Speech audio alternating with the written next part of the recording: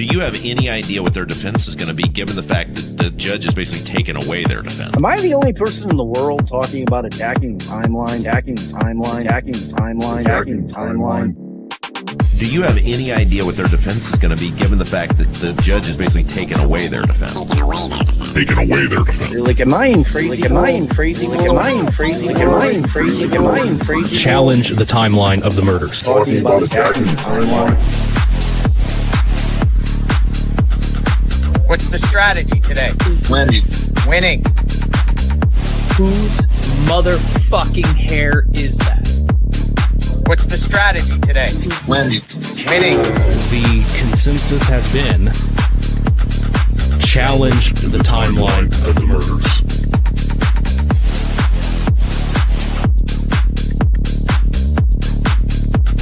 Challenge the timeline of the murders.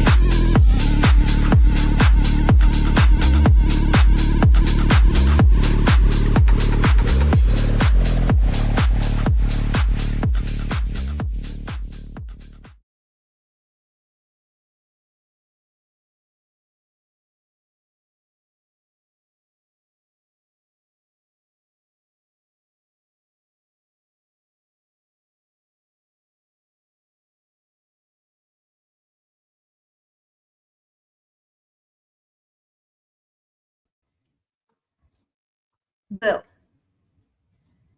What's up, cranks? Happy Saturday. How we doing? How's it going? Mute! Oh my god, woman. She gets me every time. Sup. Hey, Nick. Good morning. Did y'all watch Nick's recap of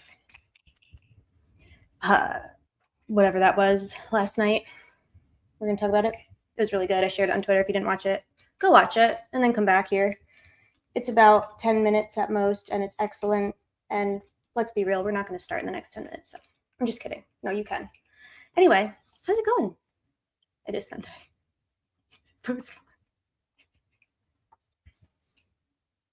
Whew, okay. So last night was weird. What did everybody do last night? I didn't plan on spending my night watching Nicholas McLeodis talk to us about his judicial aspirations, but, you know, you don't always plan for things, and then, you know, sometimes things just happen, and I would love for it to be Saturday. Me too. So, the baddest woman on YouTube. Oh, man. If Hidden True Crime is in the chat, welcome. I have a PSA for everybody. This is going to sound hypocritical, and it probably is, because I love to dunk on people, especially people who suck. Having said that, I really want everybody to try their best, our best, to keep our criticism to merits of argument, truth of facts, you know, issuing corrections when just no physical appearance stuff tonight. I'm begging. Everyone's really good about that, especially when like we're trying to like be conscientious about it. Y'all really did great. I'm so proud of all of us. I just think that it kind of takes away from like we don't need to do that, because there's like so many worse things to dunk on, you know? So that's kind of my PSA. And if you need to do it in private. I love a good meme. I love a good joke.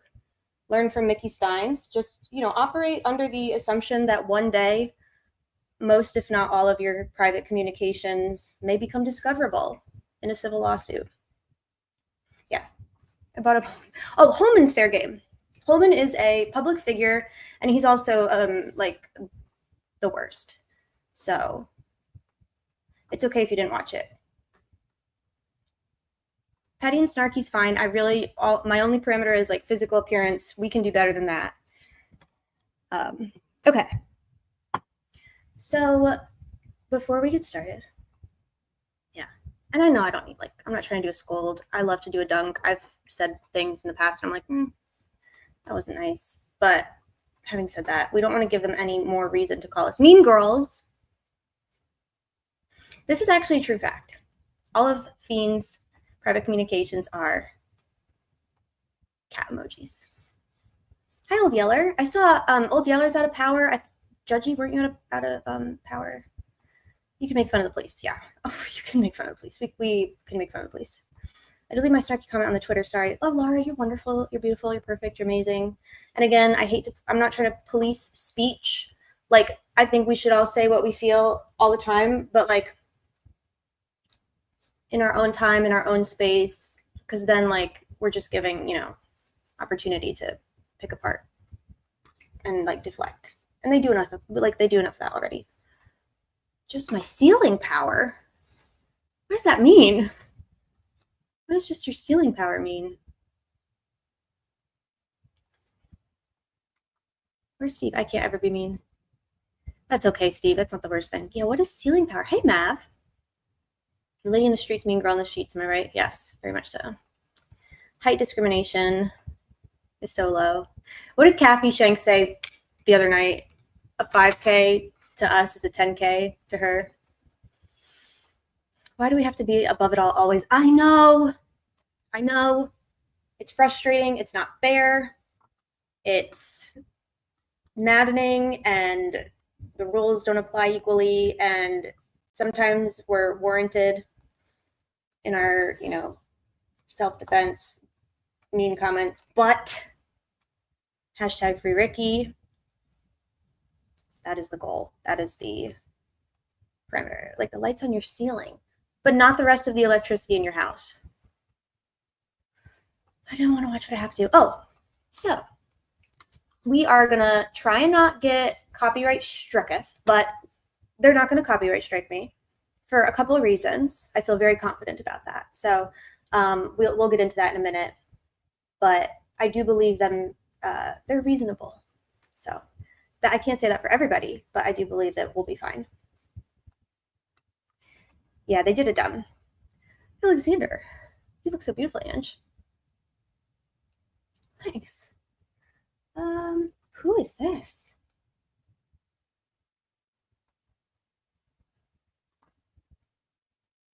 Interesting. Oh, I know who that is. No, we can cuss. You can definitely cuss. No, you can cuss. So we're going to look at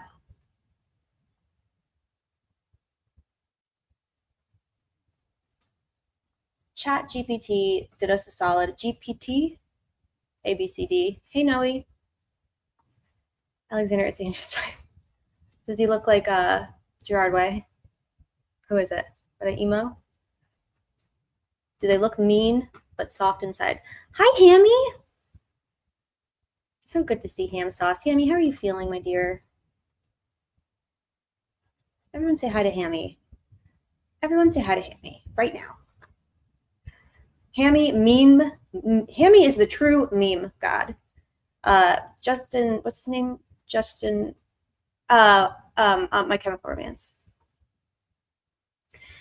Jason Eccles is the meme god in Letcher County, but our meme god is Hammy Ham Sauce. If you don't follow Hammy on Twitter, you need to do it. If only for the memes from the Richard Allen trial. Deeb. Hi, Hammy. Hi, Hammy. Look at all the love. Jason Eccles. I just saw my close friend in real life for the first time in years. He came to visit me at my apartment since I'm bedridden. It was nice. Oh, I love that Ham Sauce. That sounds really nice.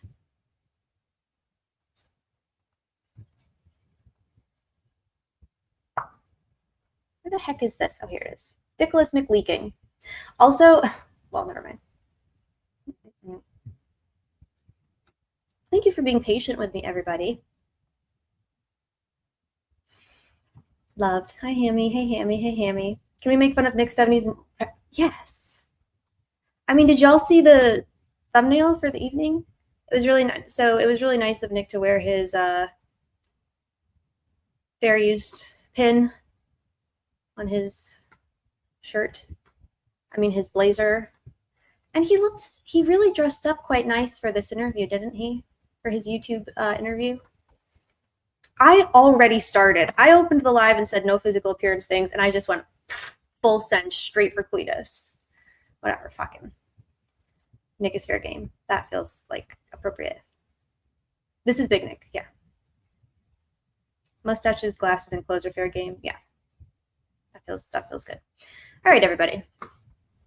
We're going to play a couple games this evening. I thought a fun way to do like a recap of the interview with Nick McClelland and Hidden True Crime last night that a lot of us watched. Some of us attempted and couldn't get through it. Some of us didn't even bother. Regardless, there's a good thing there's a really good thing about cranking together because we can do hard things together, like watch the state do war crimes on the internet. So I don't think so, Angel, but that's a great question. Hey, Amanda. DB does love games. Yeah, this is an Easter brunch outfit for sure, if I've ever seen one. And that's okay because, it's almost Easter, so it's appropriate. It's appropriate. He has a picnic basket under the desk. He has little baby bell cheeses that he nibbles on throughout the interview. It's cute. It's delightful. You are blurry. I know, I'm always blurry. Oof, you watched. I watched some. I'm setting the over-under for What Do You Means at 6. Hey, Alex Wagner. Him crying was such a freaking person. We are going to watch that part. We are going to watch Nick cry. He cried, I believe, 3 times. Here's the thing about that. This was pre-recorded. So that was a full conscious and intentional decision. So that's awesome. Is a hair plugged in? Although actually, to be fair, I didn't notice lots of edits in this one. Did y'all? I actually didn't even notice any edits. Did y'all? Like I kind of forgot that it was pre-recorded. Leave that in. Fuck it, we'll do it live. Yeah. Do y'all get that reference? Maybe not. I told you too I was not interested in that channel. I didn't even know about the interview until X. Totally support that. I've been psyching myself up to watch. I know I will be very mean afterwards. Yeah. So the first game we're going to play is we are going to go through the interview and we're going to I lost my notebook. We're going to go through and pick some keywords and key phrases, and we are going to like how many marbles in the marble jar. We're going to guess how many of these keywords and phrases appear in this here interview, and the winner gets their very own meme. DB's going to make them a meme, so that's good. DB's really excited about it. Might even get a temporary emoji, so that's fun. And aliens and Sasquatch did come up in the interview. Kathy was tolerated for 3 comments before timed out. I purposefully hid the live chat and I watched it like on the television because I was like, I don't even want to. Like one distressing stimuli is enough this evening, so I didn't see how the chat was and what the vibe was. But yeah, I'm curious if y'all were in there, what it was like. It's an amazing game. Yeah, you make enter into a vocabulary 86,000. It's like a 5150. I'm not prepared for the gaslighting. There was fake crying 3 times, Candy. I can't stand. Oh boy, yeah. I don't know if I can do this, says Free Ricky. DB couldn't. And DB, by the way, the fact that DB could not watch it is like quite telling because DB is my personal designated hate watcher. So he does the hate watches for me and then reports back to me like at the end of every week with like a spreadsheet, and we go through and like, he pulls out like the best jokes and like meme content and, and then he gets a grade at the end of it. So, so if DB couldn't do it, that it was really bad. Nick said, I didn't realize I had my Sasquatch t-shirt on until I edited my video. It's meant to be.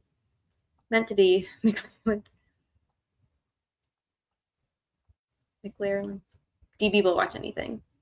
I felt compelled to say a few things and post it in chat. I didn't read it. I don't think I can watch. It's going to piss me off. Fair. We're going to do it together. We're not going to watch the whole thing. First of all, because that sounds awful. And second of all, because they will, clap us and we don't need to do that. So let's do it. I need to get I have a little thingy to write on and I don't know where it is. So hold on one second.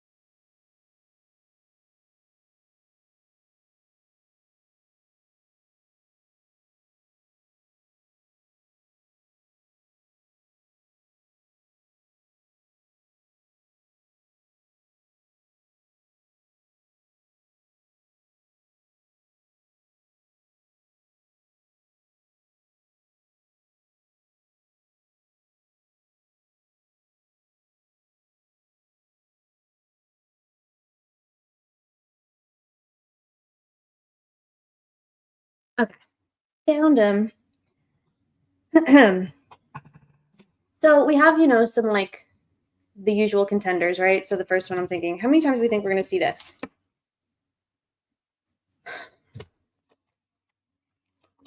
Am I back? Yeah, I'm back.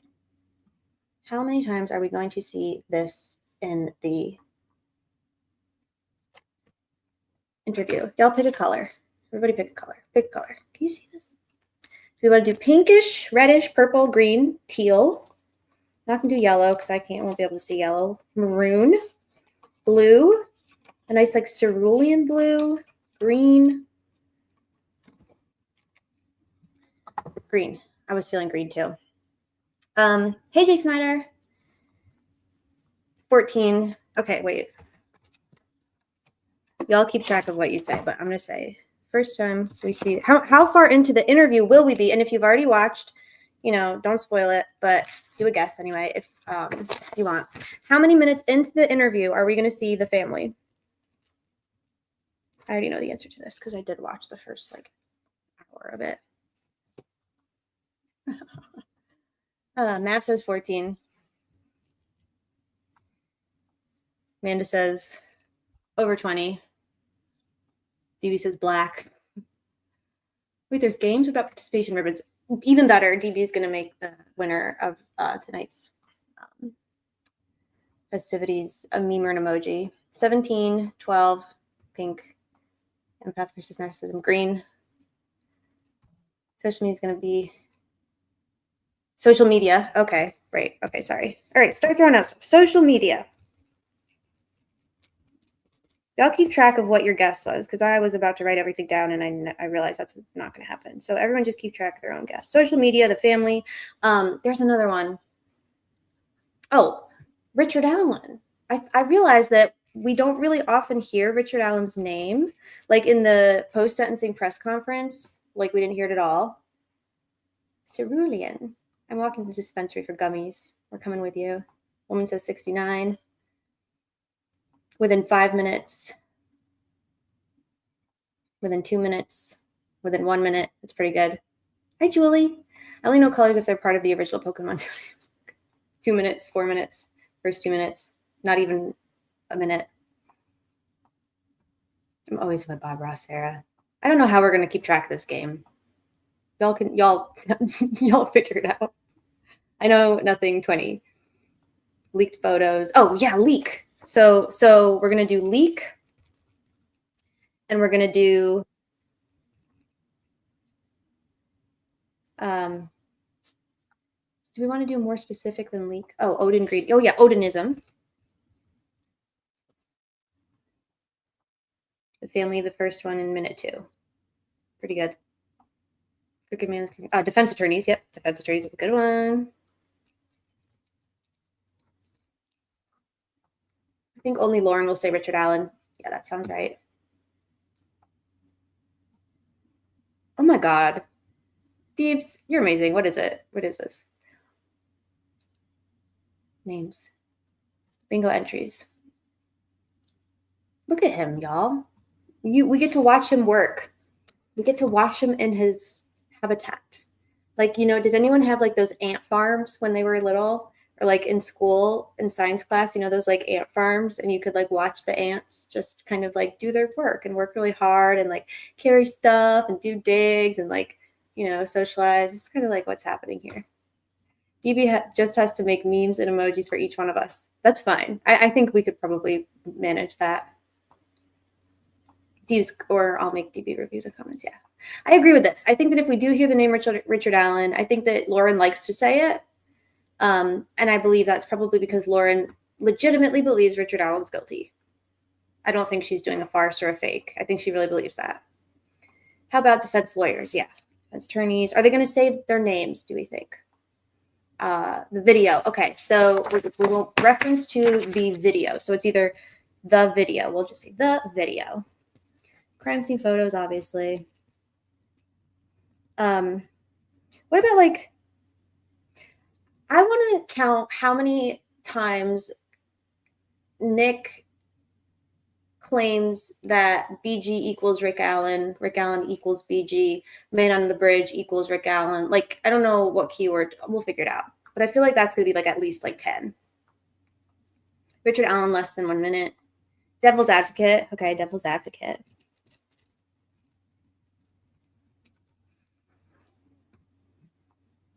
I can't see. Oh, yeah, I see Odin, Rick Allen, Fiend, leaks, wherewithal, odd. Nick calls Dakota a bitch, devil's advocate. I thought that said avocado for a second. Oh, it does.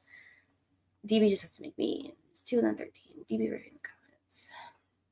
Inadequate. Totality, yes. Royal Wheat, perfect. Hi, Wheat. Royal Wheat is here. Wheat says totality. I was going to say totality of the evidence, but I just think totality is really all we need. We are making a bingo card, my dear. Someone crying, says Hammy. We're going to say Dickolas McLeaking. Get it out of his eyes. Crying. Unseasonably. Oh, I was looking for unseasonably last night when I was like listening for it, and he didn't say it. He said it was like a warmer. He said it like some maybe they're taking our notes and they're trying to do improvements. So that's good. Wherewithal. I don't think that I ever used the word wherewithal. Odinism 5, defense 6. Okay. Mini tribe. The bridge. Odd is good. High post punk, sup fiend. Wait, can we just play bingo instead of guessing? Yeah, we can just play bingo, I guess. I don't know how to do that. I should have done that before. I actually started this. Oh, hi, Deebs.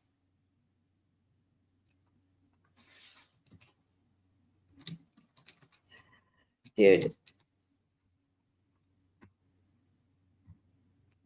Okay.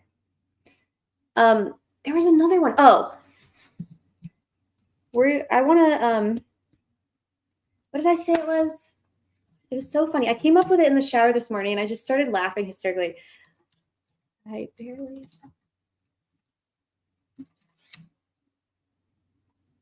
Y'all just humor me. Oops. Isn't that funny?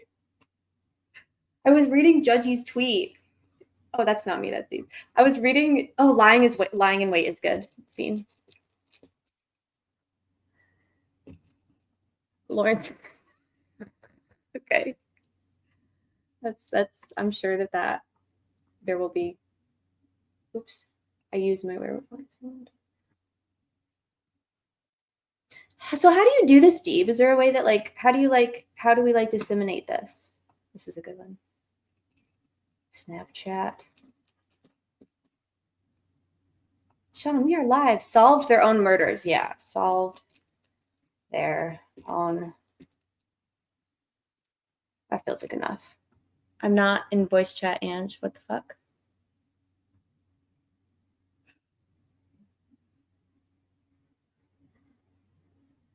I'm not asking you questions. I'm just talking to you. You don't need to. I'm speaking to your essence. Get out of here. Confession. Yeah, confession. Tip. Laura has a good one. Tip. Okay. We're going to start with family. So here we have it.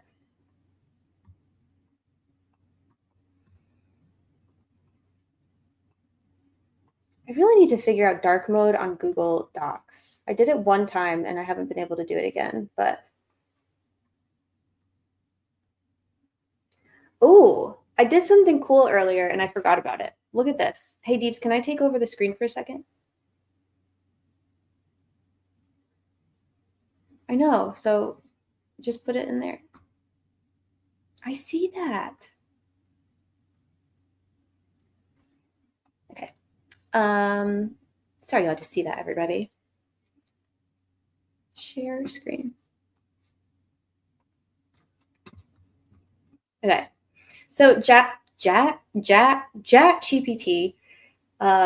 is cool because if you do something like, I don't know, transcribe an interview, for example, and you're like, hey, ChatGPT, I want you to take this entire I'm really not going to explain how AI works. I know we know, but take this interview and Give me some poll quotes. Give me some good poll quotes. Give me an outline. Give me some poll quotes. And boy, did it. Boy, did it. We didn't go looking for Richard Allen. He found us again. That's wild. That is a wild statement. Not a liar is good too. Geofence. ChatGPT. Today's not the day. As soon as someone misspells something, I completely lose all. Tell me I'll be up past my bedtime without telling me. I know. Hot shards. Hot shards is a good one. Even if they're not saying it, we know they're thinking it. Ricky instead of Reese. That's fun. I do that one a lot. Generational trauma. Yes. And misusing it. Cleared. Itching. The family. YouTubers. That's it. YouTubers. I almost said podcasters, but I think YouTubers will probably be more likely to come up. Bingo needs 24. Well, we have 8,000. So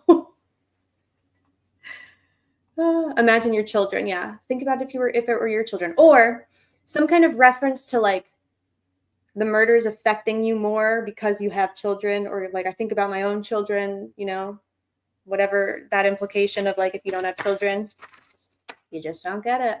Or like, I didn't feel anything until I had children. He found us again. So you know he found you the first time. And Nick does as a mom. Gag order. Oh, gag order's good. We're honestly just saying, we're like, I'm not keeping track anymore. Gaslighting, outpouring of tips, support. Outpouring of support. The community. Yes. The community. I also just did another like, we're just like tallying like how many lies. I already found like 3 in the first minute. This is true. A gummy game.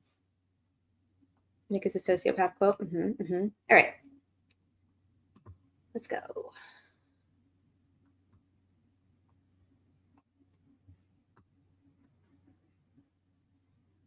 How do I? Nope. I'm going to figure it out. Ready? The family. 10. Who guessed 10?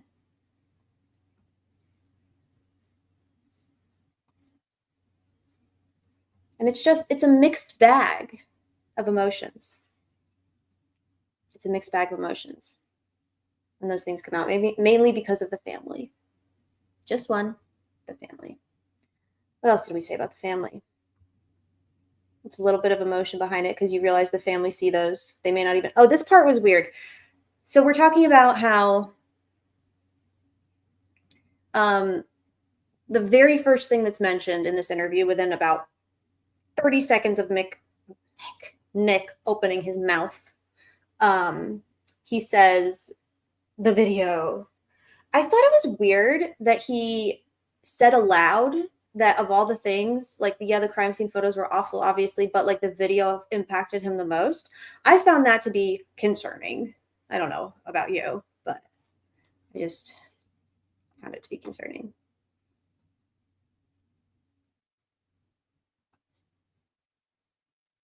I think Eric is guilty besides knowing the lead prosecutor lies all the time.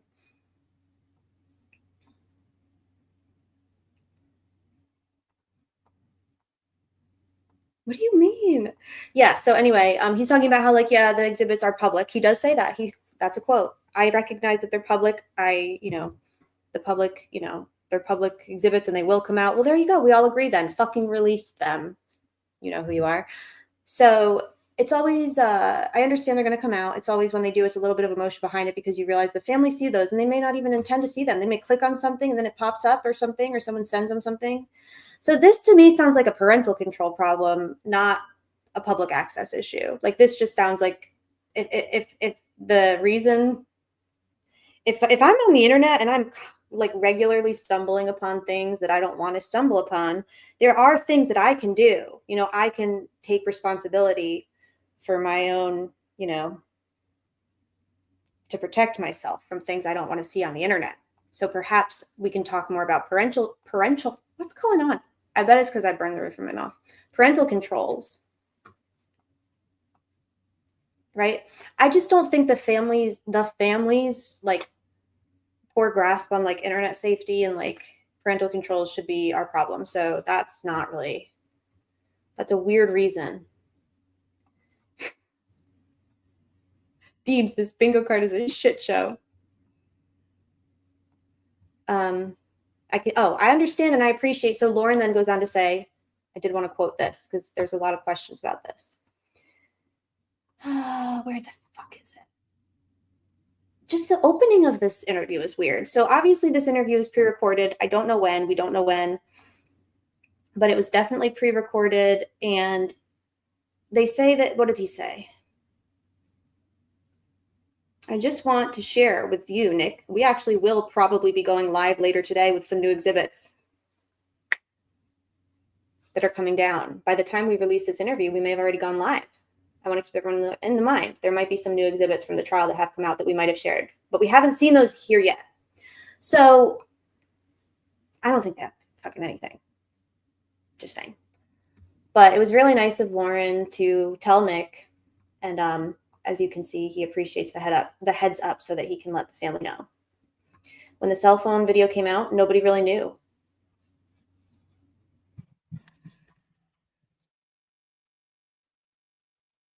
That's a true statement. It surprised them. It took them off guard. How do you think that felt for the prosecutor? How do you think that felt to wake up and, or not wake up? When did it come out? In the afternoon? To be told, informed, hey, FYI, Bridge Guy video's out. And the state didn't release it. That was probably not something that they're used to. Huh? I think Nick gave him some of the exhibits. She says she has them, but then she goes on to say, I haven't seen them yet. So my guess is that this interview was recorded probably within the last week or so, or a week ago. Remember, Gull was like, oh yeah, I'm going to give y'all a flash drive. And then she's like, just kidding. Jody's gone away. When will she be back? No one knows. So I just have a feeling that, do they have them? I don't know. I feel like I don't see them sitting on anything for very long, but who knows? Hey, how do they have more exhibits? I don't know. She says she hasn't seen them though. We haven't seen them yet. So maybe they had a plan to go live later that day and they didn't get their exhibits. I don't know. It's just, why would you keep that in? You know? Why would you keep that in? Yeah, I know. I don't. I think we can proceed under the agreement. Like, we all agree that 90% of the things said in this are ridiculous, right? Family. The family's seen it. The family has seen it. Okay. End of discussion. He was talking about his own, another case he has coming up.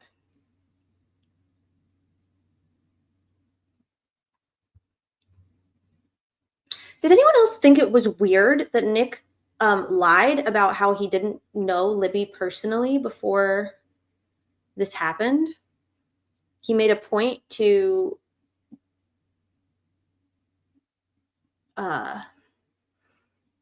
basically lie. Like, you, Nick McClelland, were related to the Patty family by marriage. And I'm not talking like a sixth or fifth cousin. Like, you were married, you were related by marriage, period. Like, that's yeah, I think that this is true. Jody took all the exhibit and a thumb drive when he took off. So that was odd to me. Huh? Call that a rug pull. Oh my gosh. Hi, DB. You're in my ear. Hello. Yeah, I'm in there. I thought that was the voice of God, actually. Well, let there be light. How's it going, friend? I'm well. How are you? I'm okay. I'm all over the place tonight. Thanks for doing the bingo card. Is it like done? Yeah, it's great. Everyone has said really nice things about it. Okay. How does it work? What do we do? You click the link Where's the link? in private chat. Oh, okay. Ooh. I just pasted it in there. Yes, what the fuck are you? Oh. So does everybody get a link? Like, does everybody get their own bingo card? Yeah, it randomly generates it. Oh, so how do we disseminate it? I put it in chat. People already. They already have it? I'll paste it again. Oh, I didn't know. You're amazing. Thanks, Steves. Like, if you guys don't want some of them, I think you can erase some of them, like on the left, and maybe refresh it. I mean, I didn't research this at all. I just Googled bingo card maker and share. So, and it's called Bingo Bong. So that's pretty cool, dude.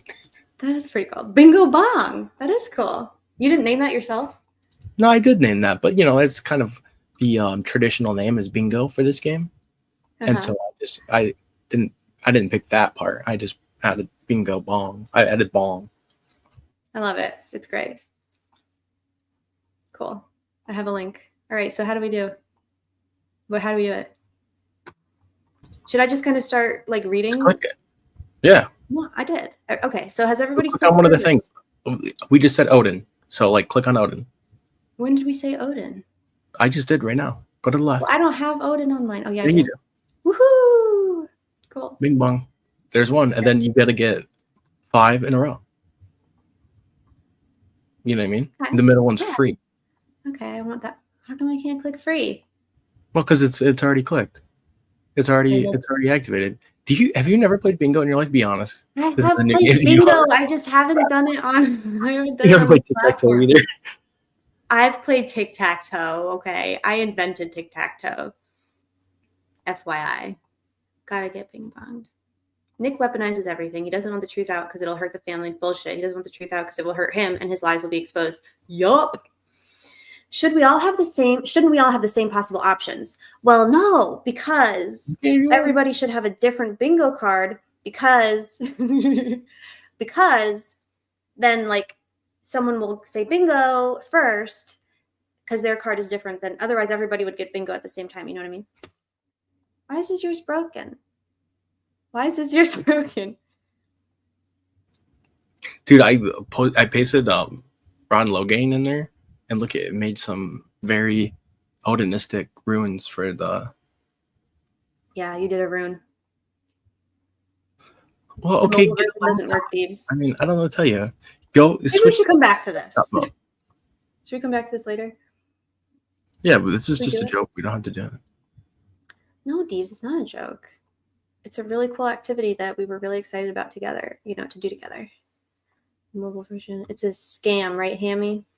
I can't do tech without Mullen. You know what? Actually, I'm going to go develop a mobile app. I'll be right back, guys. Thank you. Perfect. God, thank you. That's more like it. All right. So in the meantime, okay, what was our next word? How many times do we think he's going to say, oh, wait, we didn't finish. I just wanted to protect the integrity of the case. I just wanted to make sure that we had a fair trial. I didn't want the family. Oh, this is a bad transcription. Oh, we got the YouTube. Oh, Nick knows how to Reddit? I don't think I've heard Nick say Reddit before. Yeah, actually, this was good.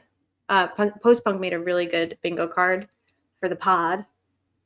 It's really good. Yeah, so Nick was worried about a fair trial. He didn't want to sway the public one way or another. He can't express it enough. I was really concerned we weren't going to get a good. Oh,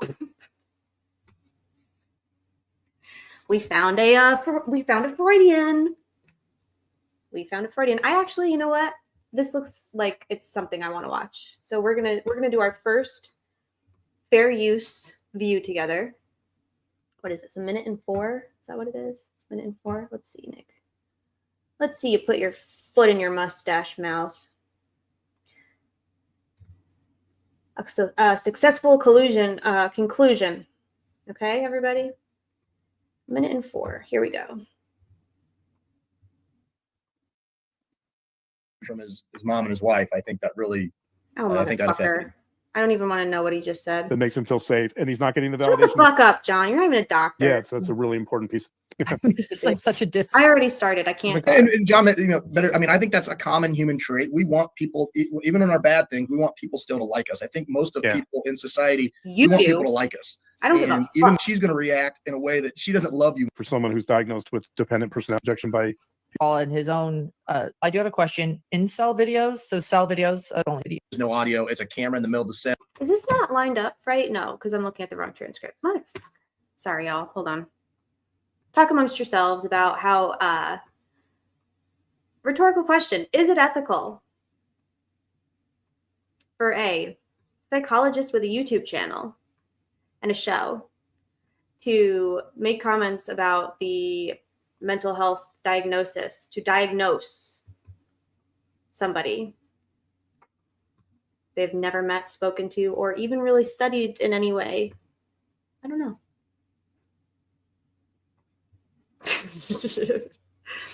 All right. No, I'm trying to find what was the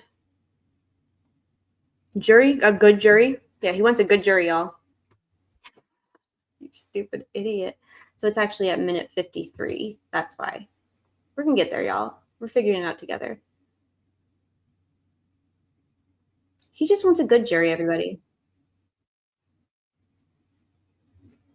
I just want a good jury. Is that too much to ask? I want a good jury. Thank you for sharing. I was really hoping, Nick, that you were going to say you sealed it because you didn't want the world to finally understand that Sasquatches are real. No, that's not the reason. You can believe whatever you want. I'm not going to fault you for it. If you think they're real, more power to you. Okay. Shut up. Yeah. So, all right, I have so many questions here. I've been taking notes. That's why I'm turning. Everyone, just so people know, I turn and I'm taking notes here. No one cares, Lauren. It's fine. You're doing fine. No one We had cares. a fair trial. I didn't want. Family honored it. You know. Again, I thought it was all. I mean, this is not a flashy answer. I mean, I just wanted to protect the integrity of the case. I wanted to make sure that we had a fair trial. I didn't want the family. I didn't want the defense attorneys. I didn't want anybody out there saying, you know, putting all this stuff out on YouTube and Reddit and all this stuff to try to sway the public one way or the other before we had the trial. I was really, I can't express this enough. I was really concerned that we weren't going to get a good, not a good jury, a jury who was fair and impartial. I was really concerned that there was going to be so much out there in the public that it was just going to taint any jury pool that we had. Say more about that.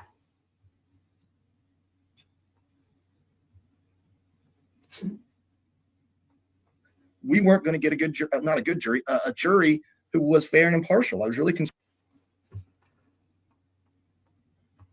Interesting. Interesting. Right? Good jury, everybody. I don't even know how I found that. We were doing whatever. Defense attorneys, right? That was our next one. Defense attorneys. 2. Only 2. Or the defense. We'll do defense attorneys first. I just wanted to protect the integrity of the case. Okay, we just heard that one. What's the next one? Oh, good. This is a Lauren. This is a Lauren number. Okay. What you got, girlfriend? Lauren was really concerned about the defense attorney, so let's see what she has to say. Prosecution, which I've already mentioned. Truth, and I think that came out, and you know, I'd just like to leave it at that, I guess. Yeah, fair enough. You've been on both sides, defense and prosecution, which I've already mentioned. We're going to come back to this actually, because Nick revealed a lot of things about himself last night that I didn't know. And we're going to talk about his entry into the legal field as a public defender and what he says about why he did that. You said you would have done things differently. I just have to ask, is it common for, and maybe it is, defense attorneys to sort of continue on sort of like playing out these different reasons from Ricky Davis to Ron Logan to others after a conviction? Is it? No, it's not. But this case isn't common either. And so you got to kind of take that into context as well. And, you know, I don't fault the attorneys for doing anything they did. I mean, actually, okay. I was about to say like bullshit. Yes, you do fault them. Nick really doesn't talk about the defense attorneys all that much. Like he lies like he breathes, but does he? Maybe he does. Maybe I've just suppressed it. I could be wrong.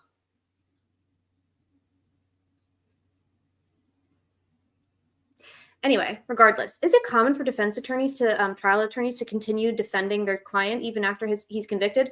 Yes, Lauren, that's called the fucking way that things work.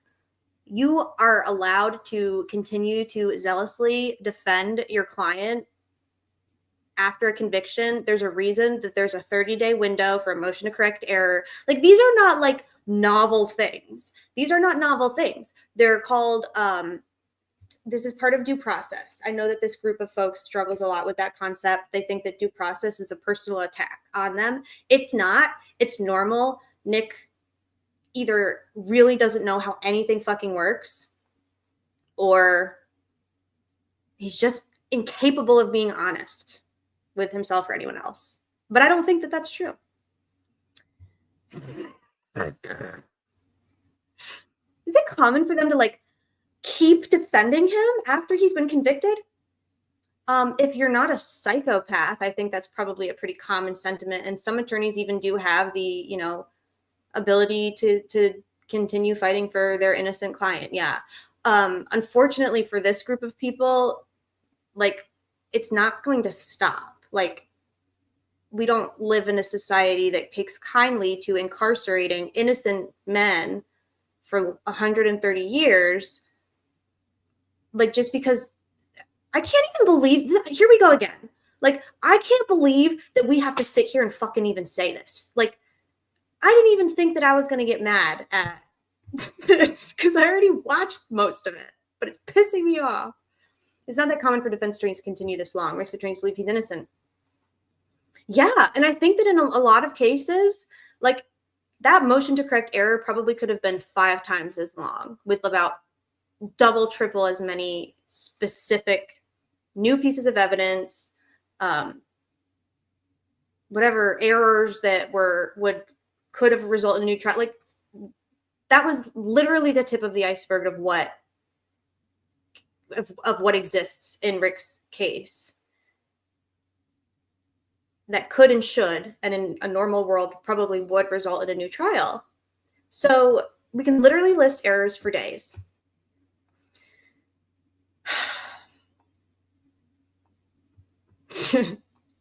Hey, Dirty Dinah, I'm glad you're having this. Same. Okay, regardless. That's just dumb. What were we listening for? Keep getting defense attorneys. Is it common for defense attorneys to continue on, sort of playing out these different reasons after conviction? You have to represent your client zealously, he says. We're all professionals. I don't agree with the way they did some of the things and some of the things they put in motion, some of the personal attacks. Who started it? Not to be a middle school mean girl, but hey, who started it? If y'all don't stop talking about interliquids, Mav's going to act up. You don't want to see that. You don't want to see Mav acting up. Y'all better be on your best behavior. This is true. Brady violation? Huh, let's see. Hey, what do we think, y'all? Is the word Brady going to appear in this interview anywhere? Brady. Damn. Been needing to process this shit show and my therapist isn't for another 12 days. All right, we got you. We got you. Doug Carter started it. Why didn't you ask him why he hid the Reese Davis letters? What did she called it? Ricky, right? Ricky Davis? Yeah. So that's a lot of Rickies. The defense has released some. How do I get this box to move? How do I get this box to get the fuck up out my way? It's in my way. I can't move it. It won't let me. Oh.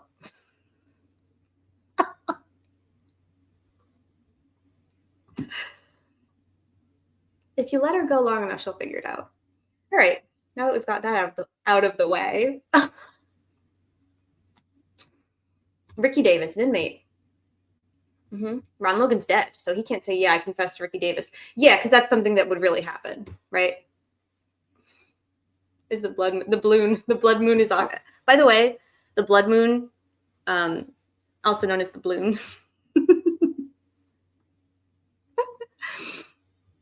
There's a part in this that I am going to actually play, and it's going to infuriate all of us. And it's when they talk about this video. And, it's so obviously a staged, pre-planned interaction because they really want everybody to know about this. But Nick's like, hey, I can't talk about it. It wasn't admitted as evidence. I got no comment. But Lauren already said it. So there you have it. It's kind of like saying something in front of the jury that gets overruled and sustained, and then you're like, forget you ever heard that. Damage is done. So.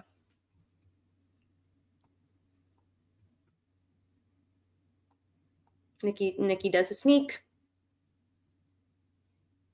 All right. Yeah, Ron's dead, so he can't say it happened. This is also funny. The defense had every opportunity to call whomever they wanted to at trial. They had every opportunity to call whoever they wanted to at the 3-day hearings to promote the third-party motive. No, they didn't, you absolute buffoon. No, they didn't. You literally eliminate out any and all mention of any of them. So that's just not fucking true. Yeah, it's the balloon. This is wild that he said this. This is wild. They had every opportunity. This is gaslighting. Like, this is gaslighting. Because all of us here have done enough research, have paid enough attention. We know the case well enough to know this is objectively untrue. We watched him file the motion in limine last April, and we all just sat back in disbelief that this had happened.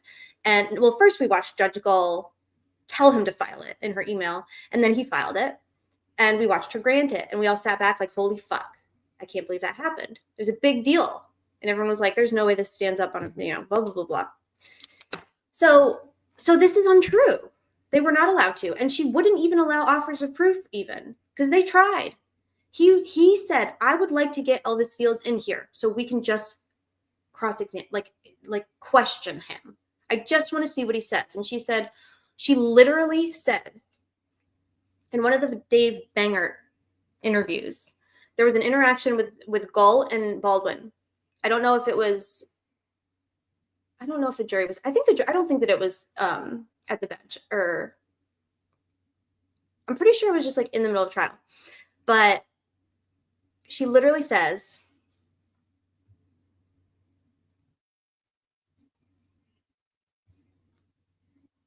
third-party culprit. Yes, third-party culprit. Third-party, what do they call it? Third-party evidence? Third-party culprit, whatever. Yeah. There's an interaction between the two of them where she literally says, like, Andy Baldwin says he'd like to make an offer of proof. He'd like to reintroduce, here, he's like, this is my renewed request to bring in some of this evidence. And she says to him, we've talked about this 1,000 times. Have y'all ever heard, have we heard that reported anywhere?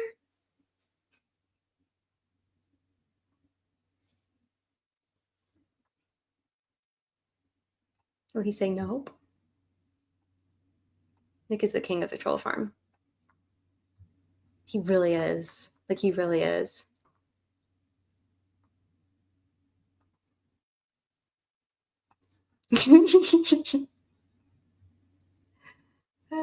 Blood Moon got me in her liquids. The balloon. Y'all, that's like just not true. He says things that are not true.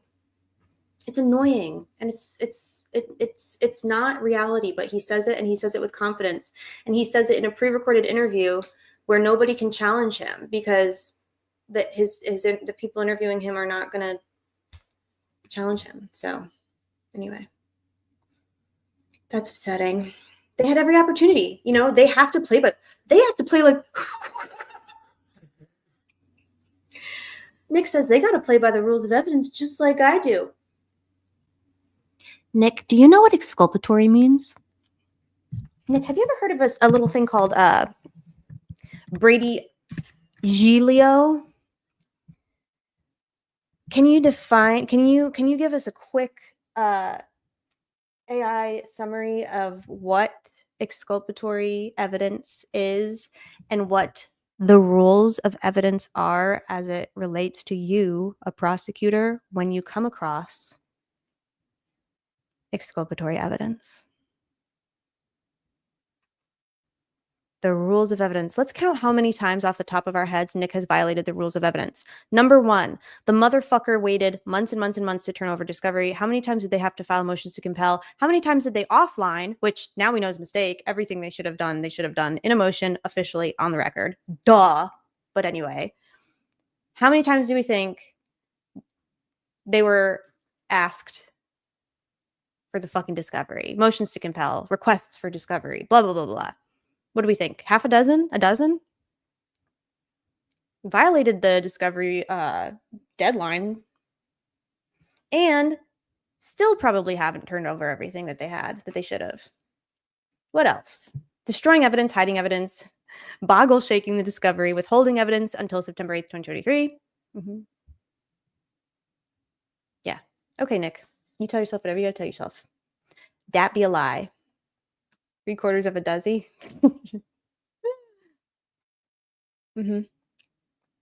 They're bound by those, and they have an opportunity at least to call Reese Davis to see if the third-party motive could come in. Did not come in by Ron Logan or Kagan Klein or the Odinism. Throw it in after the fact. Ridiculous. I'm not sure what the strategy was. I'm not sure I agree with it. He says, you literally said, hey, Baldwin, trial's over. He's convicted. You lost. I won. Kick rocks. Get fucked. That's what he said, basically, in not so many words. I like how he comes on here and he tries to act like he's this like really dignified and like gracious. Y'all, it's roast time. I don't give a fuck. This motherfucker is so disingenuous and obnoxious. He's going to really put on his Easter Sunday outfit with his little ponytail and his mustache and pretend like all of us didn't read the way that he speaks to opposing counsel unprovoked. Andy Baldwin has never been anything but gracious to this motherfucker and professional. Despite the fact that Nick literally tried to have him arrested for something that he didn't even do. He got framed for a crime by Nick. And the next Nick said, hey, I think you should kick him off the case. And Gold said, okay. And then she kicked him off the case. And then he said, hey, I think you should I'm going to file an information for contempt. And Gold said, okay, let's have a contempt hearing. This motherfucker is the most petty, vindictive, immature prosecutor, or just man, immature person in general. Everything is personal and everything is, it's like, you can't just say a thing and have it be so. Like, he just says things. He just fucking says things without any proof, anything to back it up. Yeah, he is a good liar because he's been doing it forever. And he thrives in an environment where people just kind of acquiesce to everything that he says and does and wants. I mean, we've all watched the council meetings when he sits there and he just fucking he's just rude. He's rude. He has zero regard for or respect for just others, period, let alone peers, let alone, like, it's disgusting. I mean, maybe it was Holman who wanted, I mean, I think Holman did want Baldwin arrested, but Nick was the one who brought those, motions and those requests and those bold, great ideas before Judge Gull and to Judge Gull. And she ultimately is the one that, has the decision-making authority here, at least as it relates to the trial. Like, it's just crazy. Yeah, clip on Nick. Certified asshole.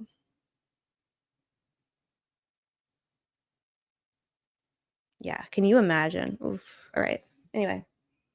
Ricky, Reese. You can't pick and choose. Wait. The state doesn't give any weight to what Reese Davis said. And if you do, then Ron Logan, Keegan Klein, and Richard Allen committed the murders. That's what he says. No.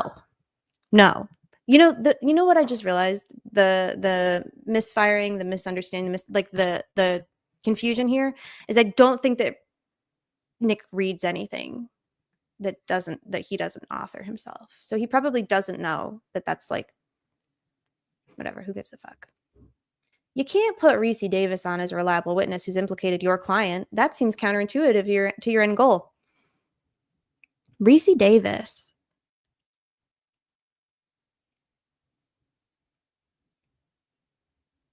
I'm trying to think about how I want to say this. For this man who has been both a public defender and a prosecutor for years, for this man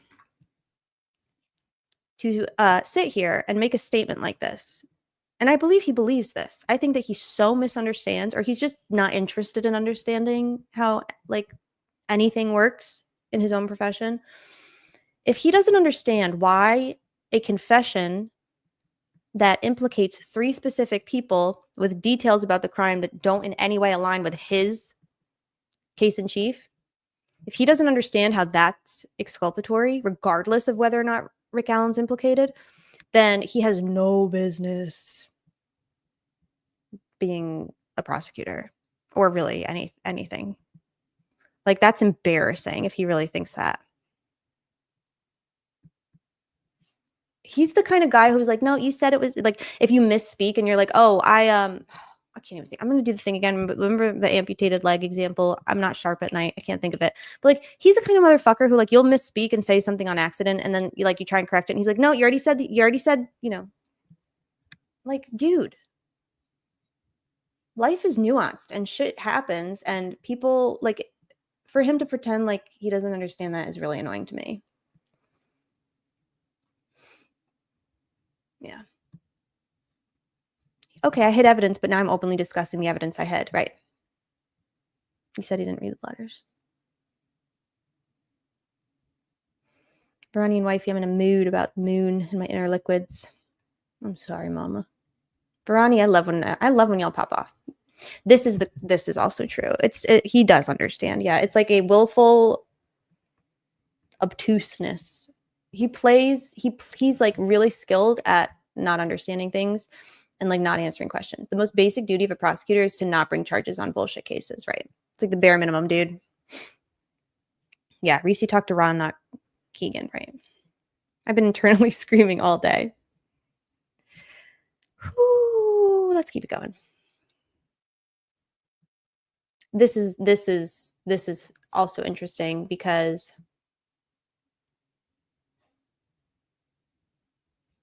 I guess the rules of evidence is his new STEM word, his new buzzword, right? It was totality of evidence for a while. It was generational trauma for a while, and now it's the rules of evidence. So interesting. Our performance at trial. Performance is probably not the right word. No, I think that's the right word. What do you all think? I think that's the right word. Yeah. There were times I wanted to yell from the mountaintops. You got it wrong. Wait till you hear this side of the story, but I was just so adamant about not doing that. Really? Like when you fucking blew your load in the pretrial hearings about the box cutter that was irrelevant? Or how about when you blew your load in June 2023 about, well, we've got no less than 5 confessions during a safekeeping hearing?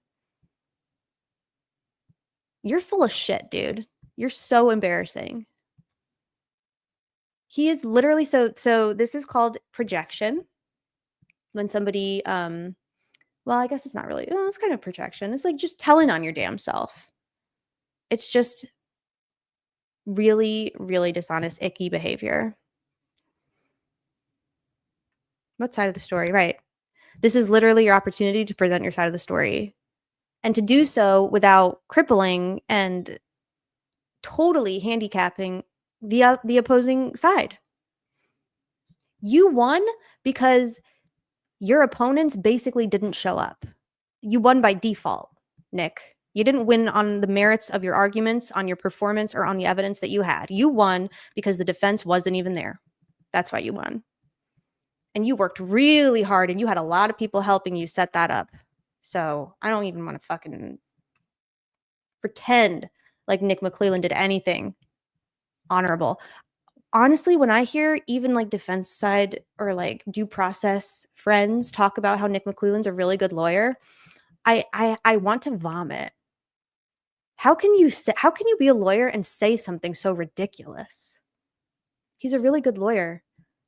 Okay, was Hitler a good painter? Like there's just things that like you don't have to be gracious to people that are totally undeserving of even a shred of like graciousness. This man is a fucking criminal, and he had every opportunity to correct his behavior, and instead of doing that, he just doubles down. It's sick. Blow your wad. Nick, tell us what time Brad Weber drove down his driveway. Ew. He's using court transcripts to circumvent the gag order. Not to interrupt, when was that be a gun first brought up?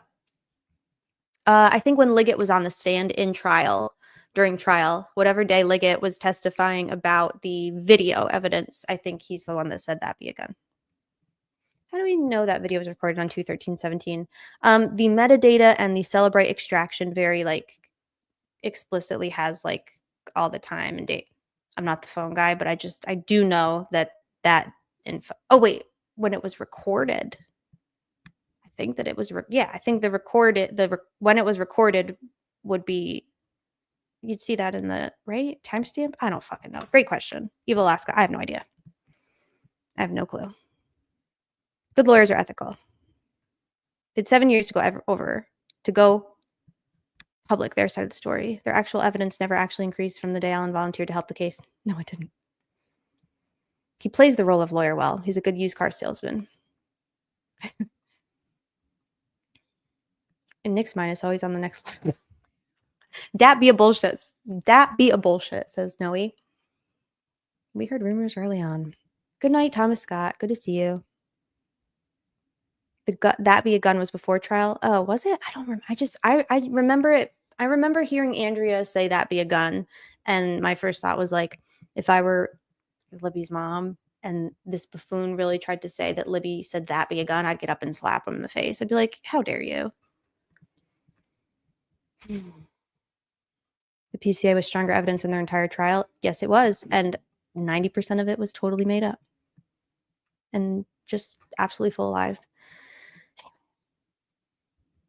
The defense has released some things, including someone named Reese Davis, an inmate. Oh, we already did that.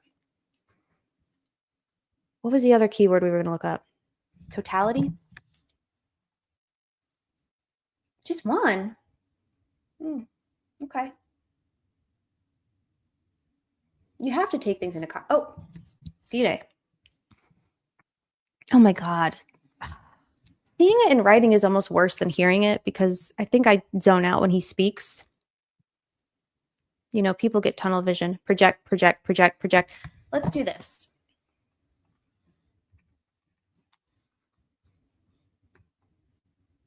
Let's do an AI for a second. Oops, I just like spiked my microphone again. I'm sorry. As a mom, right? Trial was the first time I heard that be a gun. Thought so. Oh, yeah. No, the gun was mentioned in the PCA for the first time, for sure.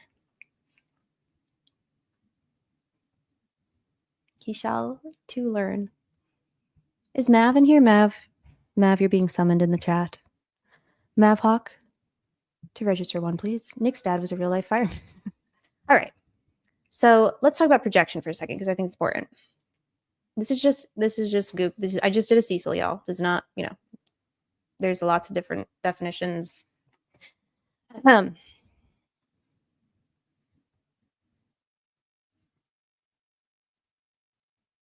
Psychological projection, everybody.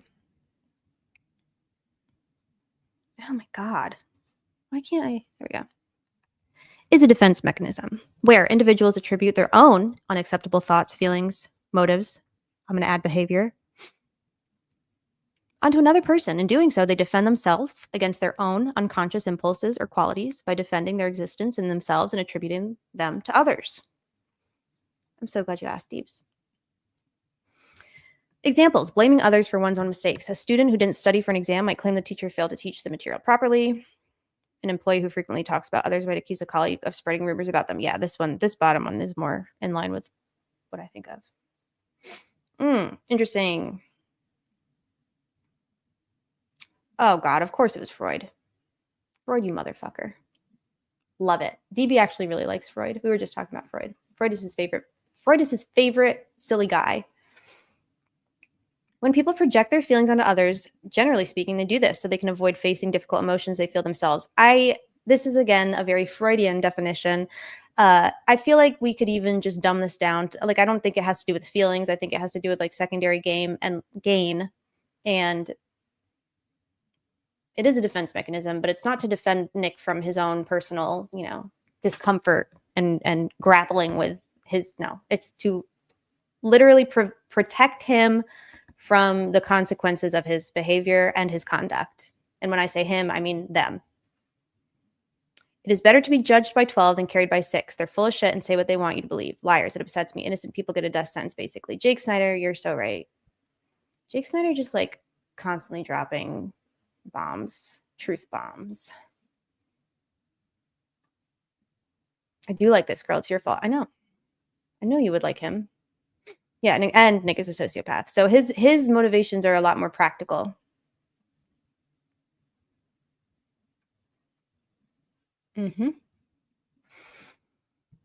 Baseless accusations. Accusing someone of something despite having no reason, often due to your own insecurities or your own, I would say, or your own guilt, right? Bullying, helicopter parenting, no. Blame shifting. Baseless accusations. I don't know if I like this anymore. I think this is a little too Freudian. Anyway, this is something that we see a lot in this case, because this case at the end of the day, don't say that a Snyder drops bombs. Half of Carroll County Sheriff's Department will be awoken. That's funny. That's a good point. That's a really good point. Pointing a finger at others while three are pointing back at you. Right. Well, so we talked about Darvo, like Darvo in terms of like politics, or Darvo in terms of like, you know, the criminal justice system.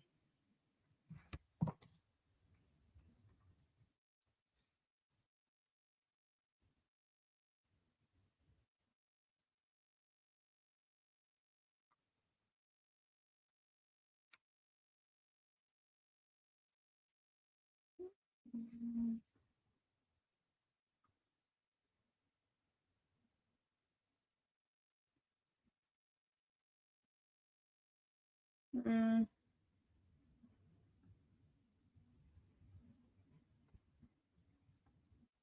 I'm getting distracted going down rabbit holes, so let's not do that. Okay. Moving right along. Who gives a fuck? Freud was probably onto something, but he was also a weirdo. That's okay. Isn't Darvo the bunker they find at the end of the season? Yes. Firecrackers. I'm gonna go to sleep, watch this tomorrow, and be mad. Okay. Good night. Good night, everybody. So we only have one totality. What was it? Where?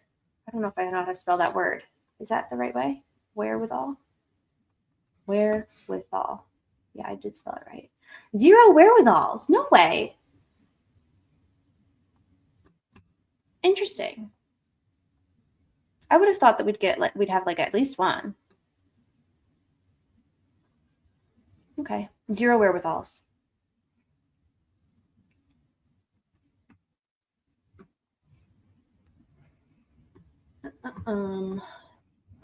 Weird cat withal. Social media. 0 social media. What? AI might say wherewithal. Nope. YouTube. 8. Okay. Let's see. Think about the logistics. Okay, what are you talking about? You can't go take a jury. Oh God. So remember 2 nights ago, I was screaming about how the defense filed a motion for the jury to view the scene, and then they withdrew it, and we were like, why? And they're like, oh, because of security limitations and logistics. And then we also recalled that they have 35 extra outside law enforcement agencies assisting them for this month-long trial, and they spent over $700,000 on extra security, and they tried to argue that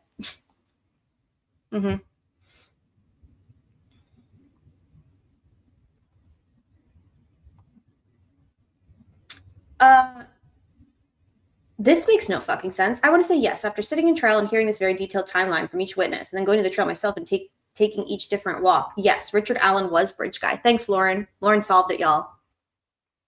Lauren solved it. And Dr. John says, yeah. It made a lot of sense to us, meaning myself, my team, the investigators were familiar with the area. I don't know if this happened to you, but I talked to other people. Once you go out there and physically walk there and see it, this is what they're talking about. It really kind of makes things start to click. That's hard to do in a jury room. We tried to use drone footage. We did the best we could. Yeah, you sped it up 2 times. to fit your timeline. Then you got caught. Yeah, it's difficult to put boots on the ground.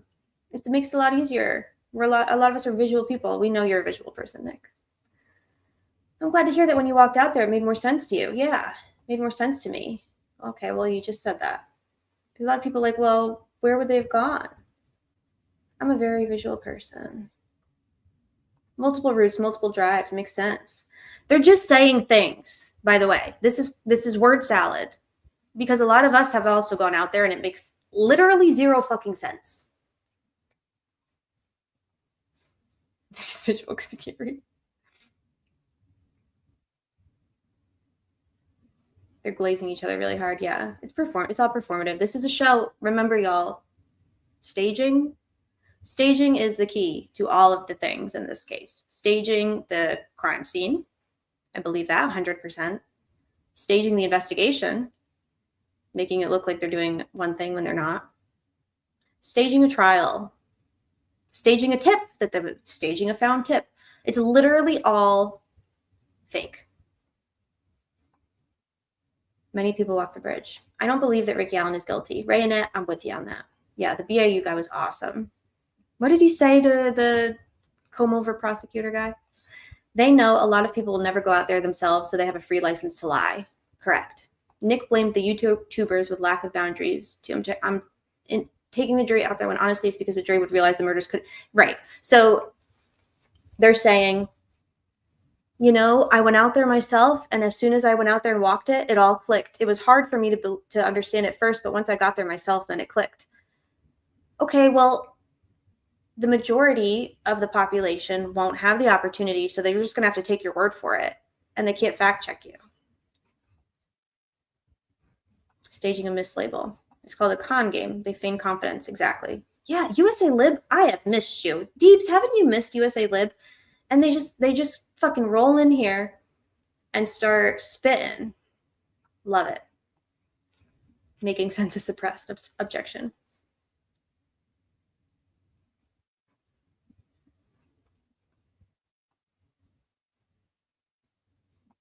You're taking that out of context, and that's not very good of you, counsel. Yes.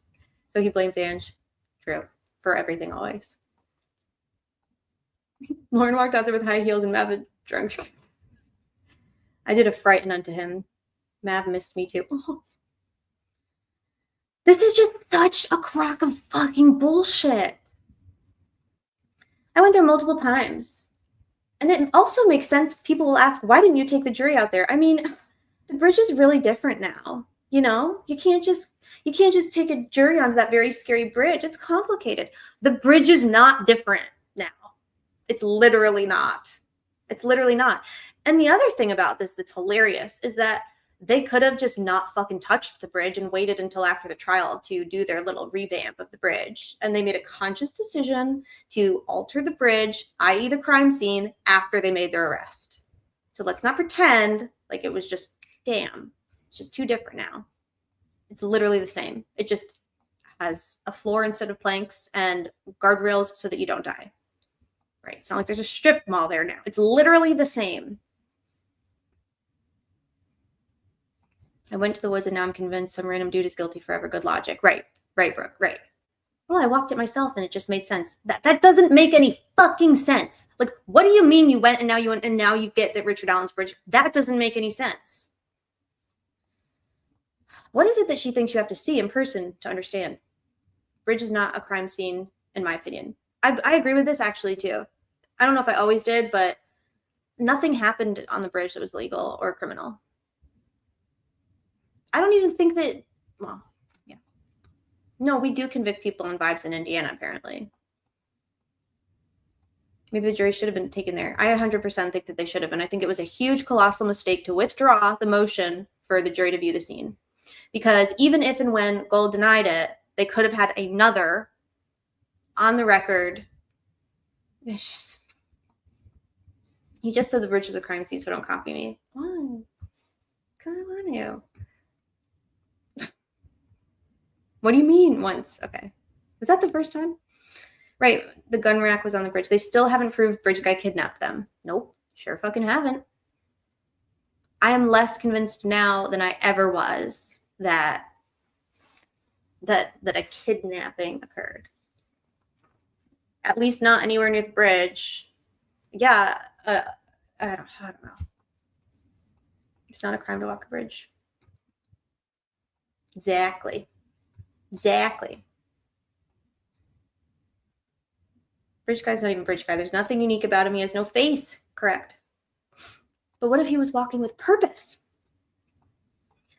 Where are the jurors? In my opinion, they were paid actors. Otherwise, they'd be talking after hearing all of this stuff. DB Royal Wheat, our Weedy one, is asking if you watch Severance. Anyway, but think about the logistics of trying to do that, especially with the publicity that this case has, and especially with the lack of boundaries that some podcasters and YouTubers have. There's no sense of, hey, this is a criminal proceeding. This is a professional setting. There's no sense of decorum. What do you mean decorum? What are you talking about? What is he talking about? He literally just went from why it wouldn't be, feasible or helpful or appropriate to take the jury to the crime scene, and now he's talking about podcasters and YouTubers having no decorum. What? They're literally outside of their hotel grilling with the bailiff. So I don't even want to talk about decorum and boundaries. Let's talk about boundaries, Nick, relative to one of the victims. Relative. Let's talk about boundaries. Let's talk about boundaries. You as a prosecutor are operating and acting as if you're a victim advocate, which is not your job. And believe it or not, a victim advocate is a literal credential. It's a profession. Don't piss me off, Nick McClellan. Victim advocate is not just a cute little title that you give yourself when you're being nice to a victim and lending a shoulder for them to cry on. It's a literal profession. It's a credential. It costs a lot of fucking money to get it and a lot of training. And you are the opposite of qualified to call yourself a victim advocate. Nonetheless, at no point, do you want to bet that at no point did anyone in Nick McClellan's office inform the victims that there are resources and free victim support through the fucking Department of Justice? Okay? There is more than enough support, but it's the job of the prosecutor's office to find it and to facilitate that. It has nothing to do with the size of your office or the fact that you're a small county. Are you that actually would probably get you more aid and more support because you don't have the availability in your own county. So that's fucking bullshit, first of all. That is literally I don't think that you're allowed to say that you're credentialed and qualified in something that you're not. So there's that. And I also don't think that it's appropriate for the prosecutor to be calling and texting the family when we know for a fact that the family wasn't even cleared ever. Their DNA wasn't even, the fucking DNA in the hair in the girl's hand, in Abby's hand, wasn't even tested until the month that the trial was to begin. And guess whose it was? A family member. So don't even talk about boundaries because a couple YouTubers and podcasters wanted to visit the scene in person and see it for themselves. There's nothing wrong with that. Now he went and pissed me off. He's manipulating them as their advocate. Yeah. Maybe Kathy Shanks also volunteered to be a victim's advocate. I think it's really interesting that there's a whole lot of volunteering going on. Like the week of the trial. Yeah. Did he ever talk to Carrie? Probably not. They never name her. Notice that they never name her. They'll name Anna sometimes, but they won't name Carrie. It's not an oversight, FYI. It's not an oversight. They have very clear instructions as to how and what they are to do and not do. Carrie doesn't get to be mentioned. If you don't appeal, you won't test the DNA. I'm still suspicious of Kagan Klein because he was supposed to meet the girls that day. Rick's own psychologist visited the bridge. This is such a good point. God, I fucking love Chelsea. God, Chelsea, DB and I were talking about you the other day, not in a weird way. You tweeted something, or maybe it was a live chat. DB, do you remember what it was? We were just talking about how Chelsea is like such a appreciated, much needed force for goodness in the crank world because Chelsea just makes me want to be a better person. She handles the most unsavory, ridiculous motherfuckers with like so much class. And she'll just like throw facts at them. And she's just like, hey guys, just a reminder, you're probably going to have better luck bringing somebody over to this side of the truth when you're not calling them like fucking stupid idiot morons in your tweet, Like, damn, you're right. Anyway, this is a good point though. Nick has the audacity to talk about boundaries and how that's just not, there's no decorum. There's just no sense of, decorum and boundaries. Okay. There's just everybody stay off this public trail for the next 3 hours. No drones. I mean, I just don't see how you could do that in a way where you don't run the risk of tainting the jury or having someone trying to film the jury. We had people trying to film their license plates. No, you didn't. No, you didn't. Okay. Juror, follower, whoever got pulled over. Like, this happened because we heard it on the scanner and we heard the juror talk about it. So we know that there's a person out there somewhere who basically had their civil rights violated big time for no fucking reason. But yeah, more flies with honey than vinegar. Yeah, there you go.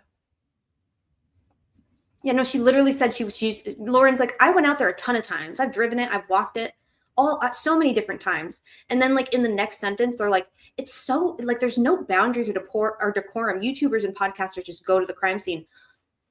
Lauren, sister girl, you're a fucking YouTuber, which is fine, by the way. That's actually fine. And it's also fine that you went to the scene, but don't disparage people going to the scene as YouTubers when you literally just fucking said that you did it. Like, am I in crazy world? This is what gaslighting does. It makes you feel like, that feeling that everybody probably has as we're reading this. You just feel like disoriented and like you don't even like have the words, and you just want to like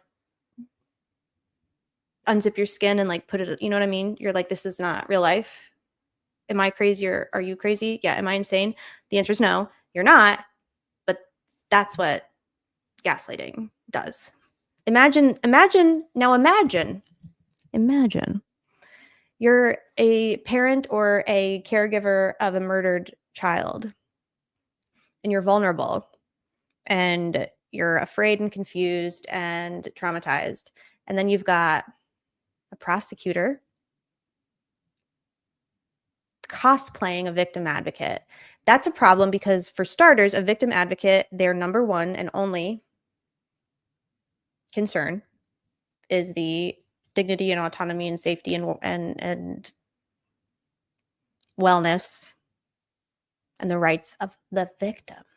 So you're not thinking about the integrity of the case and thinking about the case and also being a victim advocate. No.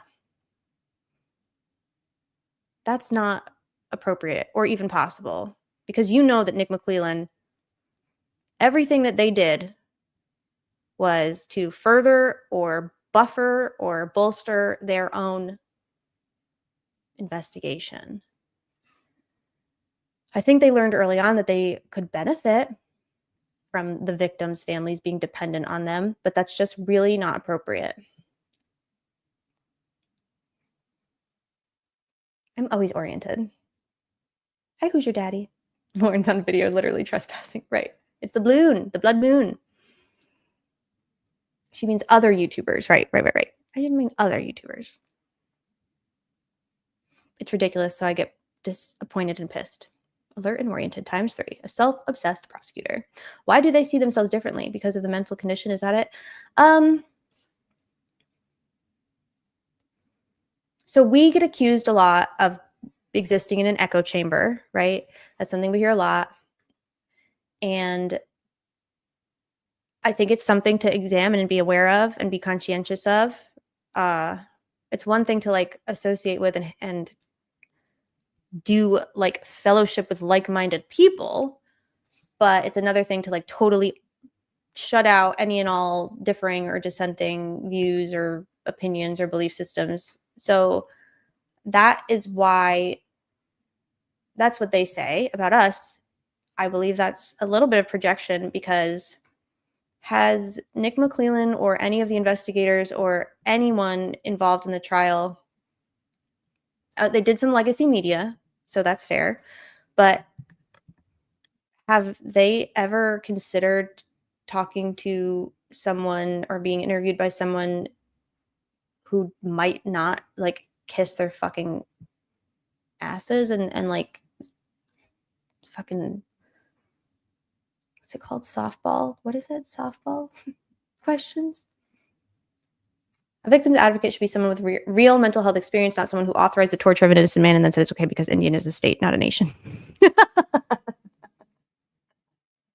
DB, can you screenshot this and then store it in the appropriate location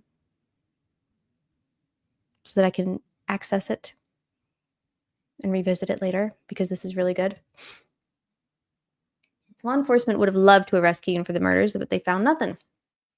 I've been there and still going through it. I love you, Old Yeller. I know. And you're amazing. I'm proud of you. PTSD is real. I work as a patient advocate. I'm sure Nick would think he is one because he told an employee the insurance company they have. Hey, but why though? And I emailed you. Thank you very much. I will look. I'm really bad about checking my email. Thank you for telling me. I will look. All my liquids at the top. And doing a sleuth. Nick was crying without tears. We're all bisexual and ADHD. This is also true. HTC is not like other YouTubers. Andy has asked for interviews with everybody. Andy K. Correct. There you go. This is a decompression chamber. True. Hi, Sally. Tone down the rhetoric. If you don't like it, leave. Lauren's a really bad interviewer. Everyone who has interviewed the state and prosecutor and law enforcement, like they've all been, they're not interviews. That's the problem. They're really just staged press releases is what they are. They're not authentic or genuine or inquisitive or curious or really probing or furthering the conversation or the discussion in any way. So yeah, I agree with that. I don't know if she is bad or if she just chooses to basically be this way. I mean, I think she probably, because I remember Hidden True Crimes Lori Vallow coverage. Now, granted, like it really didn't pay attention to a lot of cases back then. I had so much ignorance about everything. I thought that I had a healthy understanding of like injustices within the criminal justice system, blah, blah, blah. I had no fucking clue. So maybe I would feel differently now going back and like rewatching their Lori Vallow coverage, but I watched it and I didn't think that she was bad at that. Like I thought their conversations were quite interesting and intelligent. So I think that this is very much like the Murder Sheet. I used to listen to the Murder Sheet before they touched Delphi, or maybe they had done like one Delphi episode, but I listened to them back when they were actually doing episodes on the things that they like, their little murder restaurant sheet. I was like, that's kind of a fun, quirky, weird, super weird and nerdy like thing. Okay, I could do a murder sheet on the way to work. I didn't think that they were bad interviewers or podcasters or anything. The problem is they're not operating authentically, and they're not like, they have a very specific, like, they're bought and paid for. They're basically employees, you know? So like, it's not, this is all just performative. It's all performative. The way they speak now is challenging to listen to, very condescending. I need a normal tone of voice for an interviewer. Oh, well, now you won't, like, there's a lot of things I'd rather do than, but like before Delphi, and even their Mike Thomas interview, the first one that they ever did with Mike Thomas, I mean, it really was just more of an organic conversation. I think that like, it could have been like, you know, shorter and whatever, but still, that was interesting to me. I was like, okay, at least they're like investigating, they're inquisitive and they're curious. I don't know when like the switch, same with Hidden True Crime. I don't know when the switch occurred, but there seems to be this kind of pattern of behavior where I think that the state basically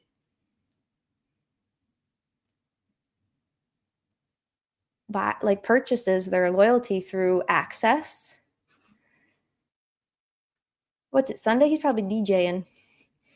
They basically purchase the loyalty of their little propaganda machines by, I think they utilize access and they utilize emotional manipulation, if that works. I think that certain podcasters, that's like futile. I don't think that they have any of those. So it's access. It's all about like, what have you done for me lately? It's all what's it called? Transactional.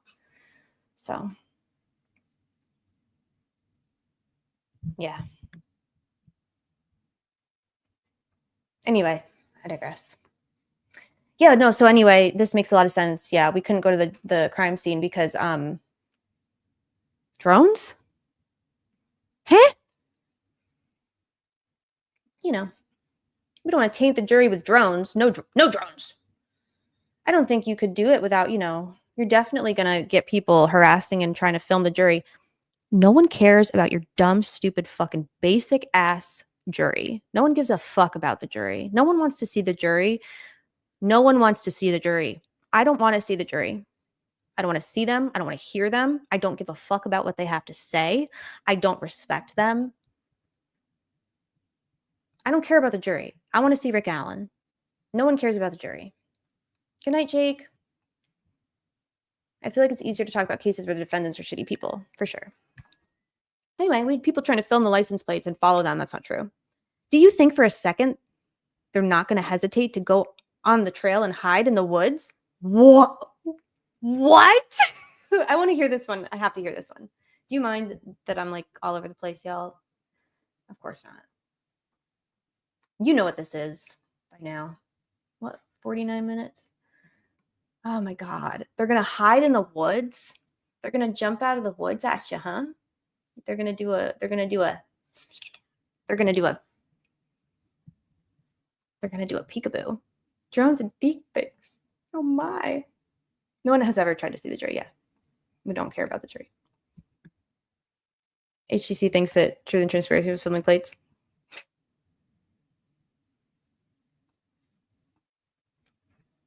This format works with my ADHD. Okay, good. We give a fuck about the prosecution not being slimy as fuck. Right. Rambo Bambo. Hello. We're crouching. We're doing a crouch. Nick is always talking about Ange specifically. True. Look at Dr. John. What do you think he's thinking? You think he's bored? You think he's like, God, I wish I had a bigger part in that? Or no, he's thinking like, he's just thinking about Sasquatch, honestly. He's like, God, I want to go watch my Sasquatch program. With the publicity that this case has. And this is going to enrage me, so I'm going to mute myself. Sense when you're out there. And it also makes sense. People will ask, why didn't you take the jury out there? I mean, the bridge is really different now.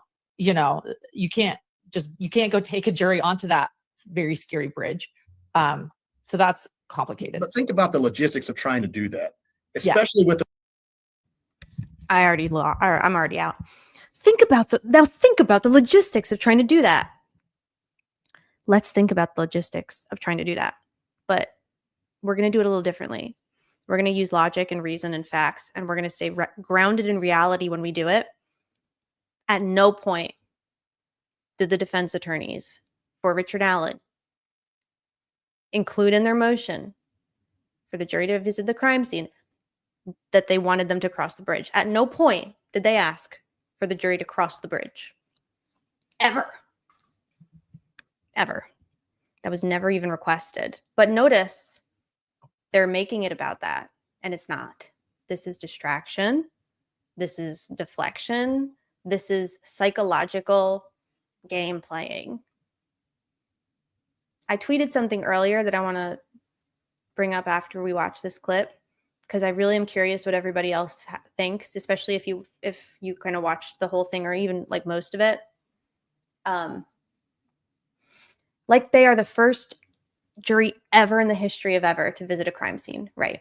Because this case continuously is treated as if it is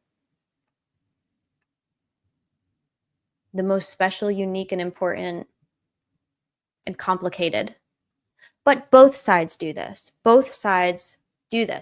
overcomplicate. I think that the prosecution does it for, their own everybody has their own motivation, I guess, but the prosecution does it in a very like manipulative kind of gaslighty way. But the defense has overcomplicated everything too.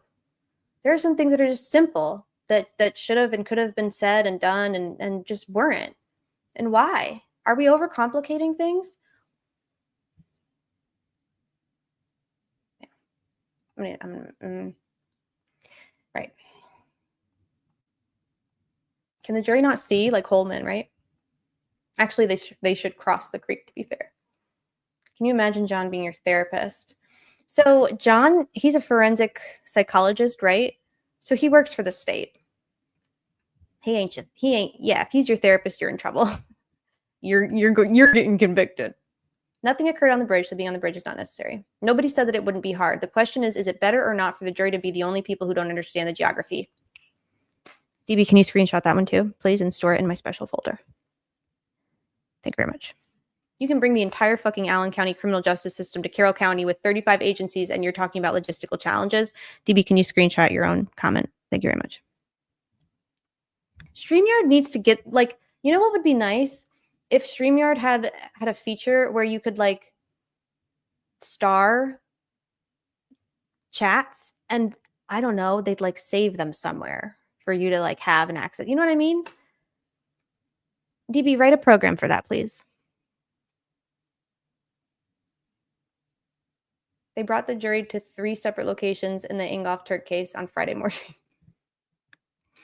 They do it all the time. And actually, the fact that the crime scene is literally 2 miles away, they literally brought the entire, you brought Allen County to Carroll County. It's so crazy. He looks like the list. But the flooring of the bridge, we know people from other continents that have visited the crime scene. Nick's thing is over an hour long. His thing. Oh, this interview, you mean? Lauren's use of Rick Allen is an unfair use and abuse of an innocent man. Yeah, I agree with that. Rick has been used by everybody. Everybody. What kind of psychology does he practice? So he does forensic evaluations of individuals, I believe. I don't know if he does I'm not sure if he's like does for like legal competency or, you know, more like a I don't know. But I know that he does forensic evaluations for individuals to assess for probably for competency and something else. I doubt that he is. I mean, look at him. What do we think? Is he more often than not a state expert or defense expert? He's a cop. An expert witness, yeah. Probably for the state, right?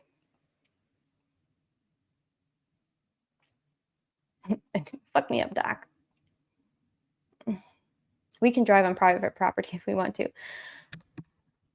It is absurd for the prosecutor in this case to pretend like the crime scene being on private property is like a hindrance or a barrier or an obstacle. What about women that are murdered in their fucking homes? Yeah. And by the way, you literally go into people's homes without probable cause all the time because you just wanna. So like, don't do that. You know? Anyway, let's watch this. I forgot even what it was. It's just gonna. The publicity that this case has, and especially with the lack of boundaries that some podcasters and YouTubers have. There is no sense of, hey, this is a criminal proceeding. This is a professional setting. There's no sense of decorum. There's just everybody stay off this public trail for the next 3 hours. Yeah. No drones.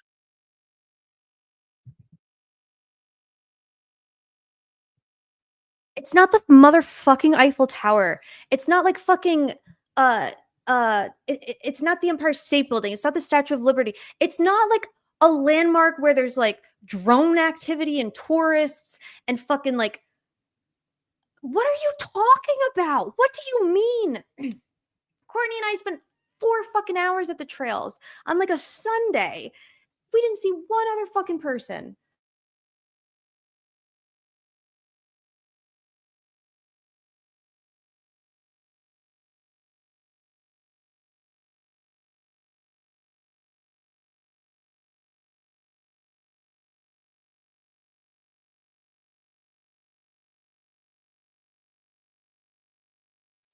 I don't believe that as a psychologist, no, he does not medicate or prescribe. I mean, he's not supposed to, but then again, Nick's not a victim advocate, and he doesn't let that stop him. So,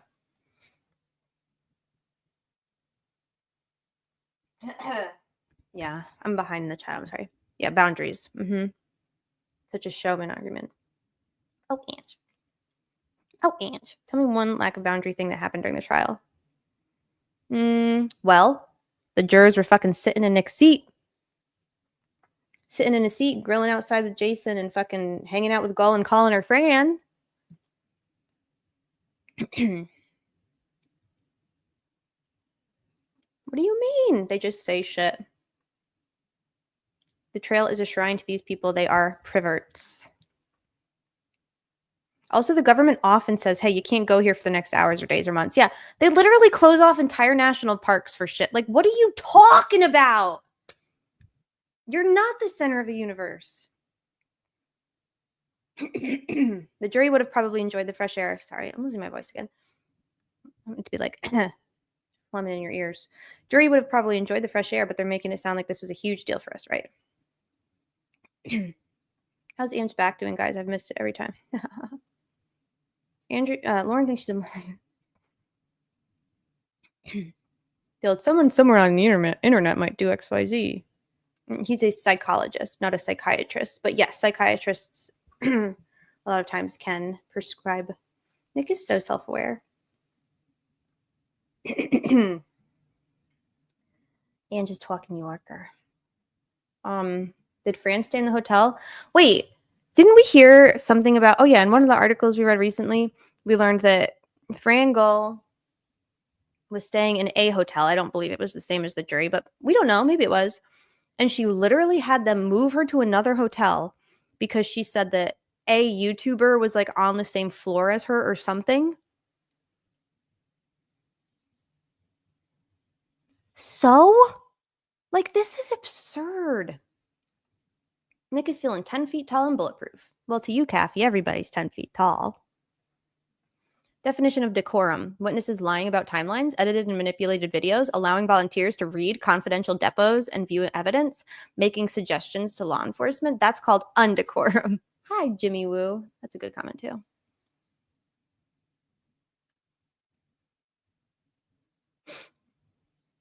Nobody pushed for the jury to go. We just knew it was obviously better for a jury to get to see a complex crime scene. Yeah, I wish that they did. USA Lib. I don't know why they didn't. For some reason, they withdrew that, and I don't know why.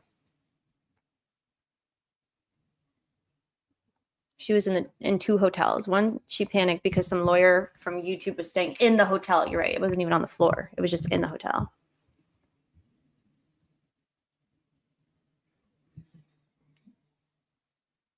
It's just another example of how this investigation and trial should have been better. I agree. Gonna take more than that notch in your belt to keep your pants off when karma comes for you. What? That's awesome.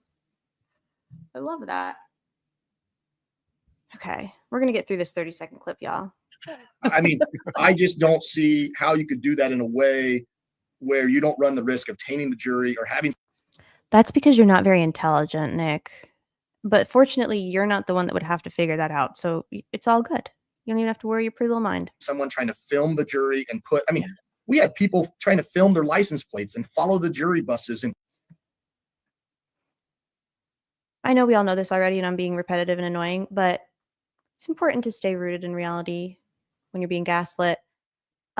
This is a lie. You could do that in a way where you don't run the risk of tainting the jury or having someone trying to film the jury and we had people trying to film their license plates and. Wrong. Nobody tried to do that, Nick. Wrong. Nobody tried to do that. Follow the jury buses. And do you think for a second they're not going to hesitate to go out in the trail and hide in the woods and wait just so they can get that next, that extra click on their website? Or, this case had so much sensationalism. It's crazy. That extra click on their website? It's not a fucking sweep. What does he think? He's like a sweepstakes. What is he talking about? Is he 100? I actually am starting to believe him when he said that he doesn't do social media. What are you talking about? This is also a great point. Thank you, Skinny. I've said that when we last talked about the stupid fucking jury van fabricated, curated, invented, staged incident, right? This fake incident that didn't actually really happen or mean anything. So think of a jury van traveling down a highway. They have like some security, around them or whatever, a caravan, if you will, as if they're like the president. Okay, so if I'm in my vehicle, in my car, in my lane, traveling down the same highway, and I'm see the jury van and the caravan, and I'm like, that's interesting. What is that? I am literally allowed to take my phone, if I'm in the passenger seat, and film it if I fucking want to. That's not illegal. I can film a juror van. You spent $5,000 on window tints. What do you give a fuck if they film the jury? Just like I'm allowed to film Taylor Swift's caravan while driving down the road, filming the president of the United States caravan going down the road. Like, I'm allowed to do that if I want to. No, he's talking about that. He's talking about that, but also filming juries' license plates, the fake call they tried to report. Like, oh, yeah, another fake thing that like didn't happen. Why would anybody want to do that? Why would anybody want to harass or intimidate or fuck with a juror? Why? That's not a thing that people do. I said in the passenger seat feed. Excellent. Good reminder, Fiend. Weird cats follow all traffic laws, by the way. The jurors said that they were in a 90-mile-per-hour car chase, so they put the jurors' lives and the lives of the public at risk for this bullshit. Yes. 100%. And they do that. They do shit like that constantly, too. The juror's like, oh my God, it was crazy. Like, she's acting like they're being pursued by, like, an armed assailant. She was what was she? Purdue, Indiana University? I don't know where she was. She was a fucking college student. And she was probably not even filming them. She was probably just, like, changing the song or fucking with her GPS. Or she just had, like, her phone mounted on the dashboard. They're very self-important. And they're so paranoid. We have no idea who she was. Yeah, he knows he's gaslighting. Of course he does. And so there were a lot of instances in this interview where I saw Nick come across, he was like very weak and unsure, and like he didn't really have he really didn't seem in his element at a lot of points in this interview. But once he starts doing a gaslight or doing a like rewriting history, he really sparkles and shines. He gets his hand movements going, and he's like, you gotta think come on, think about the logistics of it. And it's like, no. He just said that as if it wasn't a YouTuber calling in a SWAT on another YouTuber. The cops literally detained Lana. Yeah.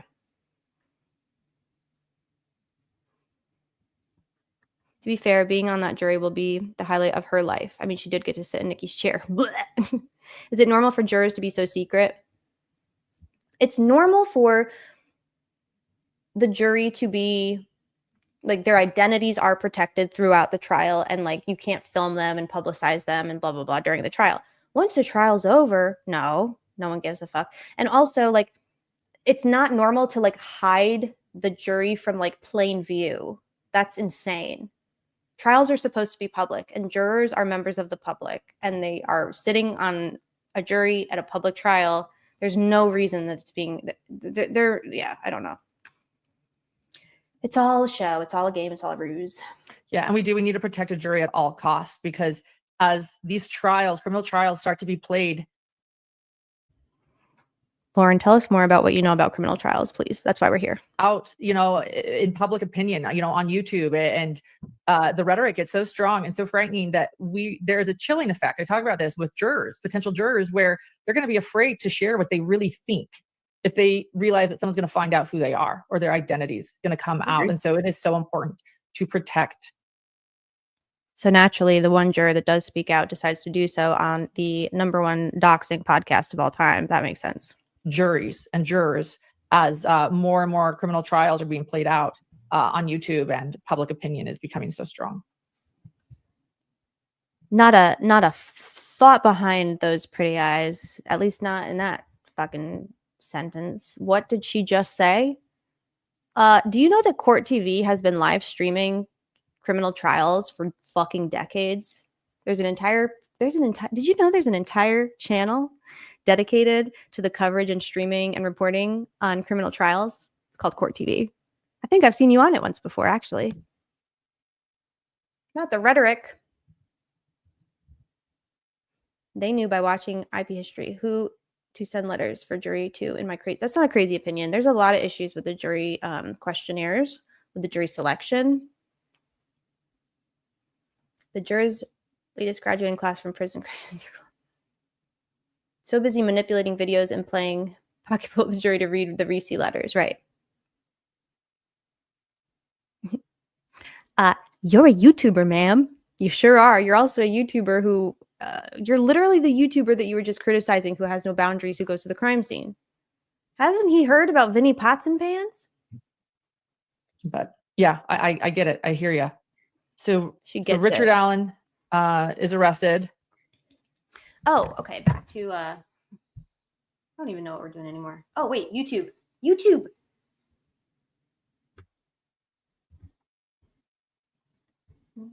Rhetorical.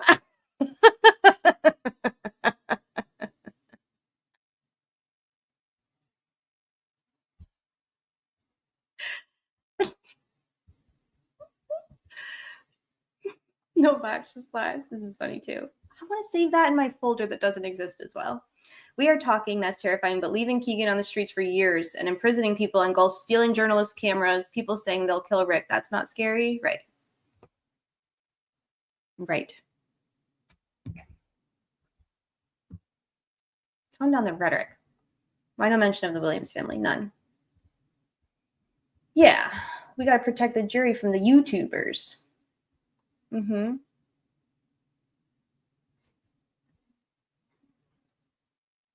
Okay, this is when Dr. John just really wants to talk about it. Dr. John is the only even remotely pleasant moment, which is hilarious. I can't believe I'm saying that. But Dr. John just wanting to talk about Sasquatch, I was like, girl, you're so me for that. Like, you're so me for that. But anyway, he really wanted to talk about Sasquatch. But anyway, a psychologist who believes in Sasquatch. So, as if those things can't coexist, get out of here. This is not a flashy answer. Oh God, what was the question? The gag order, sealing the probable cause was one thing. Tell us your thought process when you decided to put a gag. Look at this. When you, Prosecutor McClellan, decided to put the gag order in place. What's funny about the way that, what's funny about her saying this is that, it's actually true. It was, yeah, he literally basically dictated and decided how this was going to play out. Mm-hmm. Yep. Pretty much. God, the softball questions. Yeah. When you decided to put the gag order in place.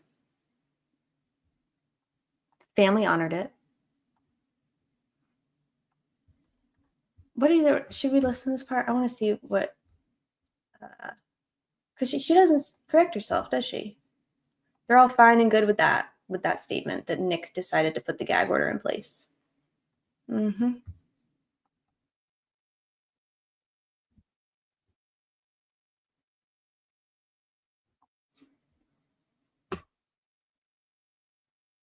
Okay.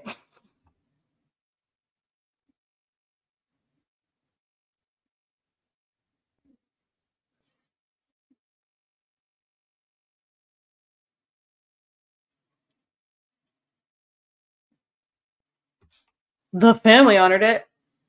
The fuck they did. Which, by the way, you really can't and shouldn't gag the family. That's not why a gag order exists. So I don't really care that they didn't honor it. But they didn't honor it. So stop fucking saying things when they're not true.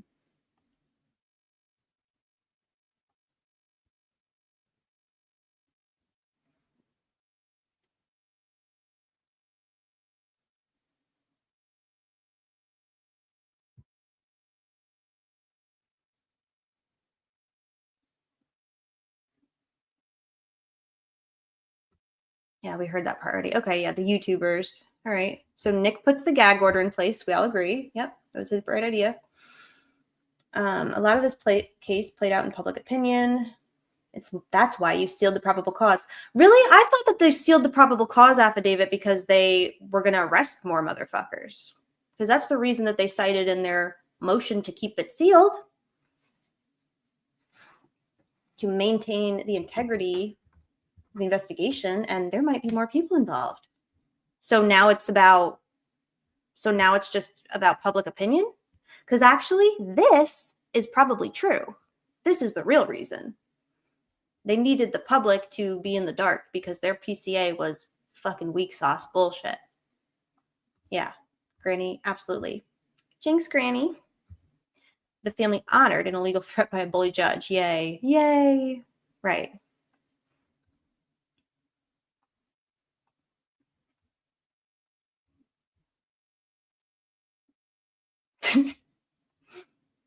Yeah, many other actors involved. Fast and Furious 213 jury bus escape from Delphi. Took my girls Sasquatch hunting. Rest in peace. Don't tell the public we have no evidence yet. We need more time. Well, this is literally just what they're doing. They buy time. They stall. Patterns of behavior. Why do you think Jody decided now, of all times, decided to take a week and a half vacation? Because they need to get their ducks in a row and they need time to figure out what the fuck they're going to do and how they're going to delay and stall and circumnavigate the fact that they need to publicize the public exhibits. Everything they do is a stall. Yeah. I'm a reporter. I'm a former broadcaster, now YouTuber and podcaster. Okay. Yeah. Yeah, you are. And that's fine. There's nothing wrong with that. Own it. I've covered other murder trials. I've thought this case was quite unique.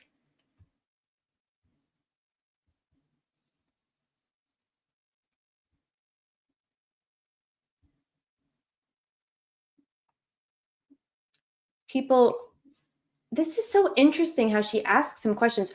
Or if people were slipping you clips of things. What? You mean like sharing, like, oh, look at this, what I saw on YouTube? Well, yes, Lauren, we know for a fact that Nick and his investigators were heavily, obsessively monitoring the internet and YouTube and the podcasts and the Facebook groups and the Discord groups, heavily monitoring. What's a broadcaster?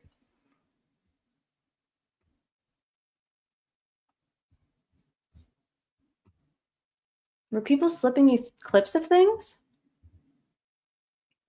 What did she just ask? Okay, let's try and identify the interview question in this paragraph.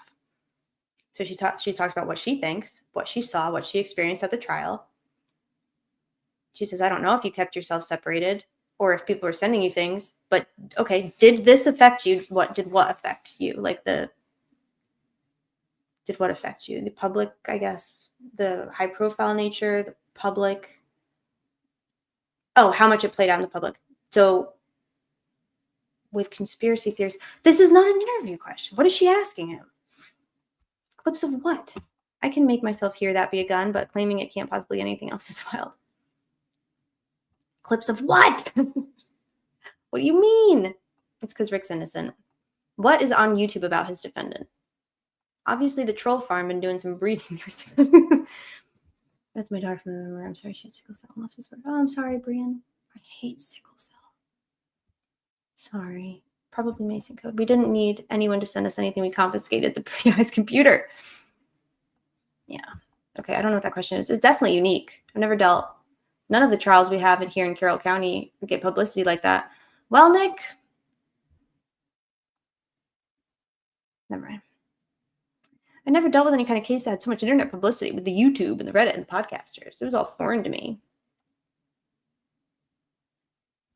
I have a case Monday. No one's called me about that. No one's asked me, I'm surprised about the amount of threats that I got.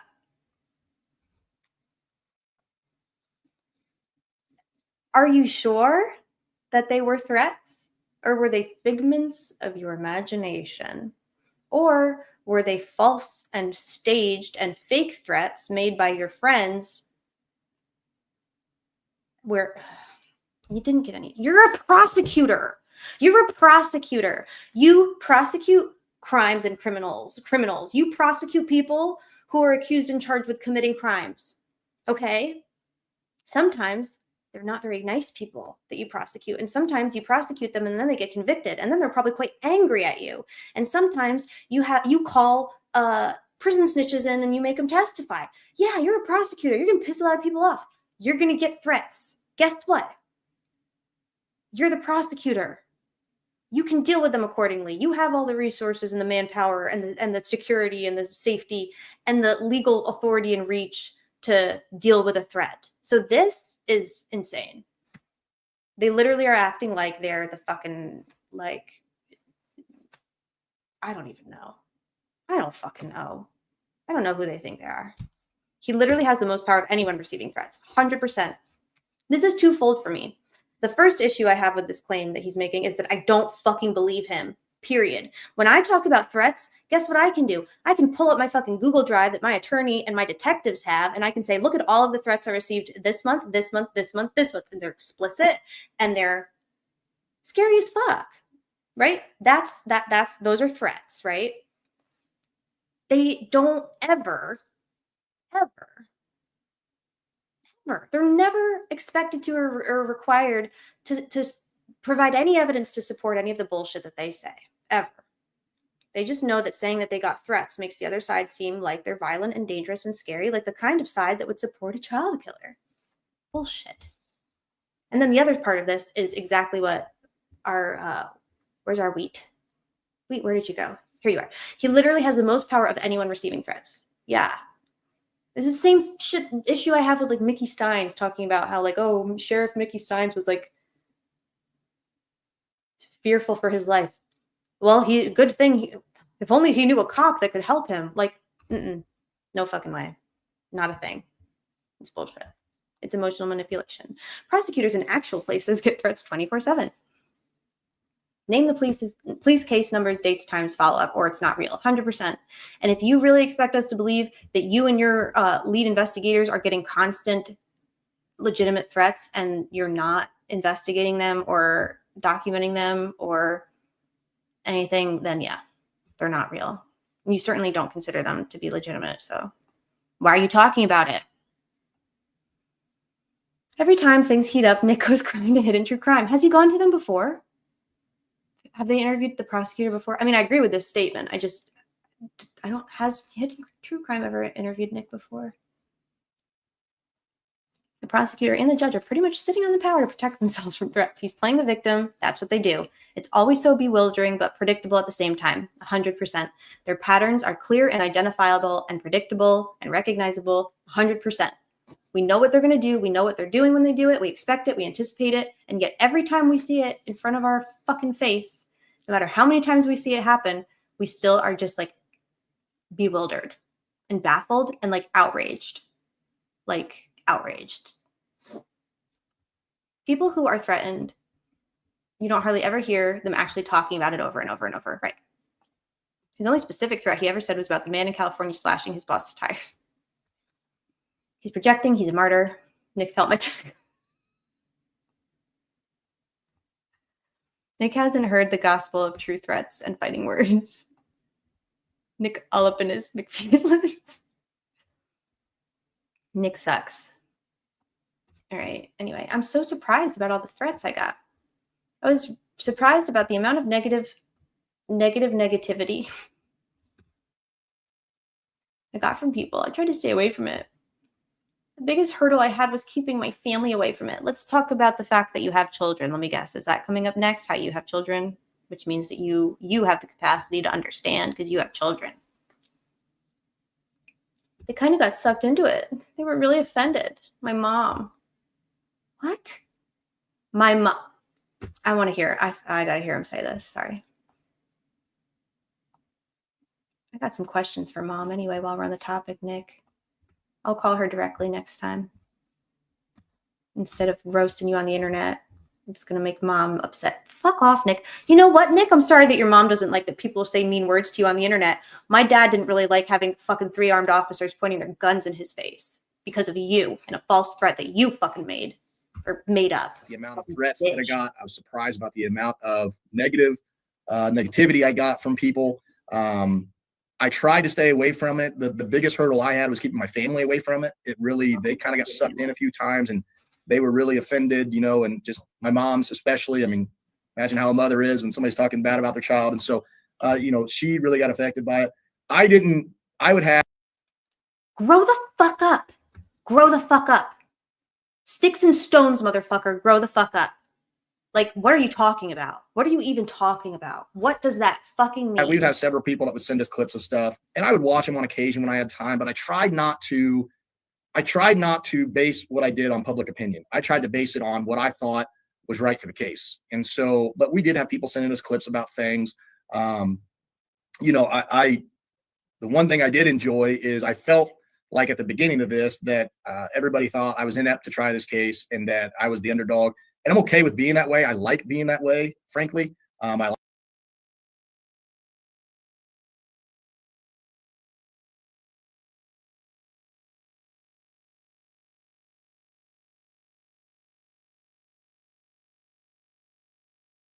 I tried to base it on what I thought was right for the case. And so, but we did have people sending us clips about things. The one thing I did enjoy is I felt like at the beginning of this that everybody thought I was inept to try this case and that I was the underdog. And I'm okay with being that way. I like being. So here's where he loses me. Everybody thought I was inept to try the case. Yeah. Right? True. You are. You were. You are and you always will be. Everyone thought I was the underdog. Nope. We sure as fuck didn't. We never at any point thought you were the underdog. You're the prosecutor. You're the state. At no point would anyone ever mistake you for the underdog. Never. Never, ever, ever. In no reality. Now, I know that you see yourself as the victim and the underdog, but you're not. Nobody saw you as the underdog, you weirdo. Wrong. Being that way, frankly. I like people to underestimate me. I like that people think that, I don't know what I'm doing. I think that lets them let their guard down a little bit and maybe not prepare as much. And so I kind of like that. But I did, after the fact, I went back and listened to things. I really kind of enjoyed how I was the bad guy off the bat with all the public anyways, because I sealed the PC. So it kind of just snowballed from there to me not. Look at this duper's delight. Look at his face. He's literally telling he's the main character of the story. He's so interesting, y'all. And he really showed everybody. I really enjoyed duping everybody. After the fact, I went back and listened to things. I really kind of enjoyed how I was the bad guy off the bat with all the public anyways, because I sealed the PC. So it kind of just snowballed from there to me not being able to try this case because I only tried one murder beforehand, just all these negative things. And then as it goes on. He's talking about us, y'all. But we never accused him of being the underdog, so I take offense to that. We would never do that. You can see that people some of the podcasters and some of the YouTubers, you got criticism and you were the bad guy because you literally broke the fucking law with your bullshit sealed PCA forever, indefinitely, in perpetuity.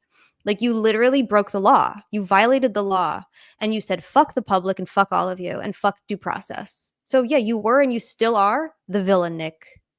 And fortunately, you've really just come into your own on that. You look just like one. Fucking Snidely Whiplash over here with his slick back hair and his fucking mustache.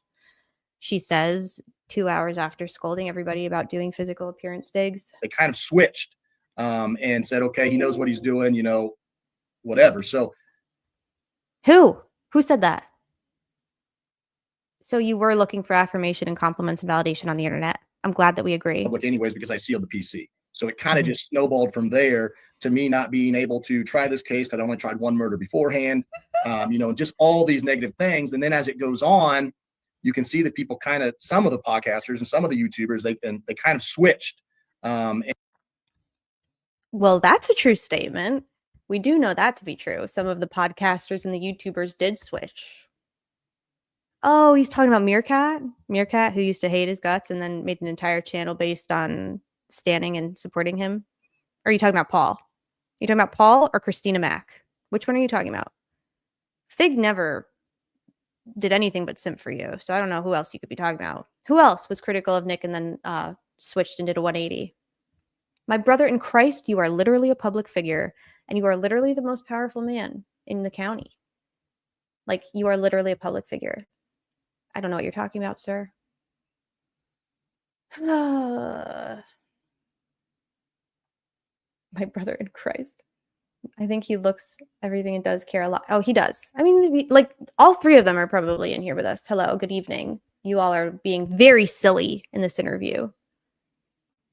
I thought he didn't watch or follow. Well, he made sure to say after the fact. Inept, yes. He couldn't have done it without Gull holding Little Ding Dong's hand, though. Yeah, she literally stacked the deck for him. I really believe this. He won because he sees everything in terms of winning and losing. It's a basketball game to Nick McClellan. It's all about the underdog, right? Your opponent. Okay, this is a man's life, but whatever. He doesn't care about that. Everything is a game. Everything is a fucking sports reference. Yeah, Nick, I hope that you're really proud of your conviction. You literally won because the defense didn't show up. They didn't show up because you and the judge made it impossible for them to do so. And at some point they agreed and they stopped showing up, unfortunately. He's a twat. I bet dogs show their teeth and growl in his presence. He does. He follows all the obscure YouTubers' alliances. There's an innocent man in prison. Don't forget that. Inept needs defining their old Nicky boy. It 8 balls from there. Dr. John is in your walls. He doesn't have a son, so he doesn't feel empathy for men yet. Damn, JJ True. He got caught up and became the monster. I was thinking that quote earlier today, that like whoever fights monsters quote about how like whoever fights monsters, I mean, I always do this and I always get it wrong. Whoever fights monsters needs to like basically be careful that you don't turn into one, right? You stare into the abyss long enough, the abyss stares back into you. You're a fucking monster. And said, okay, he knows what he's doing, whatever. So I didn't get sucked into it too much. I did watch some clips that people would send me of your show, of the murder sheet, of Bob Mata, all those kind of people. They would send me that stuff and I'd watch clips, but I tried not to let it We haven't made it yet. We haven't made the big times yet, y'all. sway my opinion. But it definitely was something foreign to me for sure. Mar says, "Hi, Mar. Did he cry yet?" Yeah, he literally cried within the first 3 minutes. I'll go back. We're gonna do a best of Nick McClellan leaking. No other case I'd ever had this kind of publicity. So someone I did just wanna send you one of say- our clips. Which one? Oh, go ahead, John. I just want to jump in and say, for all the doubters and the haters, you proved them wrong. And you did an exceptional job. So I just want to acknowledge that. So, Nick, congratulations. There were a lot of people that doubted you and hated you. And you proved them wrong because you won. You won, Nick. You did it. You pulled it off. You pulled off what nobody thought you could, including yourself. You pulled off the impossible. You convicted not only of a completely and totally innocent man, you convicted the most decent, most innocent man in your entire county. The only man, in fact, one of the only men in the entire county that was never even tipped in once or considered. You were tipped in a couple times, Nick. That's okay, though. You literally pulled off the impossible feat of framing the only good and decent innocent man in your entire county for murder, successfully convicting him and sentencing him to 130 years with zero evidence. Zero evidence. You got your win. Nick, you took on the haters and the ops. As a doubter and a hater, I still don't feel wrong. Yeah, no. You got the win. Dr. John misappropriated culture. John, you don't have to suck his... He has several other guys do that. Zero evidence. Yeah, everyone here was super sure that justice would be served.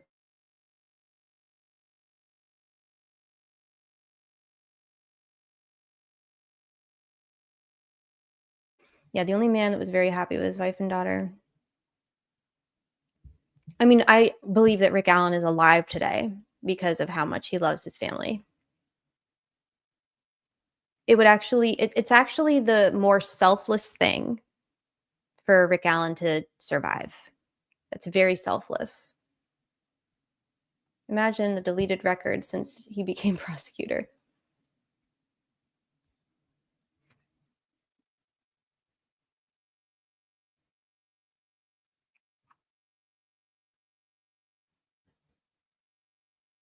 The only thing that I want to hear out of Dr. John is his opinion on the unethical behavior of Dr. Walla.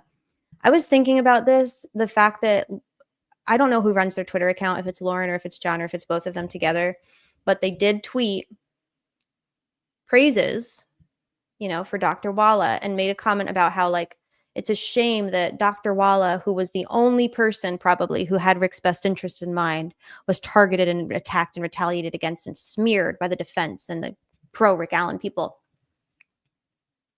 Dr. Walla, after testifying at a hearing under oath, was literally barred from ever fucking returning to her state job. Dr. Walla, in fact, whatever Dr. Walla said or did, her conduct was so egregious and unprofessional and unethical that she got fired on the fucking spot for telling the truth. And you really think it's appropriate for you and your psychologist husband to praise Dr. Walla for her ethics and her compassion and her care? Whew, that's fucking scary, y'all. That's fucking scary. I mean, literally, the Indiana Department of Corrections, who don't give a fuck about anything. You can literally have a racist tattoo on your fucking face and work there. The IDOC decided that Dr. Walla was like too fucking far gone, too unethical. Her conduct was too egregious for them, but not too egregious for the hidden true crime duo.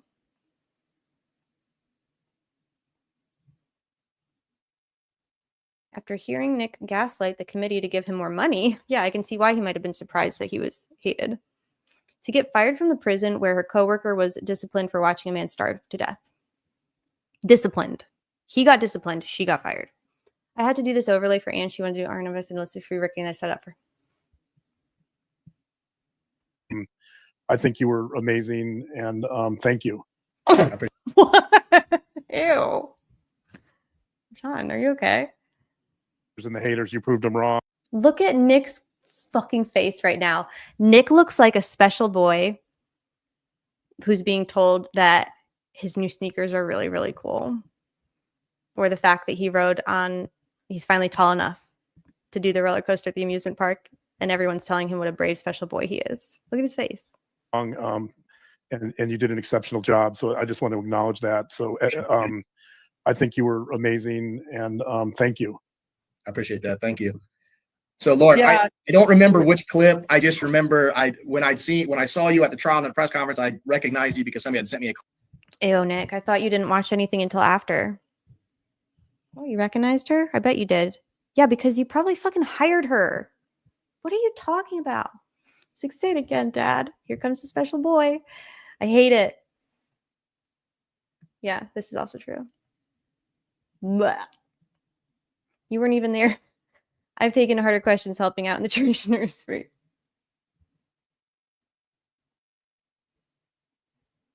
The looks shaming hiatus is over.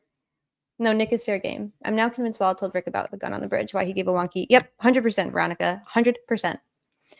All right, are we going to watch this part? What else? What else are we missing? Is there anything else?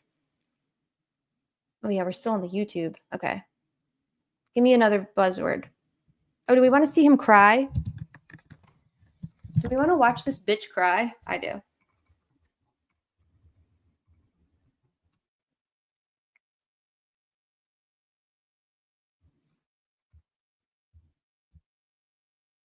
Jesus, I absolutely just fucking hate this dude.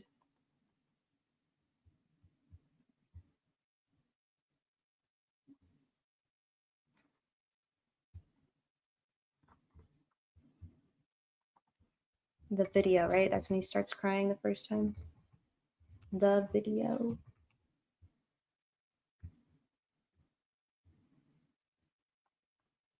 Leak. Yeah, we're going to do leak next. What did Wallace say to get fired? I mean, a bunch of fucking shit. I can think of like a dozen things.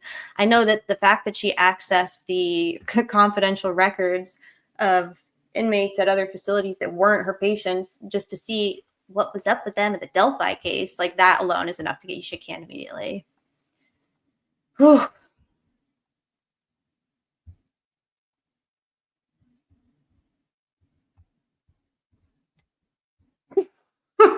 He does look like a stuffed. Okay. The video. The fucking video. Where is it?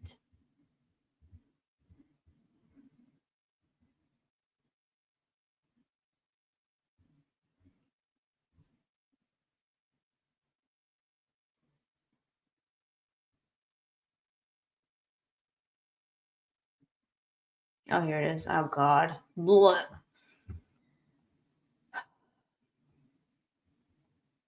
Imagine thinking that it's appropriate as a prosecutor to cry over. It's just not appropriate. Stop it. I appreciate you giving me the heads up so I can let the family know. But when the cell phone video came out, nobody really knew. It got sent to all of us. And while it was played in court, while the family seen it, to see that again, the last moments of their, man, it still gets me choked up. The last moments of their loved ones, it's just hard for them. Yeah. Thank you for reminding us of that. And thank you for being there for the families too. I know we interviewed Becky Patty and she brought you up a lot. Nick. I could see Nick crying thinking about like Becky Patty and her being hurt. Yeah, because well, duh, Nick. No one's questioning your loyalty to Becky Patty. No one's questioning your loyalty to Becky Patty. You know, you're not crying over, you know, the loss of. You're crying because it's hard for you to watch Becky and the family hurt. Okay, fine. Nick. Yeah. You know, Nick said this, and I know that you have been very close to the families of the victims for many years now. Many years. We don't have a victim advocate representative in our office. A lot of prosecutors' offices do, but with us being such a small county, it's my chief deputy and myself, and then I have a staff of 2 people and an investigator, and that's really all we have. Steve Mullen, victim advocate. How's that sound? How's that sound? Old Steve-O, victim advocate. Oh my God. Well, I think the public can make the decision about whether or not they're safe. For our office, and so we, meaning the chief deputy and myself, we are the victim advocates on top of the prosecutor. And so that's like me saying, I am the surgeon. I am the psychiatrist.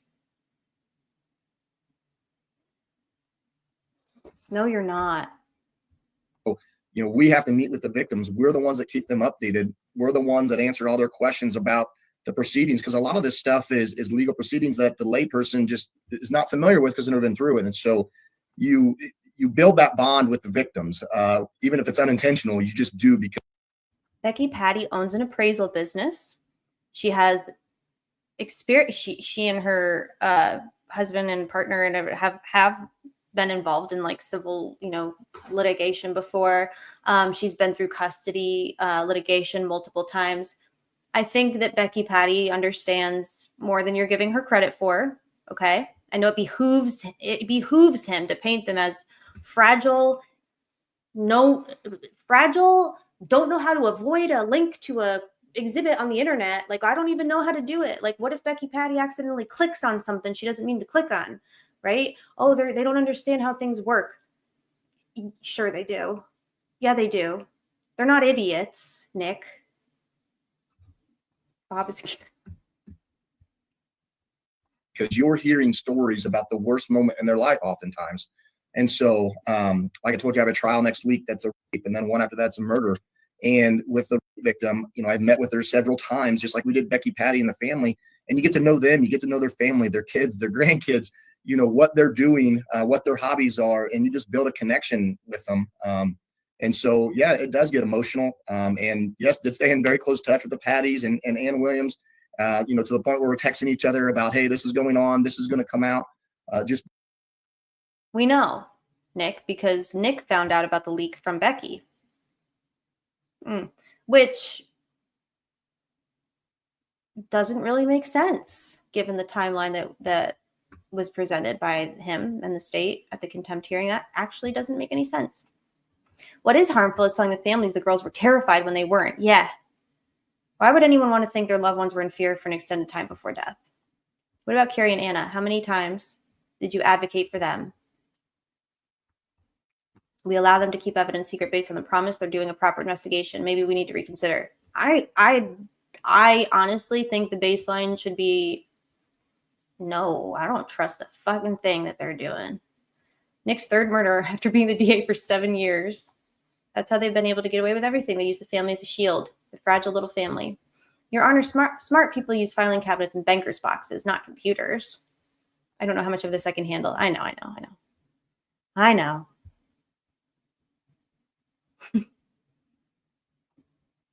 Mar R can communicate exclusively via RNM emojis. Traumatizing the families by lying about the video. Becky and the family. For real, I struggle with resting bitch face. My bratty looks are controlled. Oh. Hold my hand, Skinny. He should have known them a long time considering he's related. Hey, Jer. Good Jer. Are we all still using paper? The timeline. Squarespace. Anna was excluded from law enforcement and family updates. Yes. And at some point, they realized that excluding Anna's a really bad look, so maybe they should stop doing that. But, you know, they still exclude Carrie purposefully, intentionally, because that's the rule that they have to follow.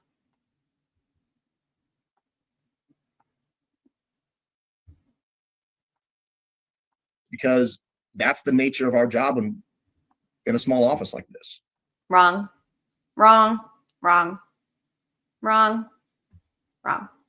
Yeah, they did a after the fact kind of retroactive, started including Anna in everything, which is fucking shit, because they also did that to Abby when all of a sudden Abby hid the phone. Yeah, Libby was a hero for recording him, but Abby was a hero too because she hid the phone. How about they were just victims of a homicide and y'all have absolutely been a disgrace and it just sucks. The video. Yeah, I didn't know her on a first name basis. Motherfucker, what do you mean? Yeah, he was, Teresa. Their families were good friends. Okay, what was the next one? Leak? Only 5? He said the word YouTuber more than he said leak. So here he says, oh, you can't see this. Here he says, it wasn't, it's a mixed emotion. The video came out. The video from Liberty German's cell phone was leaked, I suppose, because it wasn't given through formal channels. Is that what a leak is? What's a formal channel? An attorney representing a defendant in a criminal trial, creating a website and disseminating a public exhibit on their website and explaining exactly why they're disseminating the public exhibit on their website for fucking sure is a formal channel. It's just not your channel. So it's not a leak. That's kind of actually like defamatory. It's not a leak. And it was given through formal channels. And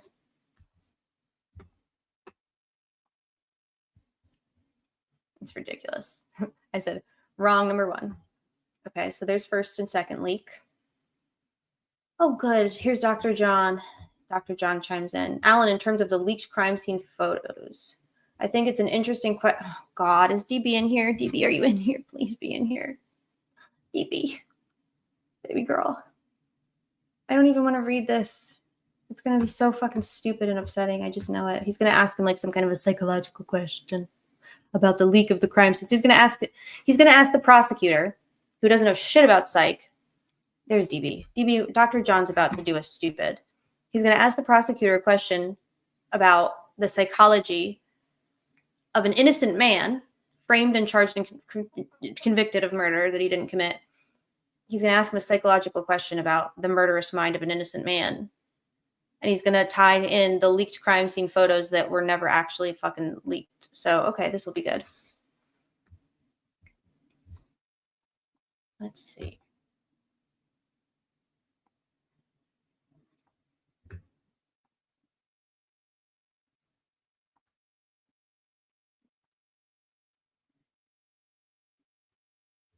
Oh, God.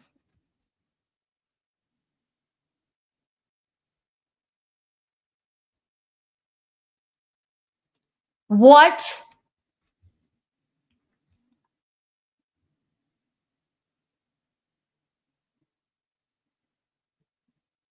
We're still on this? No, motherfuckers. Never in the history of ever would a defense attorney's defendant team want graphic, gruesome crime scene photos of murdered children to be disseminated to the public.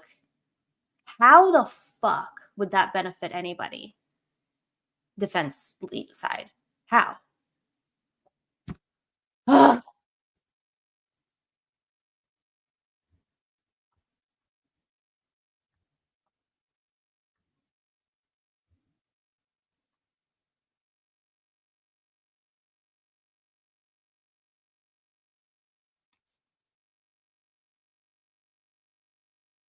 Can you be held in contempt for negligence? Isn't the very fucking definition of contemptuous conduct that it's like willing and willing and intentional and knowing and insubordinate, right? Am I wrong about that? I don't fucking know. I don't think it was either, but like if he's gonna say, well, I don't know, he literally just said, I don't know if it was intentional. Nick, you literally filed information for contempt charges against them, and you accused them of doing this intentionally. Right. Yeah, gray space. So it probably does require some kind of like an underlying intent or knowingness or willfulness. So you just said you don't know if it was intentional, and that sure as fuck didn't stop you from accusing them of leaking on purpose. The rhetoric that this motherfucker curated and pushed, the superintendent of the state police of Indiana literally accused two defense attorneys of basically contributing to the death of a father and veteran. Like outright blatantly accused them of facilitating or contributing to somebody's death based on this leak that actually had nothing to do with either of them. And like, that's really fucked up. Yeah, Jerry Holman literally said they had nothing to indicate that Andy had any knowledge or involvement. Yeah. You can't be listed as a victim and also be the perpetrator. Like, you investigated the leak, and the victim of the leak was Andy Baldwin. So I know it was like did it for a second? I thought he said that he was calling the defense a bad name, but he said that the defense has retorted a lot.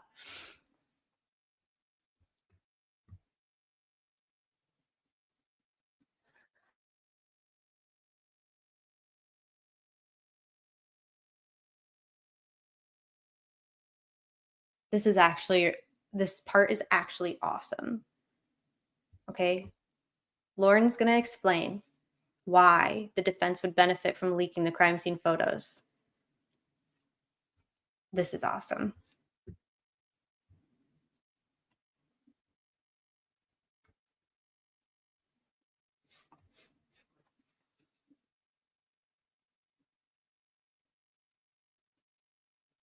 Oh, fuck. Can you not hear it either? Okay, I'll go back. Were you able to hear it though? No. Okay, I'll just go back. I don't know. I don't know. This is amazing. I don't I know. have a motive.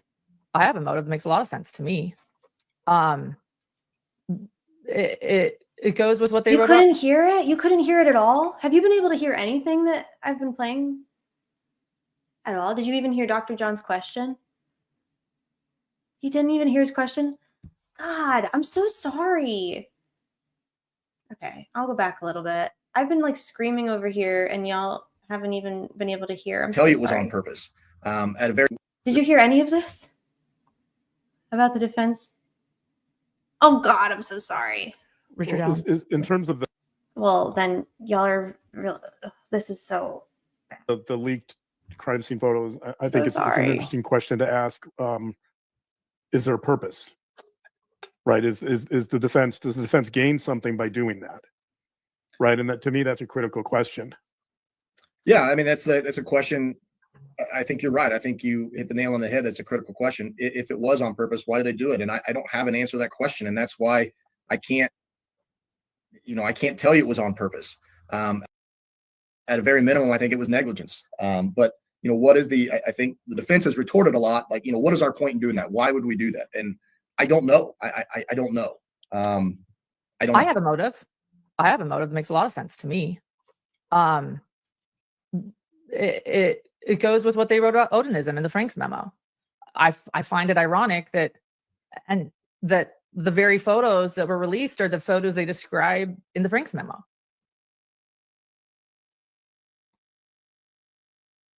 I find it ironic that the photos that were released depict exactly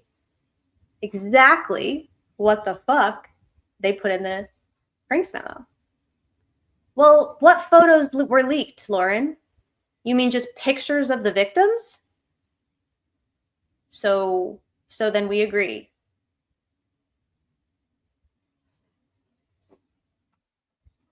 Listen to what the fuck you're saying, Lauren.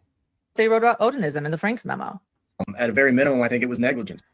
Do none of them like they're like yeah, like do y'all just, did you hear yourselves? But what is the? I think the defense has retorted a lot. Like, what is our point in doing that? Why would we do that? And I don't know. I don't know. I don't. I have a motive. I have a motive that makes a lot of sense to me. It goes with what they wrote about Odinism in the Franks memo. I find it ironic that the very photos that were released are the photos they describe in the Franks memo. You may be right. So she did edit this because look, there's a moment where like you can like there's a transition here. I find it ironic that the very photos that were released are the photos they describe in the Franks memo. You may be right. You'd have to ask them. What else did she say there? I wonder. Because there was more to that because she cut it off. Interesting. So first of all, the photos that they released, it's not like they released like some like niche, like the photos that got out were just pictures of the dead girls. That was the crime scene. The photos were the crime scene. So yeah, you're right. The crime scene looked hella fucking Odinistic. Nick agrees. The photos are rooms. Wicked smart. What photos of the crime scene did not show the crime scene? Makes sense. If it proves the defense's case, wouldn't that just be evidence? What other options are there? If the state had released more info, the defense would not have been victims of the bloodlust for information. She's also a deputy now. Isn't it ironic? Nick totally shook his head in agreement that they showed Odinism. She's like, I think it's ironic that the defense, that the photos that got out, i.e., just like the crime scene, depicted what they write about in the Franks memo. Yeah. Yes, it was pagan as fuck. That crime scene was pagan as fuck. I'm glad we all agree. And hope that they gave you a candid answer. Yeah. I don't know what my husband thinks of that, but co-host, excuse me, whatever you are, all the above, the psychologist on the other side. Since I don't want to get in trouble here, I'll accept your answer. I liked your answer. But yeah, I mean, it's interesting that the photos that were leaked seem to fit precisely their theory of the crime. So that's What? I'm out. I'm done. I quit. Fuck this. You're a psychologist, brother. Yeah. I think it's funny that I want to hear that. I want to take that one again. I liked your answer. But yeah, I mean, it's interesting that the photos that were leaked seem to fit precisely their theory of the crime. So that's One more time. I want to get the first part of that. Hold on. was that just an accident? Your answer. But yeah, I mean, it's interesting that the photos that were leaked seem to fit precisely their theory of the crime. I think it's interesting that the photos that were leaked, i.e. the crime scene, seemed to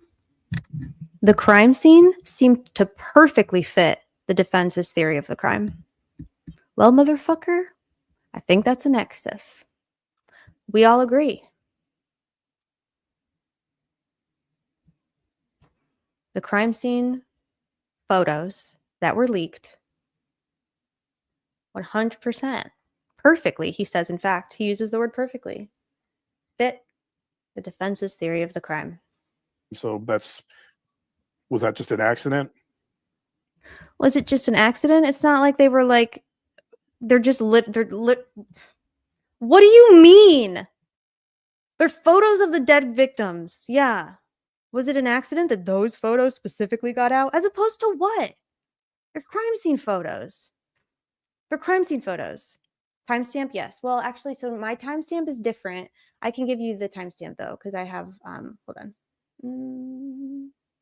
Accident, right? He said, was that an accident? 1 second, Judgy.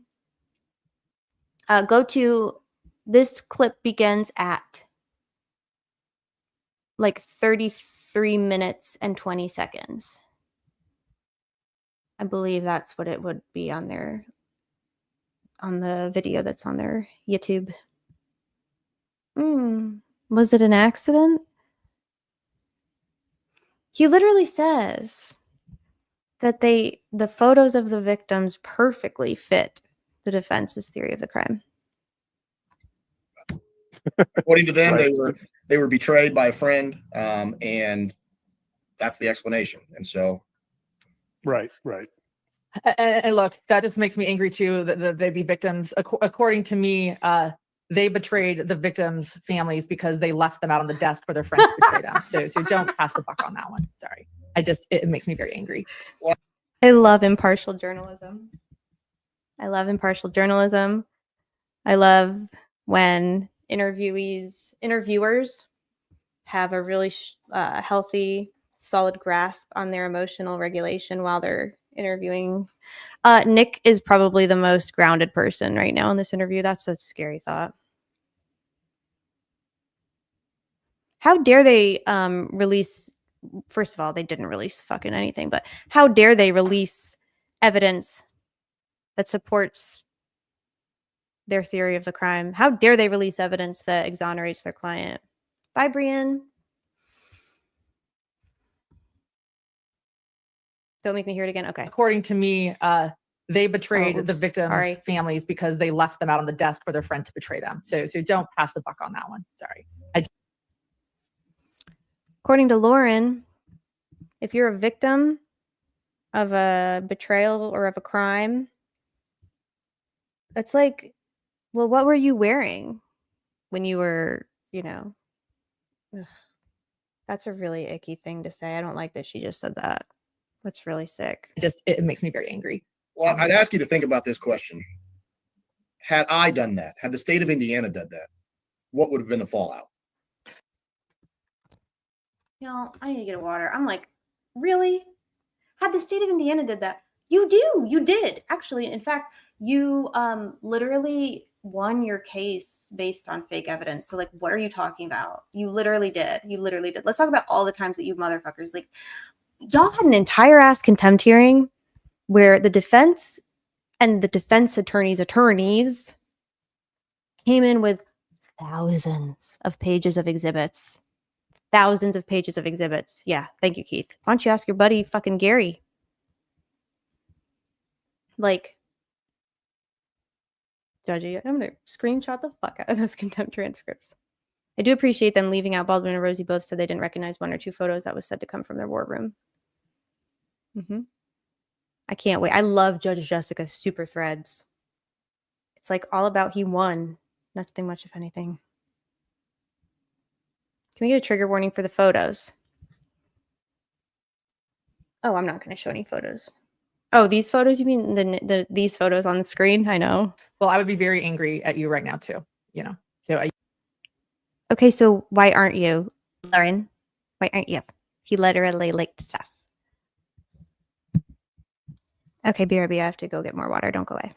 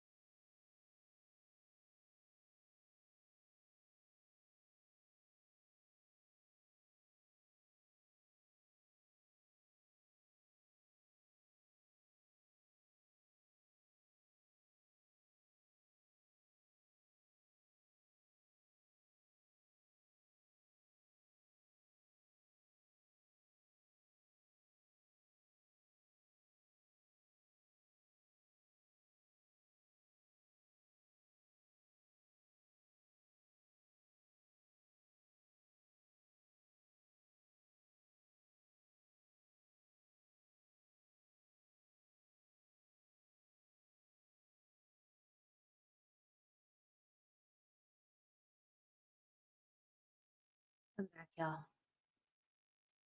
God, this is triggering. Okay. Where did we leave off? Lauren would be big mad, so sad if the prosecutor was the one that had let evidence get leaked. Okay. Okay.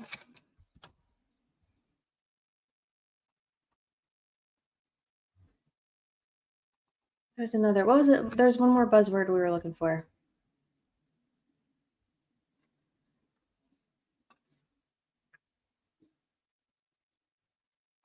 Oh, here's one that I want to watch together. This was probably the most terrifying part of the entire interview for me personally.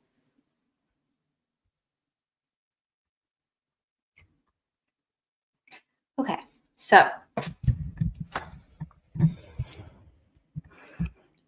Nicholas Michaelides is going to talk about his career as an attorney, and he's going to talk about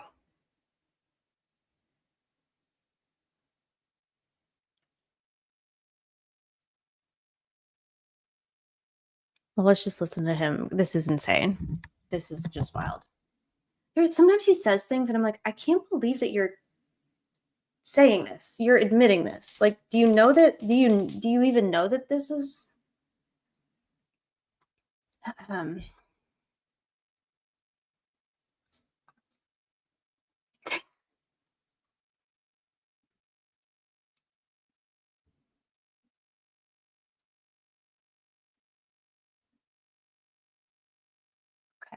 I'm jumping around, but this is from like early in the interview. But it is crazy. Well, I guess it's not crazy knowing who. Oh my God, these people, man.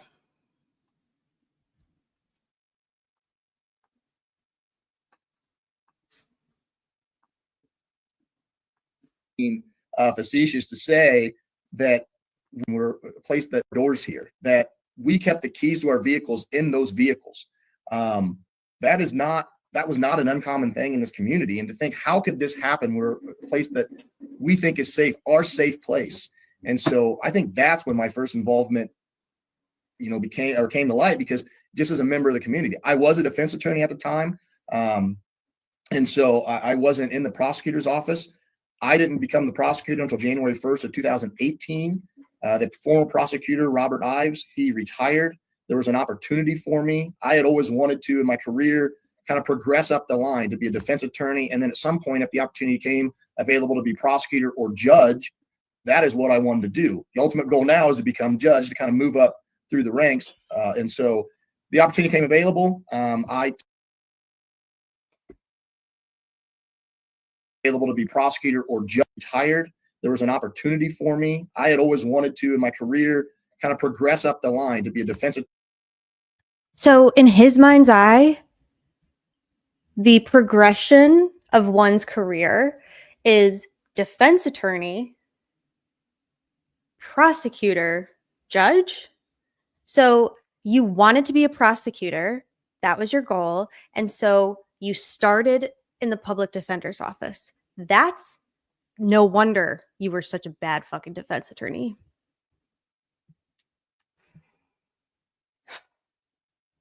You wanted to be a prosecutor, and so you started as a defense attorney? Is that why you defended all your clients as if you were a fucking prosecutor? He's never ever respected or even probably understood the critically important, sacred fucking role of a public defender. Hi, Aaron. Welcome. For him to think that being a defense attorney is just kind of like the first stepping stone on your way to becoming a prosecutor, like they're not even in the same fucking zip code. Like, what are you talking about? What the fuck are you talking about? Attorney, and then at some point, if the opportunity came available to be prosecutor or judge, that is what I wanted to do. The ultimate goal now is to become judge, to kind of move up through the ranks. 100%. Bro got a job throwing matches for the state as the op. There you go. I have no doubt he will be judged. Isn't it interesting? So we're stacking the county with we've got McClellan was appointed by the GOP chair in the GOP in a very questionable series of events, starting with a prosecutor Ives just spontaneously and unexpectedly resigning before his tenure was up.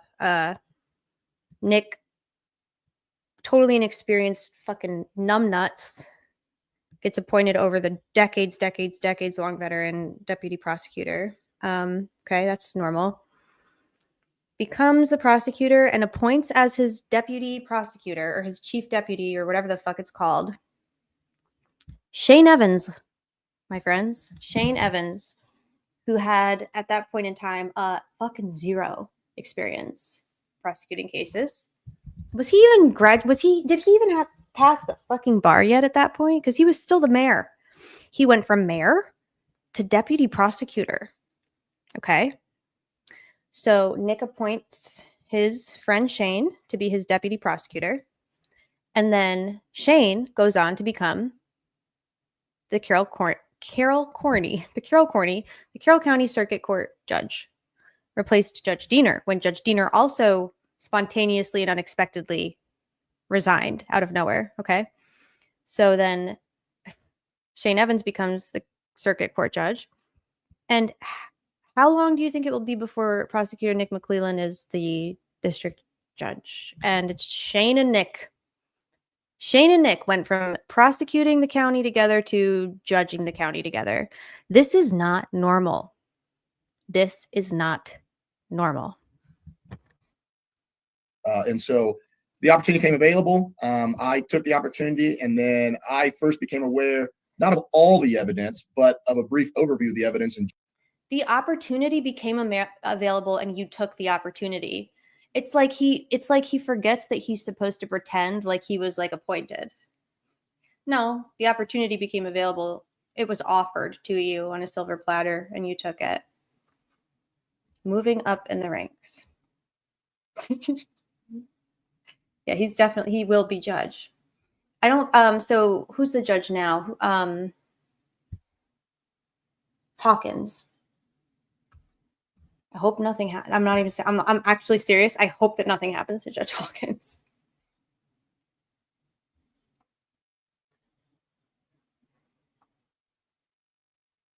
Mm-hmm.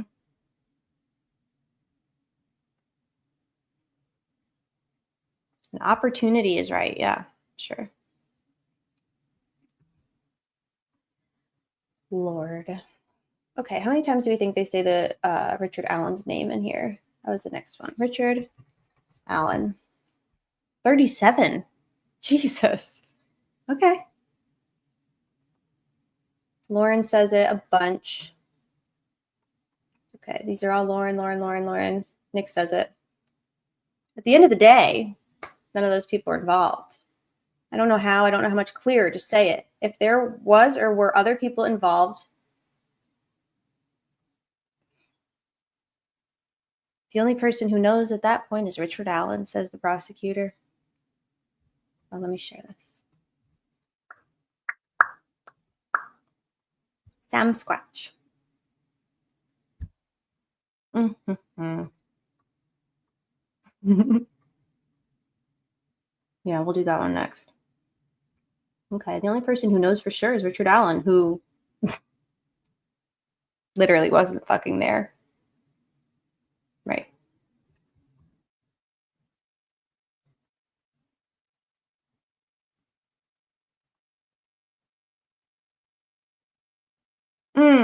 Pro-defense people are going to latch on to that. Latch on to what, you absolute stupid idiot? We pick things that support our stance on the issue, and we latch onto it. We focus on that. Oh, okay. So he's going to accuse Richard Allen supporters of doing a tunnel vision. Oh, here it is. Tunnel vision. Wow. Yeah. You got to look at everything. You can't just look at things in a vacuum. Is that why you eliminate out 90% of the evidence that your investigation yielded? Is that why? Yep, you're right, Teresa. And actually, Nick McClellan, I mean, it makes a lot of sense to me now, we always ask why? What's motivating this? What's motivating them? Why? Well, because Nick McClelland's motivated by his own his own dream of being the judge, to move up the ranks, as if like the rank goes from defense attorney, prosecutor, judge. That's not a thing. They're not like, that's not a like linear trajectory. Most defense attorneys would probably rather fucking die than ever be a prosecutor. They're kind of in conflict with one another, actually. I would much rather a prosecutor turn defense side at the later in his career than the alternative. The alternative is what we get when we get, what's his name, Hank? Is Gray Space in here? Who's number one villain on our bracket right now? Didn't Hank is a defense attorney who's prosecuting an innocent woman, Karen Reed? Sorry, if you don't agree. A lot of defense attorneys are former prosecutors, 100%. And I actually think that's pretty dope. Yeah, good. Because they know how the system works. And the opposite, though, is like treasonous to me. I prefer my defense attorneys to not be doing the job just to learn tricks of how to prosecute people. Right. Yep. Like weasel your way into the club. Hank actually was a prosecutor who became a defense attorney who then became a special prosecutor. Jeez. Guy sucks. All right, yeah. Pro-defense people are going to latch onto that. Pro-Richard Allen people are going to latch onto that. It's a piece of evidence they can latch onto.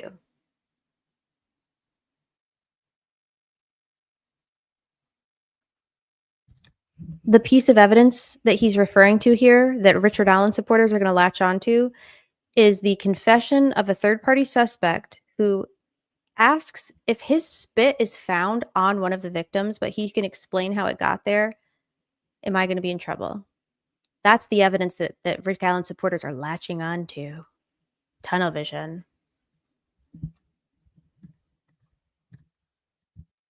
They're going to ignore the confessions? Like the confession that you're fucking referring to? That you're ignoring?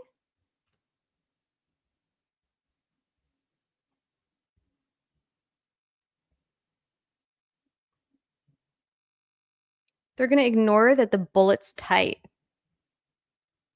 It's tight, huh? That evidence is tight. Yeah, there's no evidence. Okay. They're going to ignore the fact that Elvis Field's confession isn't supported by any physical evidence.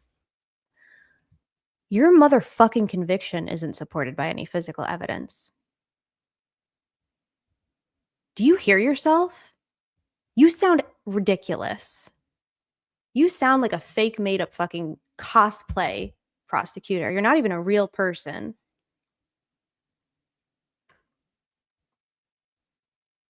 Yeah, Elvis was just doing a goof. Yeah, but Haldol poisoned, psychotic, tortured, coerced and threatened Richard Allen, who none of his confessions are in line with the evidence either, by the way, at all. And the only reason that Elvis Field's confession isn't supported by evidence is because they literally ignored and didn't test so much fucking evidence. And yes, there was untested DNA on the girls that he said that he spit on.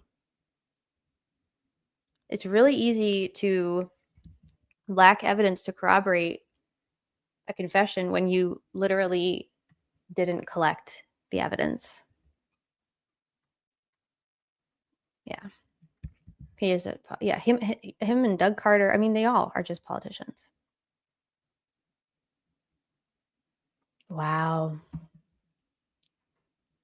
There's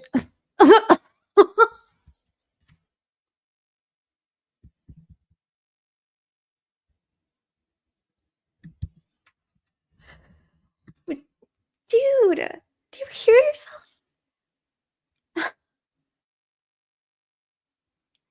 He's justifying his motion in limine to exclude Elvis Fields as a third-party suspect based on the fact that there's no DNA to connect him, when he literally brought charges and prosecuted somebody when there's literally zero physical evidence. That means there's no DNA evidence, there's no digital evidence, there's no other kind of forensic evidence, there is no corroborating evidence of any fucking kind. There's not even circumstantial evidence to put Rick there.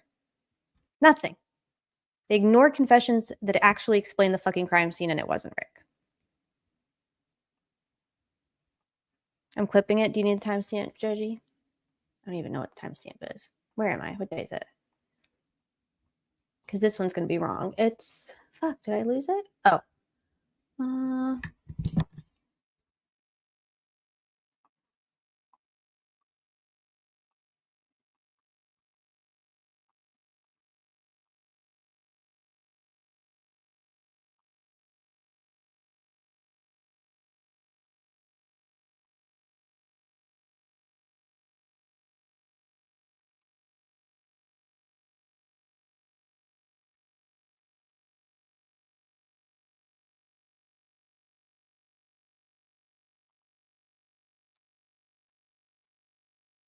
Why can't I, what's happening? What am I doing wrong here? Oh, there we go.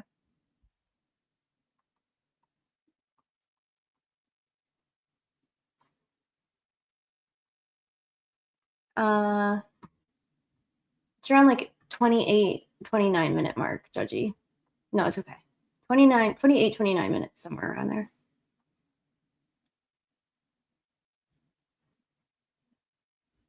Wow, this is audacious. This is wild.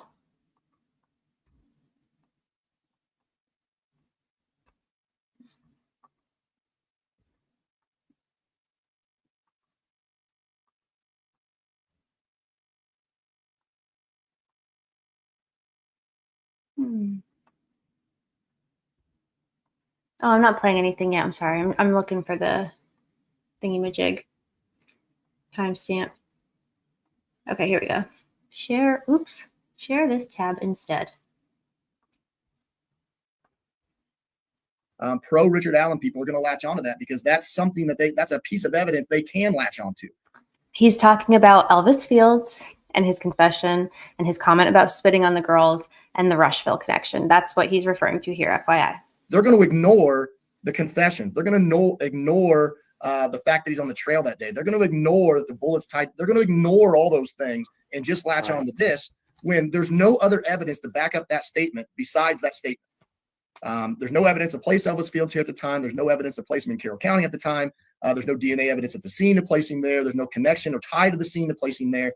But of course, all of those things are also true for the man that he convicted or that he prosecuted that got convicted. Of course, they're going to latch onto that because that's good for their cause. And so I've heard the same thing that you have. I don't understand it. I think you're correct. You have to take things in context. You got to look at the interview that he did before that.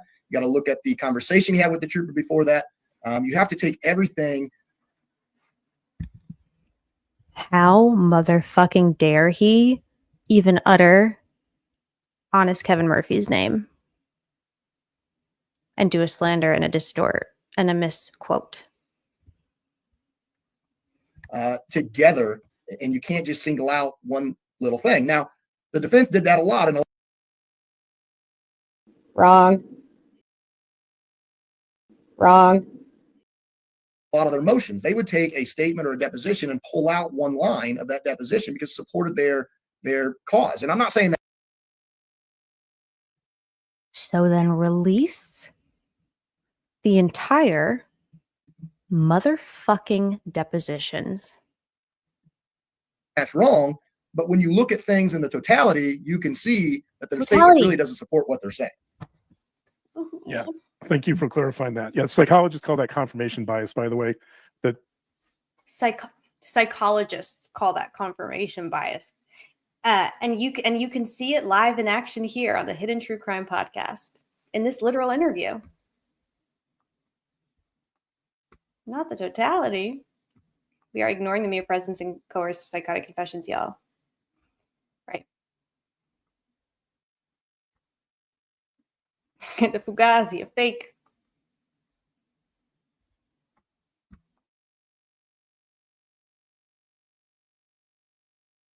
Wrong. taking evidence that supports your view, looking for things to confirm your perspective and not to deny it or not to challenge it. And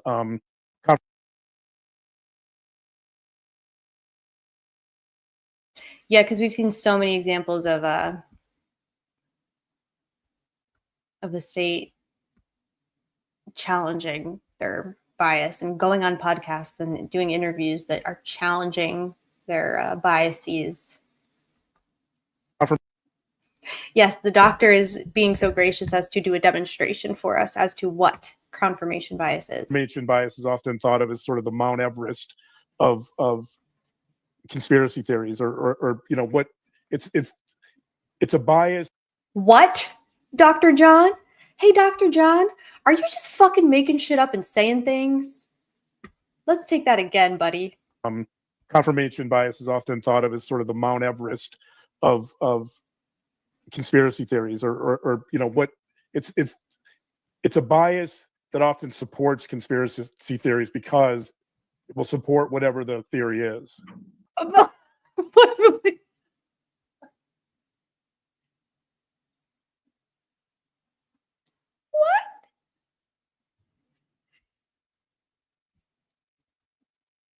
What? Hold on. Confirm your perspective and not to deny it or not to challenge it. And confirmation bias is often thought of as sort of the Mount Everest of conspiracy theories, or you know what? It's a bias that often supports conspiracy theories because it will support whatever the theory is. because it'll support. Is Mav in here? Oh God, it's not easy playing it. I looked for the evidence you claim to have on Rick and I could not find it. He's literally just like, what did he just say? I'm sorry. Can I play that one? I'm sorry if that's annoying. I want to play that one. Or you know what? It's deny it or not to challenge This is like when you start a sentence, you really don't know what you just. it. And confirmation bias is often thought of as sort of the Mount Everest Often? of Is it conspiracy often? theories, or you know what? It's a bias that often supports conspiracy theories because it will support whatever the theory is. It's a bias that supports conspiracy theorists and theories because it will support whatever the theory is. What? It's about Abby and Libby, their families, and this community, this nation, and even our planet. What? Our planet? Why is he roping in the planet? Yeah, Lauren just looks like she's like, dude, you know stop what? talking, stop talking. It's a bias that I feel often bad for supports it. conspiracy theories because it will support whatever the theory is. But I will say this too: if we're talking confirmation bias, Odinism was investigated by law enforcement, and it was a part of the Franks. Why are you roping in Everest? Why is he roping in Mount Everest? Everyone else has confirmation bias, not me. I always think about it. He says it's, you know, confirmation bias is often thought of the Mount Everest of conspiracy. Wait, hold on.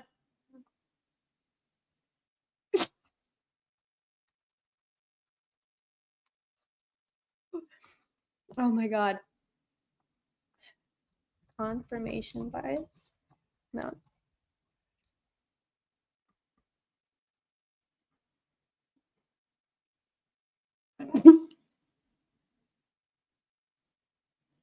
What?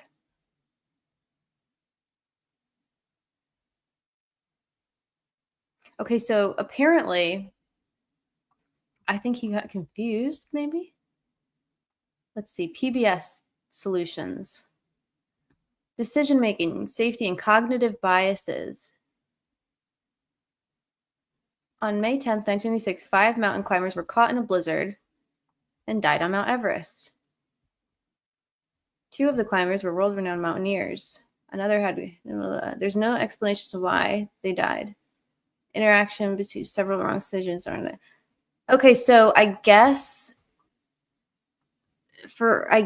people use the deaths of the climbers on Mount Everest as like, I guess that's like a common like real world example. They use it to like explain confirmation bias at like team building seminars and like MLM lectures.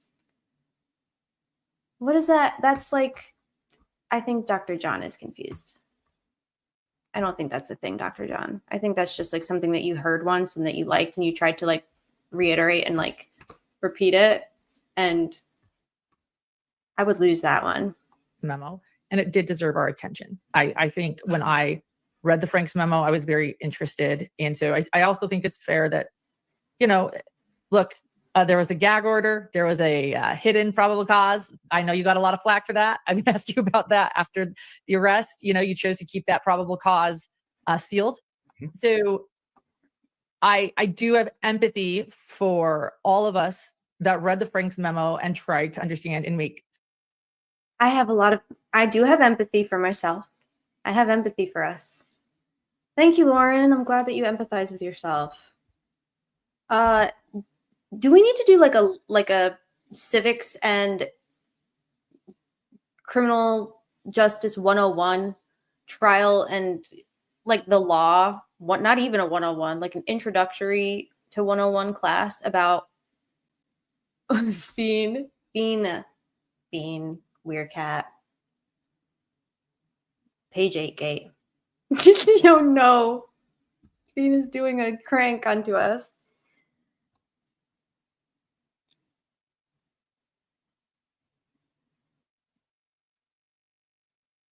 So, okay.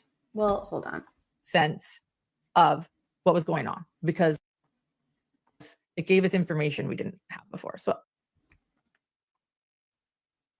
it was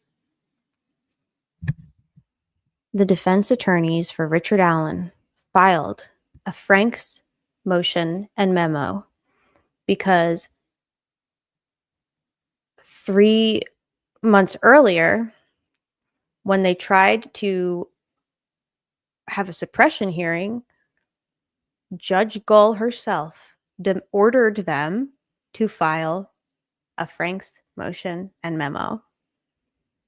And so they did.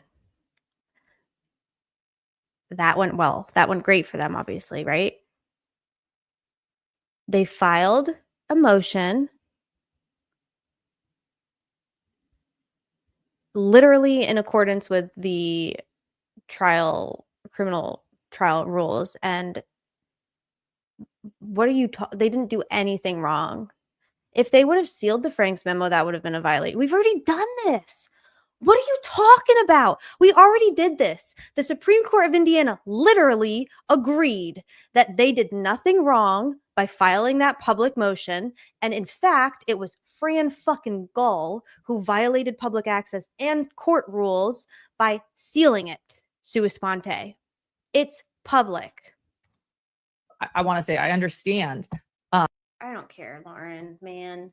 Girl, you're a mess. Okay.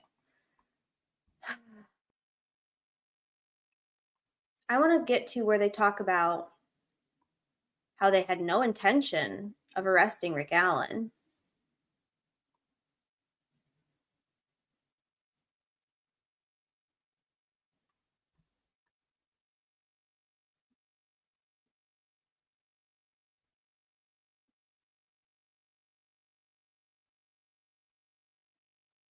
Oh, we should probably read this part because I don't think that I was listening when they talked about this, and we spiral about Richard Allen Whiteman a lot. So, God, this is bright.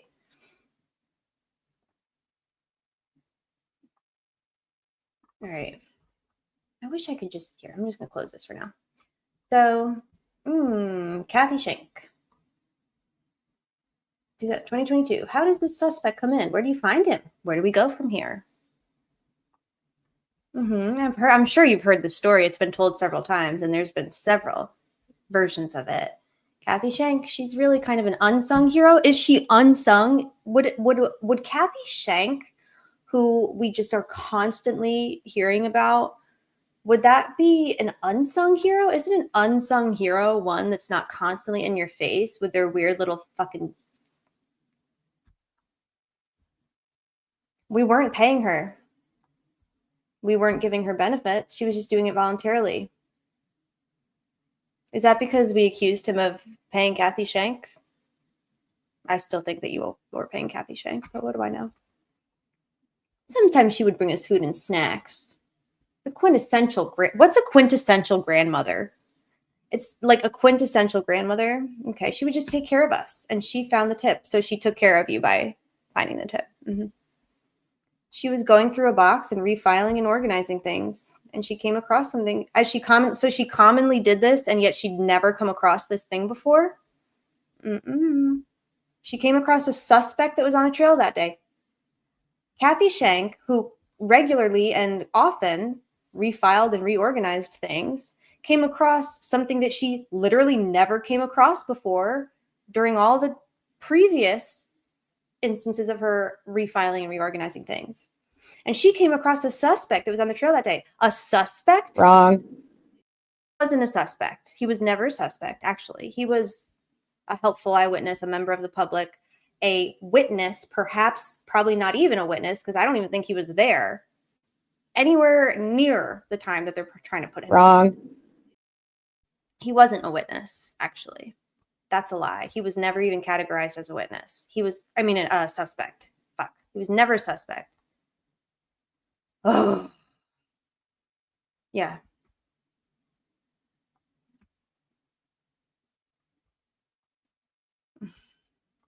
Yeah, she didn't know about him, so she took that to Tony, and Tony called Steve, and then, he's pretty quick. Sure was. It sure was. In fact, it was impossibly quick.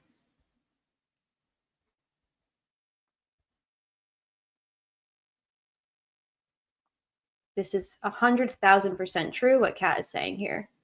And not just is it true, it's like inexcusably bad how many tips they ignored.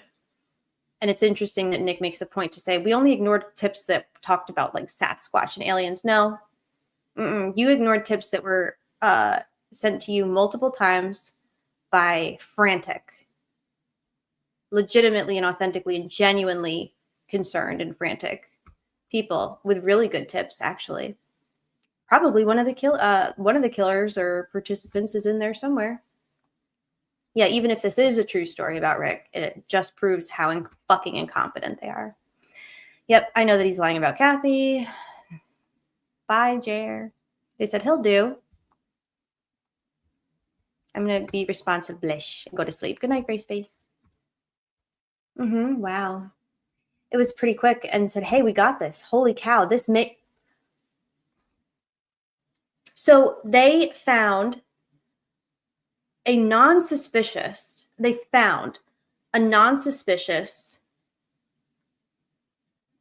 tip from a witness. Rick's the witness. Rick was the witness.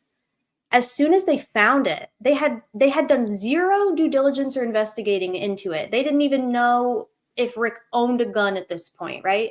And immediately they said, holy cow, this is the missing piece. Do you know what that's called? Confirmation bias, desperation, tunnel vision. Fuck, Tony Liggett is losing by a landslide to this independent candidate for sheriff. And soon, if he wins, he's going to be the one in here looking at this fucking mess of an investigation that we've totally let just...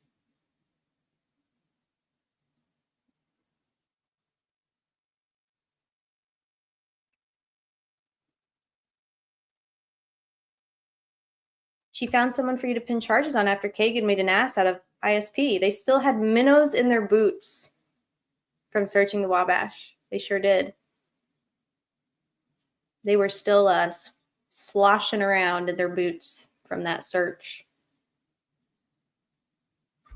Mount Everest of conspiracy theories is your missing rediscovered tip. They did a Mount Everest. Big things are coming after the debate. Yeah, that debate was literally like 48, 72 hours after this tip was found. We've said it. The second that tip was found, Rick Allen was convicted. He was bridge guy the very second that they found out. Oh my God, wait. There's one more person whom we might be able.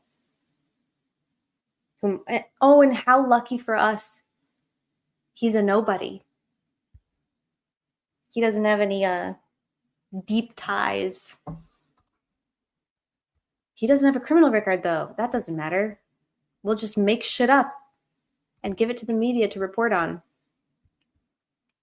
But he's too short. That's okay.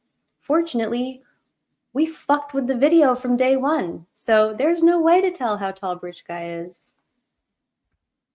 Here's your reminder to never talk to the cops.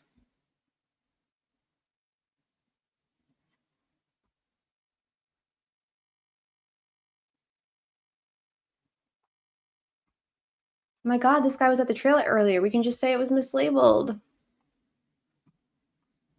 Holy cow, this might be the missing. This is literally, this is a confession. We said, holy cow, this might be the missing piece. And we just ran with it.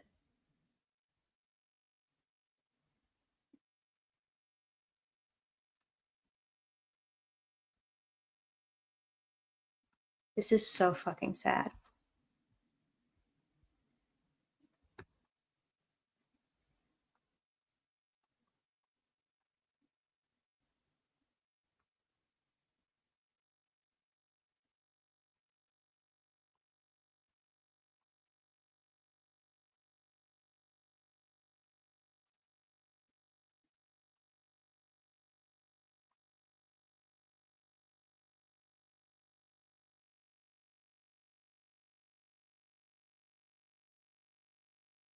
Known about this guy, organizing things as she commonly did, and she came across something that she hadn't seen before, and she came across a suspect that was on the trail that day, and she hadn't known about this guy. And so she took it to Tony Liggett. Tony Liggett called Steve Mullen and I mean, it was pretty quick, and said, hey, we got this, holy cow, this may be the missing piece. And we just ran with it, went and talked to him immediately, made sure the information on the tip was still current and accurate, then got a search warrant for his house, sent the stuff off to the lab, the gun came back, and then we went from there. So it's not really, made sure the information on the tip quick. She came across a suspect that was on the trail that day, and she hadn't known about this guy. And so she took it to Tony Liggett. Tony Liggett called Steve Mullen and I mean, it was pretty quick, and said, hey, we got this, holy cow, this may be the missing piece. And we just ran with it, went and talked to him immediately, made sure the information on the tip was still current and accurate, then got a search warrant for his house, sent the stuff off to the lab, the gun came back, and then we went from there. So it's not really a secret. Everybody knows the story, how it happened.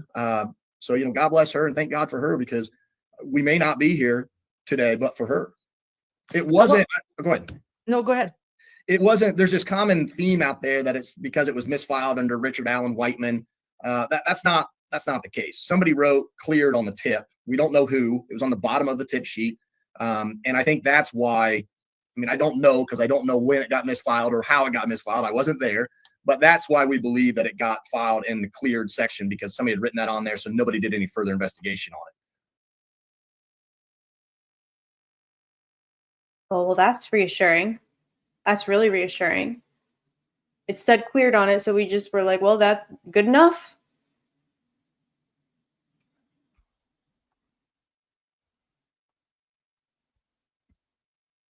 Nobody else could possibly look at the early evidence. It was that easy. It happened that fast. And Rick was right. Like, literally, the second that they got his name and went and talked to him, and he had the audacity to say, it's over. It's over. It's already done. Why did that comment piss Holman off so much? It's because it was true, and he knew it was true, and he got defensive. It was literally over the second Kathy Schenk. He literally says she had never seen this before. So how involved was she in your motherfucking investigation then? She had never seen it before. She wasn't supposed to be reading shit, I thought. She didn't recognize his name. So what the fuck does that have to do with anything? She's irrelevant. But Kathy Schenk is the one that made the determination that because she had never seen it before, or because she didn't know who he was, or because she decided that that was suspicious, it was done. They decided the second they found it that that was the bridge guy. I know, Michael. You're right. Hi, Michael. Nick says here, though, oh, she'd never seen it before. We may not be here today, but for her. And we went from there. Immediately, Tony Liggett called grandmother of the group. I mean, she would just take care of us. And she found the tips. She was going through a box and refiling and just organizing things as she commonly did. And she came across something that she hadn't seen before. And she came across a Wrong. She had seen it before, though. suspect that was on the trail that day. And she had. He wasn't a suspect. He wasn't a suspect ever until Kathy Shank decided he was. Known about this guy. And so she took it to Tony Liggett. Lots of lying happening, says Michael. Tony Liggett called Steve Mullen and I mean, it was pretty quick, and said, hey, we got this, Sure holy was. cow, this may be the missing piece. And Holy cow, this may be the missing piece. Listen to them. They sound like a bunch of fucking idiots. They sound like they sound desperate. Like, how desperate do you have to be when all you have is a piece of paper that you're like, oh, I haven't seen this before. And it has a witness narrative and an interview where Dan Doolin apparently himself didn't see any reason to follow up with this guy after talking to him. There was nothing suspicious about that tip from 2017. But they found it and decided immediately that they were going to make it like that was it. This is the missing piece. Like, you want to talk about cognitive bias and tunnel vision and echo chambers and boundary issues, like delusion. They are delusional. Psychologists call it confirmation bias. Yes, Michael, we just heard Dr. John here say that confirmation bias is the Mount Everest of conspiracy theories. Okay. And we just ran with it. Went and talked to him immediately, made sure the information on the tip was still current and accurate, then got a search warrant for his house, sent the stuff off to the lab, the gun came back, and then we went from there. So it's not really a secret. Everybody knows. The gun came back? You mean the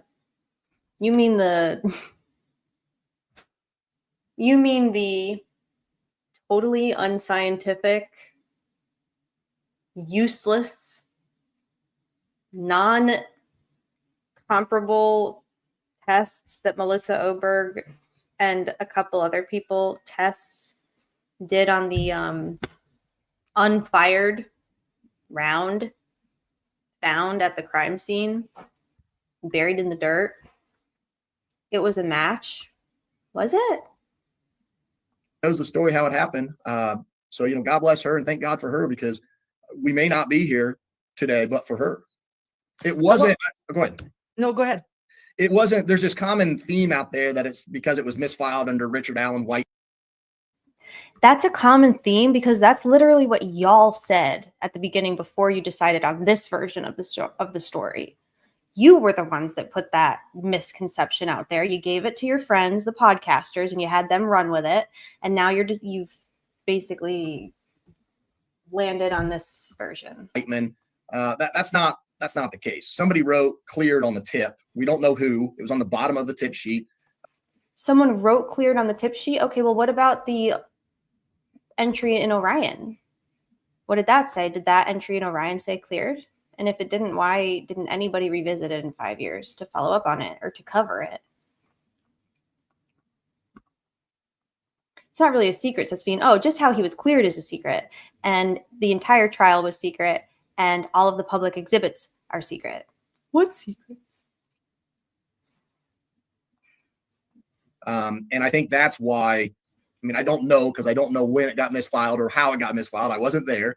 But that's why we believe that it got filed. And you also weren't there at the bridge on the 13th. We still expect you to have a pretty good grasp on what occurred there that day. You're the lead. You are the prosecutor. And you don't have an intimate knowledge and understanding of the evidence from the early days of the investigation? Oof. I believe you. I believe you. In the cleared section, because somebody had written that on there, so nobody did any further investigation on it until. Okay, where is it?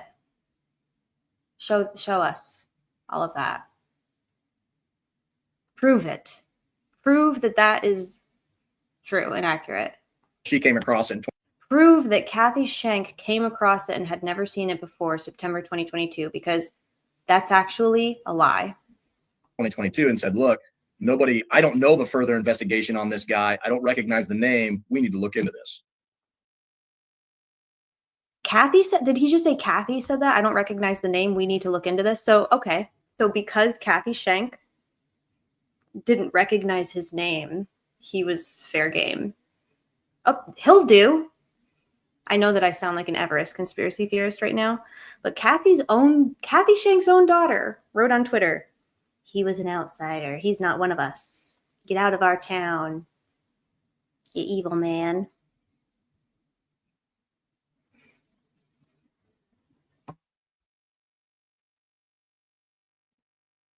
He talketh too much.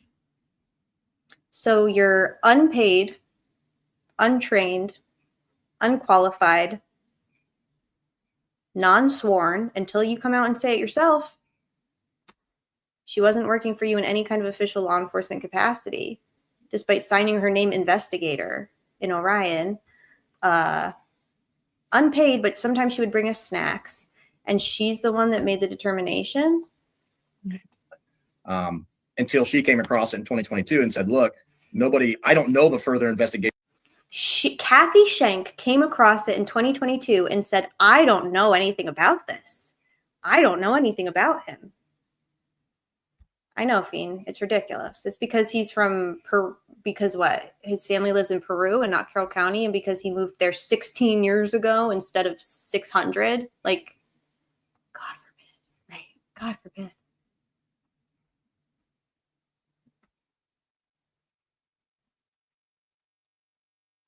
On this guy, I don't recognize the name because I just want to hear him say one more time, Kathy Schenk came to us and said, I don't know anything about this investigation.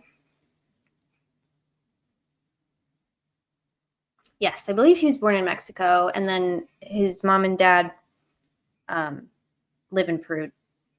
I don't know, if Peru and Mexico are far away from each other. But yes, Mexico and then Peru.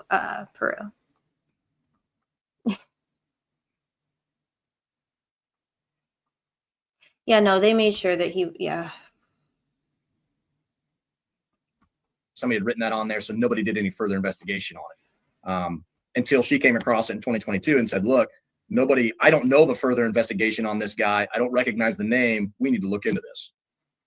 So Kathy Schenk was the decision maker, right? Kathy Schenk gave the directive and the determination.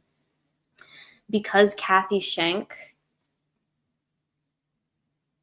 Officer Schenk, didn't recognize his name and didn't know who he was, allegedly, or because Kathy Schenk wasn't abreast of the details of the investigation into this. They've been saying that she wasn't supposed to be reading so did she or did she not go through your, so is she just a grandma volunteering, or is she your lead investigator calling the shots because she's the fucking queen of Carroll County? When did you realize this really is the guy, though?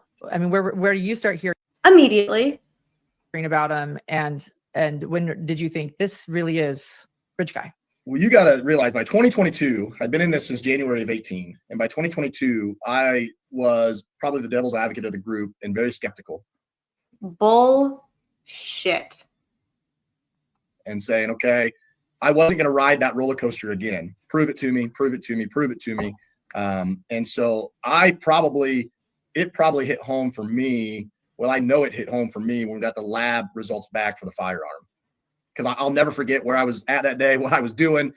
You have those moments in your life. My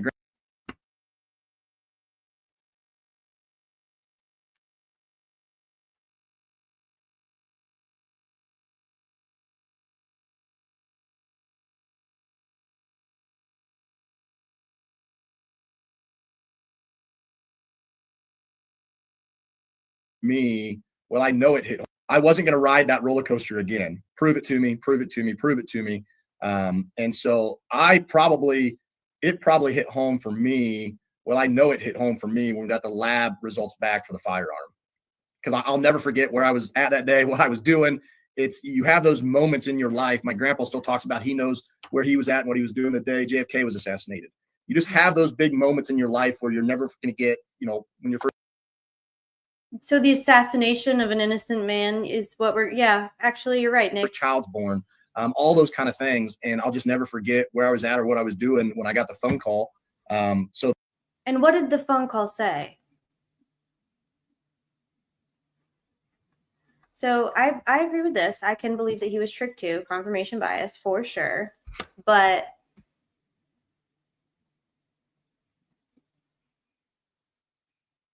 so you got but they got the ballistics back on the the 17th or 20th. When did they get the ballistics back? Someone in here knows. I know.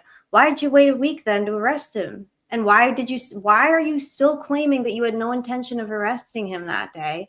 If you were bought and sold and convinced and certain that when you got the results back. Yeah. Right. You had the lab results for the last 5 years showing that it also could have come from a Glock or a Smith & Wesson. Why did you believe it was from a SIG all of a sudden? Where were you when you got the follow-up call that the bullet couldn't exclude Ron or Brad?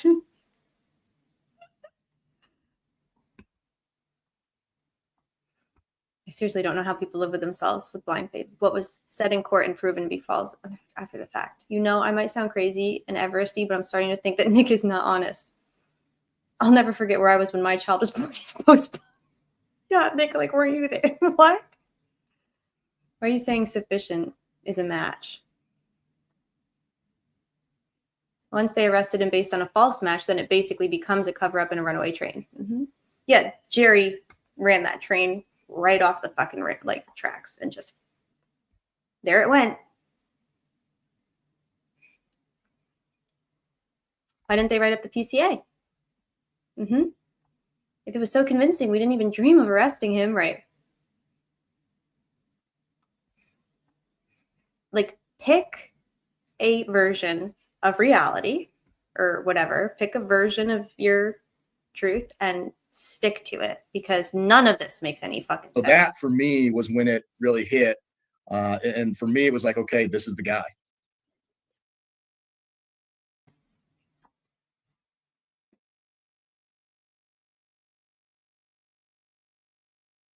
That's pathetic. That's pathetic. That was the threshold. You're the skeptic of the group, and that was the threshold? Yeah, exactly. If he really was skeptical, then when they told him it was a match, it would not have been such an emotional event. Yeah, no. They all decided as soon as they found a name they didn't recognize or a lead they hadn't exhausted, that's when they decided it. Well, yeah. Nick, you can't. Right. A search warrant on his home. You said it happened pretty quick. Yeah, we were all on board. We all knew. A search warrant on his home based on a lost lead sheet that had cleared written on it. Okay. Throw that out there without telling us the full story. So where were you and what were you doing? Well, I was with my girls. It was fall break of 2022. It was in October of 2022. And that's. No, it wasn't. Oh, the bullet. Yes, it was. Okay. Fair. When they have fall break for the school. My girls are young at the time. You got to throw them into the bus here. At the time, I think they were 4 and 5 or 5 and 6. They're only about 13. They're only 13 months apart. I remember everything about that day except for how old my kids were. And we were on fall break, and we were in Tennessee at a water park, and it's a big indoor water park. And they have. Wait, so he was out of town too? Weird. An indoor kind of theme park. It's this big resort that we went down in Pigeon Forge. And I remember we were in the water park. It was in the middle of the day. We were in the water park, and the phone was ringing. And it was ringing. Of course, I'm playing with them in the wave pool in the water. One might say frantic. We got the bridge guy. I was checking my phone every hour and a half because I knew that we had gathered stuff from the house. And I knew. So you're already anticipating. Yeah. I'm checking my phone. So I'm checking my phone constantly, waiting for our confirmation bias to be confirmed. I mean, that was this ballistics test was literally made up. So yeah, they could literally say whatever they wanted to say. Hey, make it fucking work. Oh my God, Judgy Jinx. Literally make it work. And guess what? You did. You sure did.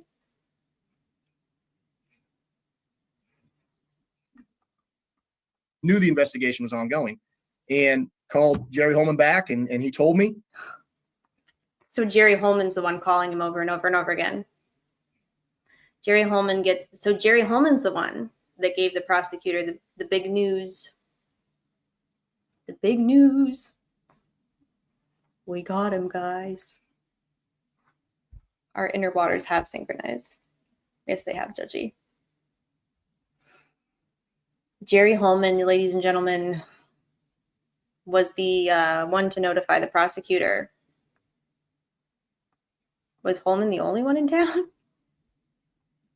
I said, "You're never going to believe this." And he told me, and I said, "Oh my gosh." You're never going to believe this, my guy. You're never going to believe this. We just got the test results back. Sufficient, what was it? Sufficient something. Okay.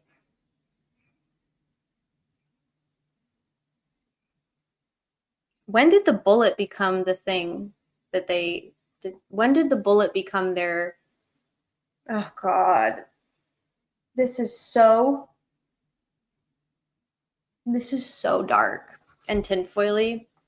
Who exactly did Holman talk to before making an arrest? The janitor, right? Yeah. Yeah, let me go talk to some folks. And because the only thing that occurred in the interrogation of Richard Allen that would switch, him from going, switch them from no intention of arresting him to arrest him right fucking now and you're going away for the rest of your life and I'm going to prove it, was he pissed Jerry Holman off. Hey, Jerry, how many times had Nick told you to prove it and you couldn't? I'm going to fucking prove it. Holman is the go-between for everything and everyone. If fuckery is afoot, Holman is there.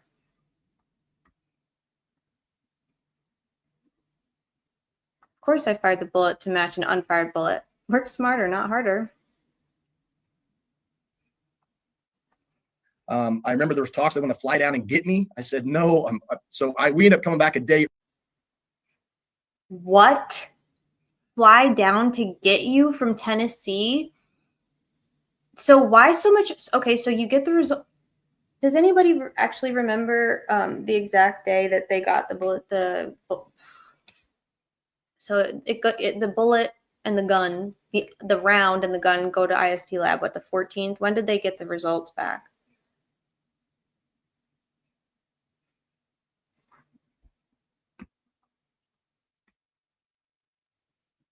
Thank you, Judgy. Fly down and get you, and you waited another week to ask the man to come in to get his car. So you got really excited. So here's what it sounds like happened. Jerry Holman...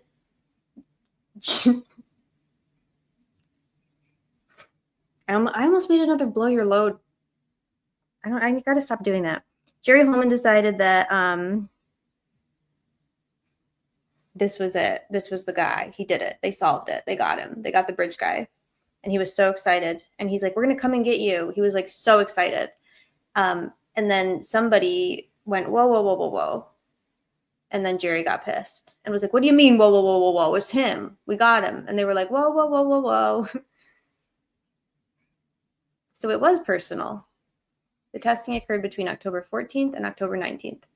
Yeah, Jerry thought he had him. And then somebody's were like, whoa, not enough yet. And then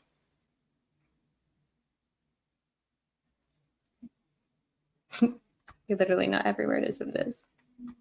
This is very illuminating. Early. I think I got the call on a Thursday. We were supposed to come back that Sunday. We ended up coming back Saturday. A Thursday, huh?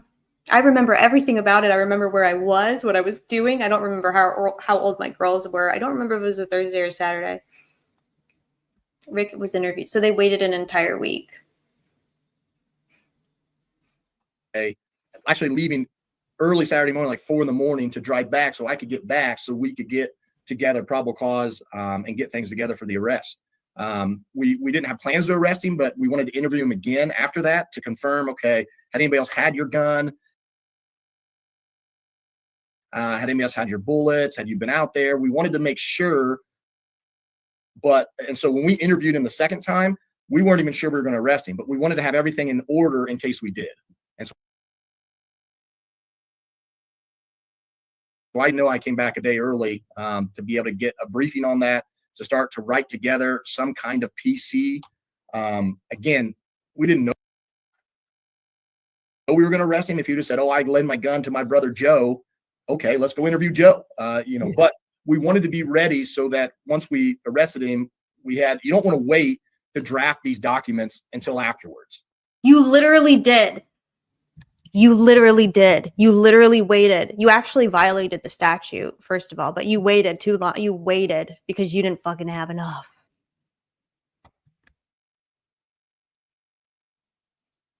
You literally waited. You did wait. It makes sense now. They were not going to arrest him until they couldn't. Right?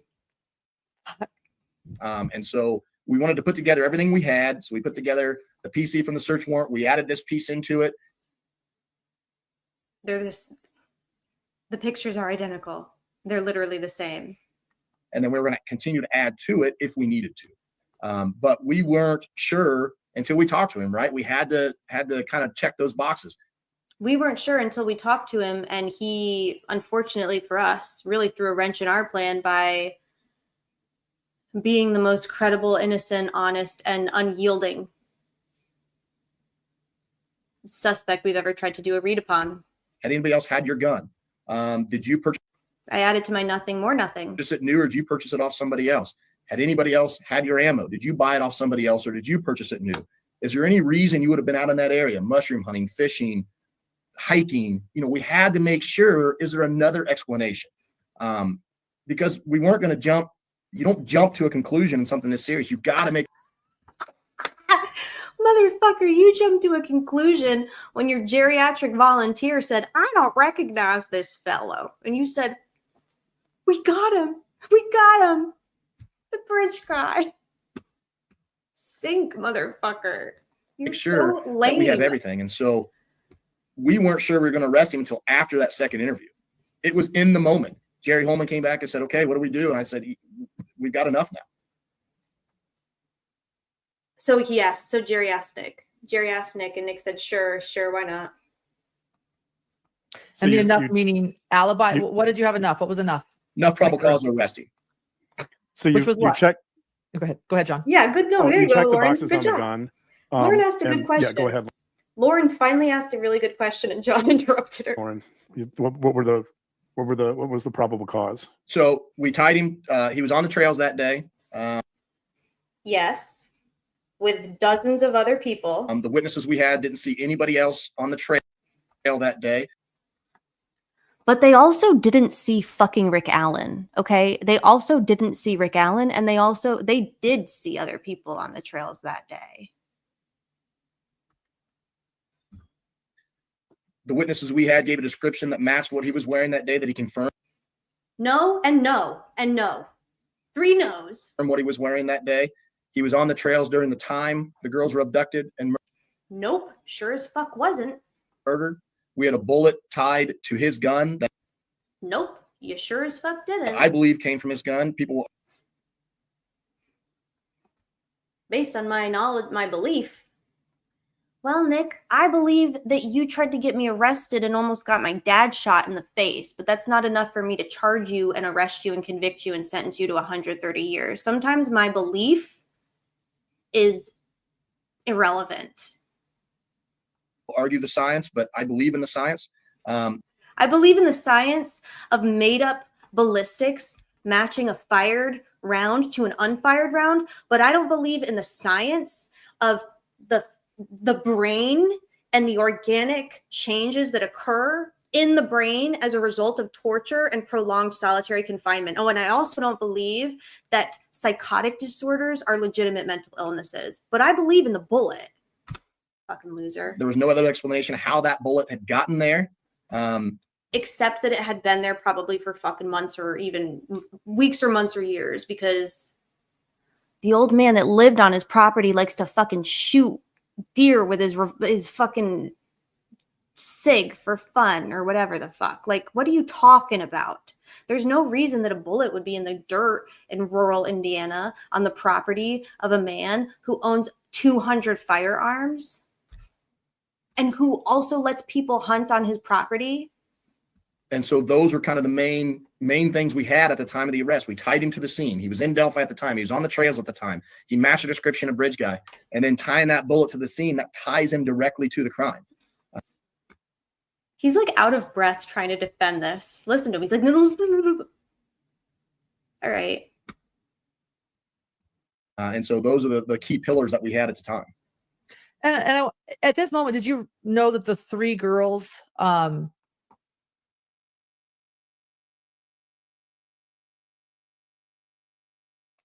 Rick Allen saw 4 motherfucking girls. There was a group of 3 girls, and then there was a group of 4. But you know what? I guess it's kind of their MO, because they're literally making Bridge Guy Richard Allen when he's not. So why not just like disappear one of the girls and make them the same group? Like, it doesn't matter anyway, right? As long as we clear this headache of ours, known as the worst investigation conducted in the history of the universe. also sort of identified him too? Like, you had all these witnesses with different descriptions. I don't want to watch this anymore. Is there anything else that we missed? There was one part. I feel like I had one more. Does he correct it now? I'll let it keep playing. Let's see. Does he? Descriptions of Bridge Guy. Fair enough. Nobody knew that they were going to be having to, share exactly what he looked like the following day after they saw him on the trail. But you have these. Wouldn't that be cute if they interviewed the witnesses the following day?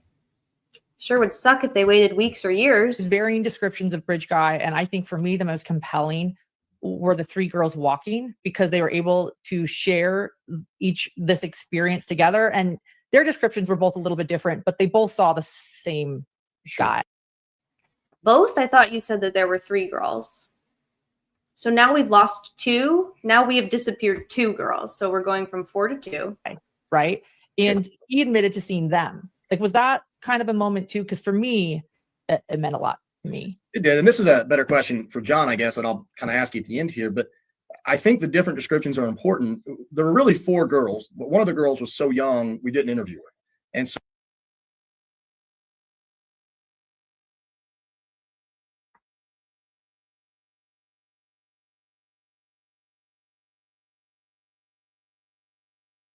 He did not just fucking do that. He did not just fucking do that. You need a timestamp, Judgy? I cannot believe. He for sure follows all the cranks. I cannot fucking believe that he just did this. 52 minutes, Judgy, around the 52-minute mark.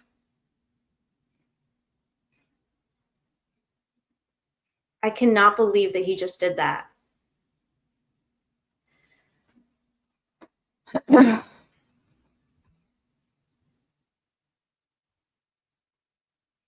don't believe in hell.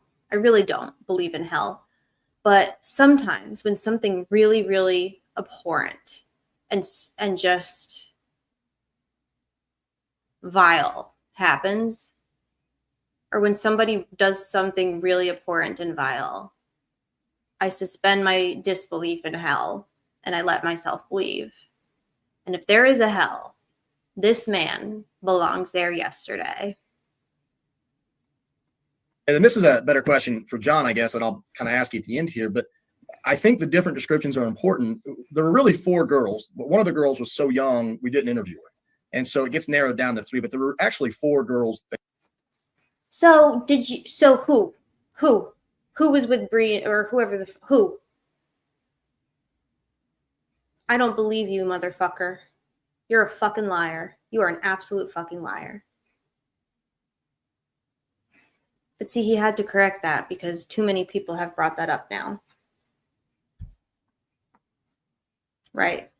No, he's literally lying. That's really sad. What a fucking loser. They can't get their story straight and they just fucking lie. You kept one of the girls out because Rick only saw 3 girls and you needed him to have seen 4. This can't be real life. Oh my God, Rick didn't see 4. Right, is she going to say that, Judgy? Let's wait and see. Maybe we'll be surprised. There. We just interviewed 3 of them because the other one was so young. We just didn't think it was going to be worth the interview. But all 3 of those girls see the same person at the Right. Because, you know, when young children witness crimes or are victims of crimes, they're so young, there's literally just no use interviewing them. There's certainly not an entire fucking pocket of the profession of, I can't actually believe that I'm listening to this. How did I miss this? I don't think I must not have even gotten this far. same exact time. And they all 3 give a little bit different. Sorry. We just didn't think it was going to be worth the interview. But all 3 of those girls see the same person at the same exact time. And they all 3 give a little bit different description of what that person's wearing. However, their description of his demeanor is all the same. And I think it's a better question. We, as attorneys, say, you know, witness statements sometimes are not the best evidence because you can have 3 people see something in the exact same moment and describe it in 3 different ways. And it goes back to, you know, I have taken a couple classes. It goes back onto how they were raised, what their beliefs. Oh, Nick is a defense attorney, a prosecutor, a victim advocate, and he's also a fucking Sigmund Freud. Wow, this guy really does get around and he knows a whole lot.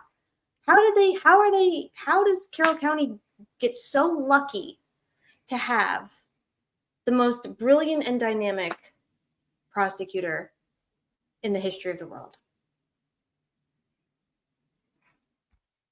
Psychology. Now we're talking about psychology. Can we talk about the fact that you lied and you said that there were 3 girls because you needed that group to match? What are you doing? Are what they find important. John, you can talk on this more than I can because you're the expert, but why do people give different descriptions of the exact same event? I think you gave a good analysis. He is a brilliant fucking deflector. He's a brilliant deflector. I'm actually surprised that he corrected Lauren on that about the 4 girls part. Oh, no, this happens to me a lot too, Psycho. No, we love all caps here. We love caps lock in this chat. You're always welcome to do a caps lock. He's out of breath. He's like, John, why don't you talk about it? You go ahead. You could probably speak more to this, John. I want to go back to what you just said, though. Hold on. The demeanor is all the same person at the same exact time. They all saw the same person. No, they didn't. He's trying to say, okay, they all described physically, they all described somebody different, but the demeanor of the man they saw, because it's out of the question that there would be more than one grumpy man on the trail in Indiana. What are you talking about? Literally all of you motherfuckers there are crotchety and weird. What are you talking about? And they all 3 give a little bit different description of what that person's wearing. However, their description of his demeanor is all the same. And I think it's a better question. We, as attorneys, say, you know, witness statements sometimes are not the best evidence because you can have 3 people see something in the exact same moment and describe it in 3 different ways. And it goes back to, you know, I have taken a couple classes. It goes back onto how they were raised, what their beliefs are, what they find important. John, you can talk on this more than I can. No, that's not a thing. How I'm raised is not going to make a light blue jacket look like an all black outfit. That's a very convenient and effective deflect, because now he's giving the other egomaniac in the group an opportunity to take the floor and talk about himself and his own expertise. And look at John's face. He's like, oh, fuck, I've been waiting for a question. If I see two happy people, are they the same person? Sure are, judgy. Their demeanor matches. Because you're the expert, but why do people give? Oh, he's like, oh, God. I fucking hated that.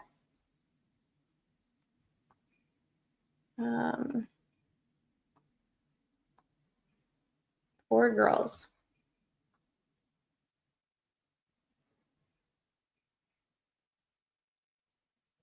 The demeanor. You're right. Yeah, eyewitness accounts are never perfect. They don't have to be perfect. They were close, right? 130 years, y'all. 130 years. They don't have, it doesn't have to be perfect. Close enough is good enough, right? Sure is. Yeah, for everyone. And so you're right. That's why I statement myself. And that was the demeanor. It's the same thing, which is right. Like that was all consistent. Mm-hmm. And that's what stuck out to me. You know, the other thing is when you show them a picture of a bridge guy, they say, yes, that's the guy I saw. They were all very confident about that, very clear.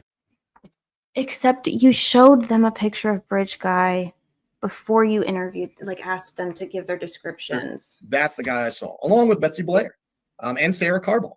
And so, you know, they all were.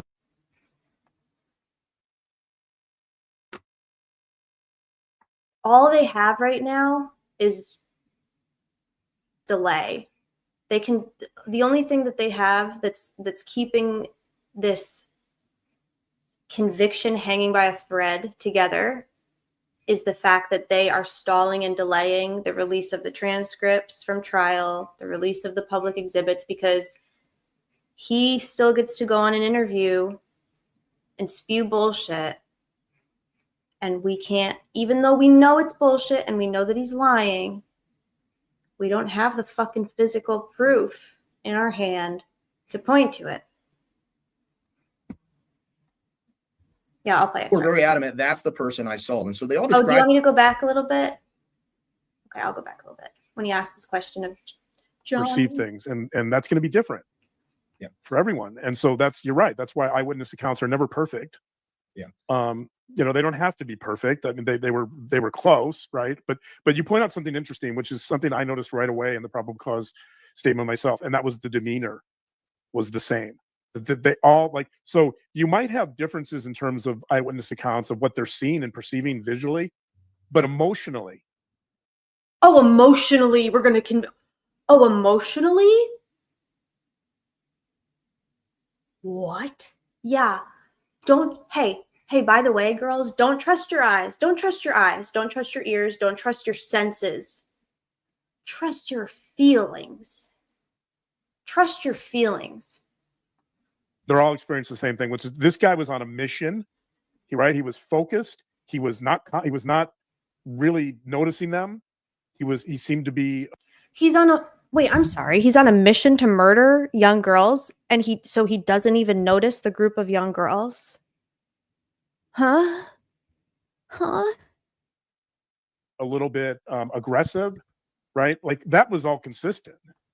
No one has ever described Richard Matthew Allen as being aggressive or hostile or unpleasant ever. In fact, even the fucking guards and staff at the Department of Corrections describe Richard Allen as pleasant, polite, accommodating, yielding, gentle, subdued. Never has anyone ever described that man this way. That is the opposite of his demeanor. Nobody thinks that Richard Allen is that person because he's not. So all of a sudden, what? He just he has a rapid and immediate personality change, and then he just switches right back to who he is and never experiences that again. Mm-hmm. And that's what stuck out to me. You know, the other thing is when you show them a picture of a bridge guy, they say, don't ever trust your lying eyes. You might see something that disproves the prosecution's narrative. He's actually explaining what a gaslight is. You can't trust your eyes or your ears or your nose or your brain. But you know what you can trust? Vibes. say, yes, that's the guy I saw. They were all very confident about that, very clear. That's the guy I they saw. weren't. Along with Betsy Blair and Sarah Carball. And so, you know, they all were very. Sarah Carball, #1 threat to pedestrians everywhere. Sarah Carball. That's upsetting. He was on a mission. All of those are consistent with somebody. Right. All of those things are consistent with someone going to the bridge with a mission. That's not consistent with somebody who's going to look at fish. Yeah, exactly. It's not consistent with Rick Allen.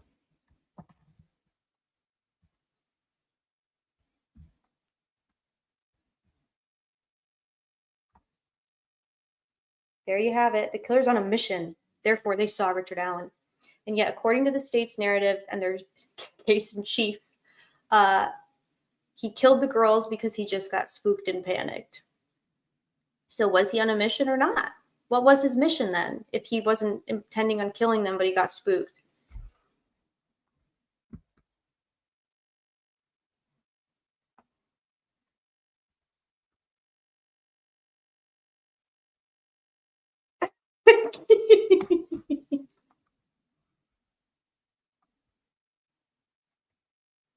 What was the mission? Get the fuck out of my way. I hear there's a 30-pound car for this.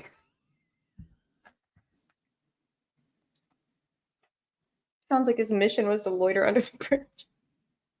Your reality needs to be dictated to you by Nick McDickhead. You are defending a child killer. Right.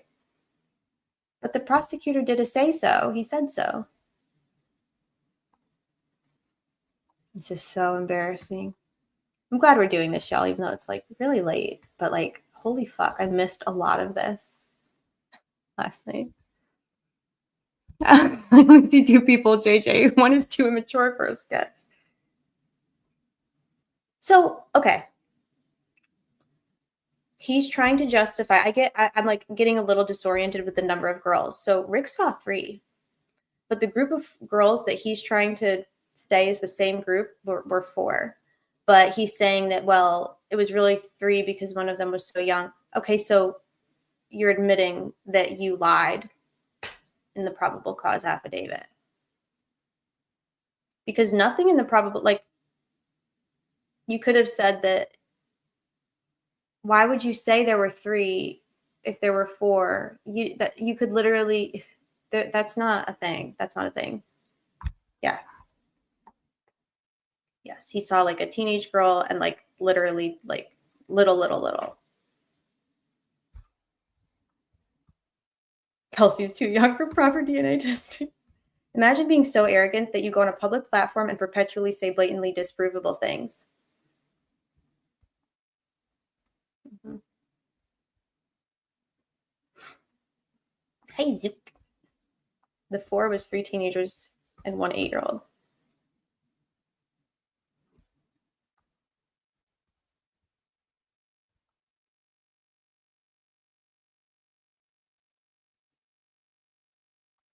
Go back to your statement, Lauren. I think it's important that because Rick says, yes, I see them. That confirms that he's the guy they saw. He saw them, which means it corroborates that they saw Bridge Guy. They're like, y'all, look, 2 + 2 = 4. 2 + 2 = 4. And we're all sitting here going, what the fuck are you talking about? There's literally no numbers anywhere. There is no 2. What are you talking about? Nick doesn't understand how much time I will spend on my mega threads. But then Nick says, no, it was 4, not the 3 that Rick saw.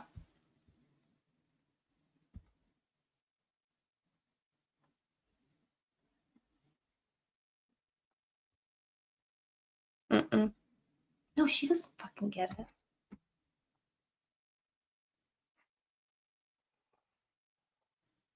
They're like, well, Rick saw 3 girls, but the 4 girls saw a grumpy man, and Rick admits that he saw 3 girls, and so therefore the 4 girls saw Rick, and therefore Rick is bridge guy. That's literally what they're saying. And they confused the jury. They disoriented and confused the jury is what they did. Actually, I kind of think that the confusing and confounding and inconsistent, all of the different eyewitness statements and testimony that they brought in, I don't think that helped Rick. I think it just, everyone was like so confused that they were like, okay, like, yeah, sure, okay, fine. Because that's what I do when like Courtney, who's got like, she is like on top of it. Like she knows, she's just like a fucking encyclopedia record keeper. And she tried, you know, sometimes she'll try and talk to me about like the witnesses and like the inconsistencies and the timeline. And I'm always like, blah, blah, blah, blah, like, whoa, whoa, whoa. And I'm like, wait, so who is that? Who is that? Who is that? I don't like, I get disoriented and I'm like, fine. Like, okay. Yeah, that makes sense. It doesn't make sense. None of this makes any sense. He's doing an invisible imply. Yeah, you need to actually prove it. Also, BG being the culprit is literally just an assumption, right? Notice that they didn't even call him a suspect for the first few days. They're like, let's wait and see if he comes forward and see what he saw. He might have seen something. And then when he didn't come forward and they're like, well, fuck. They're like, all right, that's it. Dude, they base all of their like investigatory decisions on vibes and feels. Like they wanted the guy to come forward so they could interview him and he didn't. And they're like, fine, you're not going to come talk to us, motherfucker. You're the killer. Bridge guy's the killer. Enemy number 1, because we asked him nicely to come in and talk to us and tell us what he saw that day. And he didn't. So fine. You're the killer then. That's literally like Jerry Holman saying, if you have information and you're scared, don't be scared. Come forward and we'll protect you. But if you have information and you're scared and you don't come forward with that information, then you're just as guilty as the killer. What?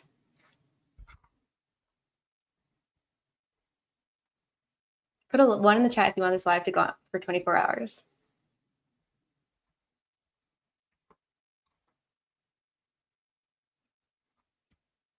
When have you ever seen the state get their conviction and feel the need to repeatedly justify it? That should be tell an objective person enough. Children are invisible in Indiana. They did what they claimed the defense would do. They confused the jury. Yep. Projection, projection, projection, projection. It's information overload and your brain won't accept it. 100%. Woman was raised to see no girls because patriarchy.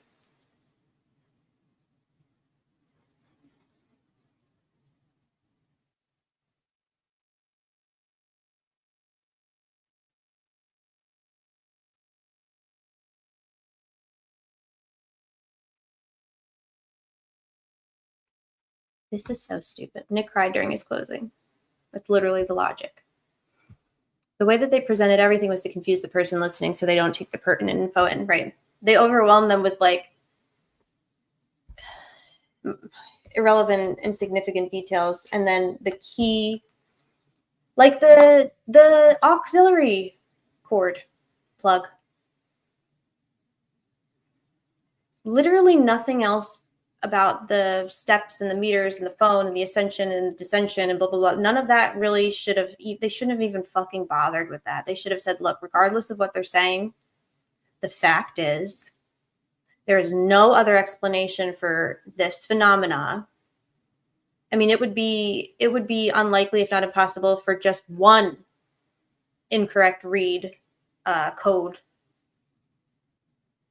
But for a plug-in and an unplug code, no, somebody plugged something in and unplugged something into the phone that we're claiming was underneath the body of a dead girl. Hours after we're telling you that she was dead and Richard Allen was asleep in bed with his wife. That's literally what they needed to, if they really wanted that to be the end all be all of their case, then that they should have just made that the thing that they focused on. But whatever, who cares? It wouldn't have mattered. It wouldn't have mattered. It wouldn't have mattered.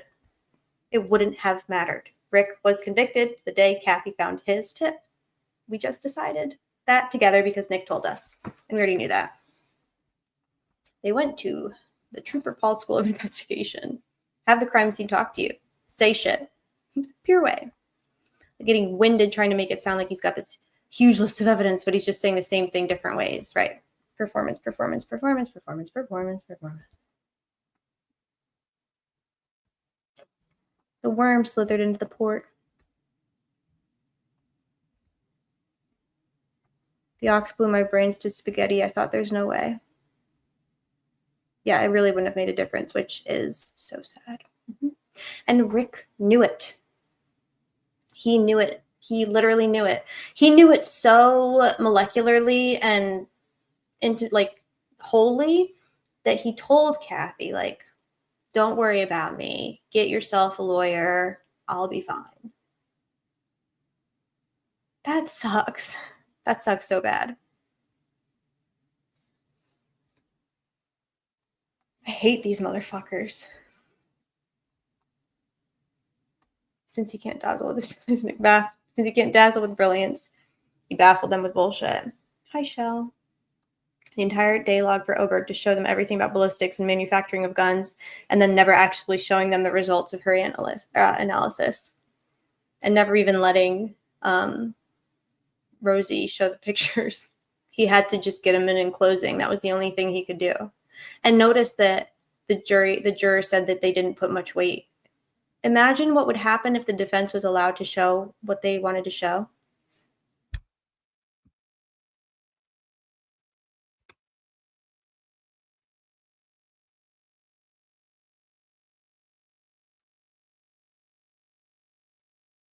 This is mumbo jumbo nonsense, nonsensical nonsense. It's just a bunch of bumbling, confirmation bias, blinded, brain rotted weirdos circle jerking to word salad just to support their belief or theory that all of these things mean that Richard Allen is the bridge guy.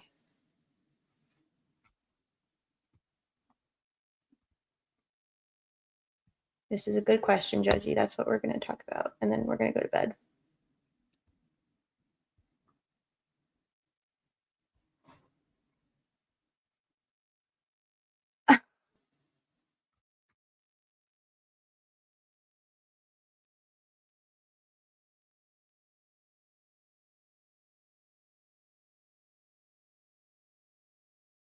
And now they're talking about how the crime, you had to go there to see it, the crime scene, and the drones. We couldn't bring the jury to the crime scene because of the drones, obviously. You know, all the illegal, illicit drone activity occurring in Carroll County at any given time.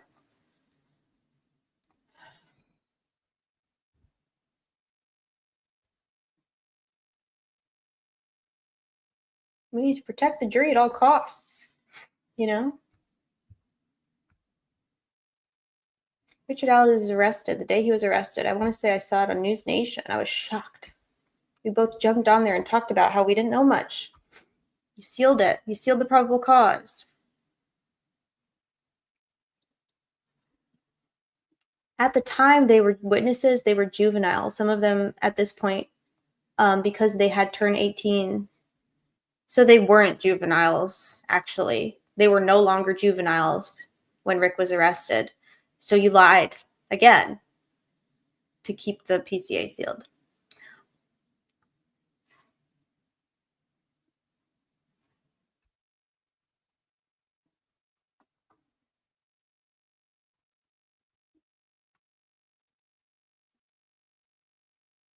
What? What?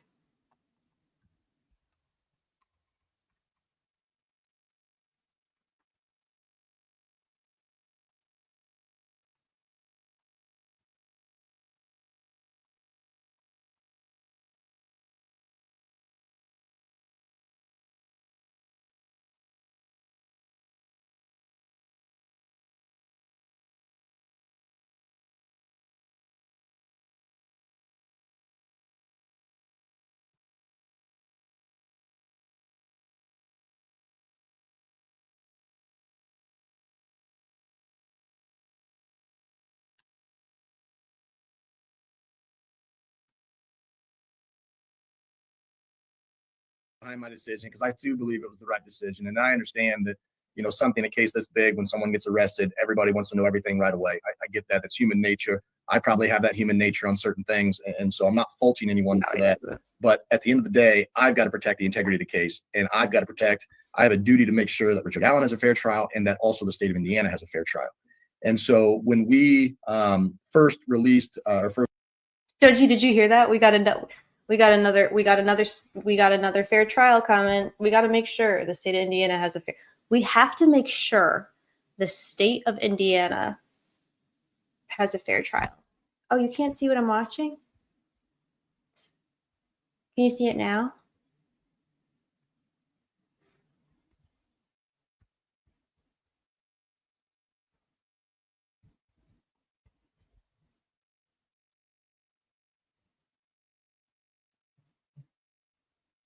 Can you all see this? The integrity of the case. And I have a duty to make sure that Richard Allen has a fair trial and that also the state of Indiana has a fair trial.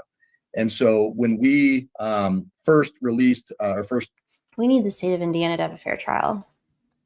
Arrested him and filed the probable cause, it was sealed. There were witnesses' names in there. At the time they were witnesses, they were juveniles. Some of them weren't at this point because they had turned 18. I was concerned about that. Yeah, Nick, that's generally what not being a juvenile anymore means. You turn 18 and you're still lying because they were all. I was concerned about Richard Allen's safety if this had gotten out because he was housed in the Carroll County Jail. And when they were witnesses, they were juveniles. Some of them weren't at this point. Confession. Whose bright idea was it to book Rick under an alias? I was afraid that this was going to get out. I was afraid that this would get out. And so we prevented it from getting out. It was intentional. Because they had turned 18. I was concerned about that.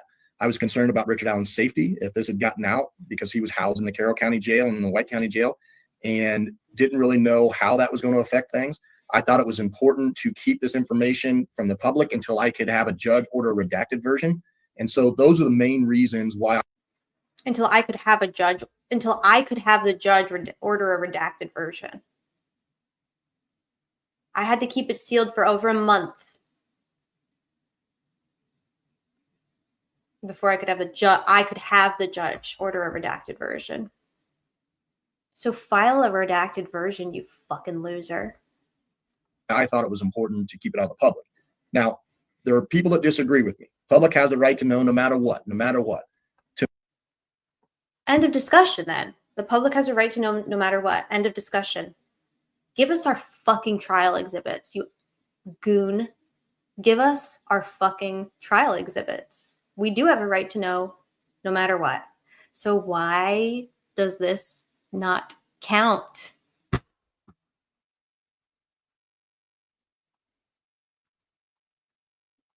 To me, the integrity of the case trumps that. And I think the FOIA. To me, the integrity of my case trumps the Constitution, public access, transparency in open courts, and the rights of the defendant. So I'm going to trump what I want, and my investigation, the integrity of my investigation, trumps the constitutional due process rights of the defendant and trumps public access and the law. Give us our fucking PCA, you motherfucker. Laws and the ARPA laws take that in consideration and why there are exceptions in that and why I was. No, bitch. No. No. You violated the law and you still do it. Able to file it sealed. And so I don't disagree the public has a right to know. I disagree that the public has the right to know right now when they want to know.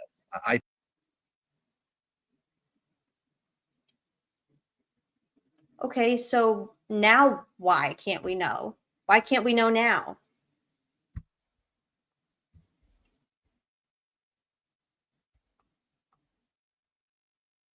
He was just here to talk about Sasquatch, I guess. You are never the exception. I want to vomit. You are denying everyone FOIA requests for agencies you don't even work for. He's God, Judgy, and soon he's going to be Judge God McClelland. Maybe one day Supreme Court Justice Judge God Nicholas McLeodus. I think that they have a right to know once the integrity of the case is protected.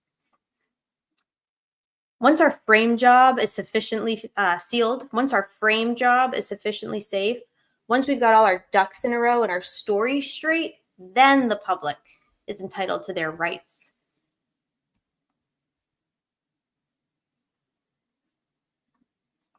We can only know after the final appeal.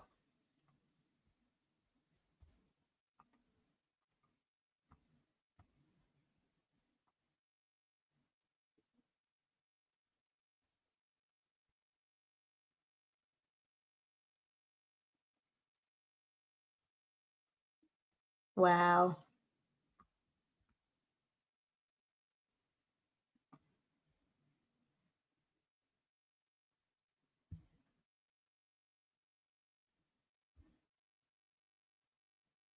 You guys arrested. This is rich. This is fucking rich, Lauren.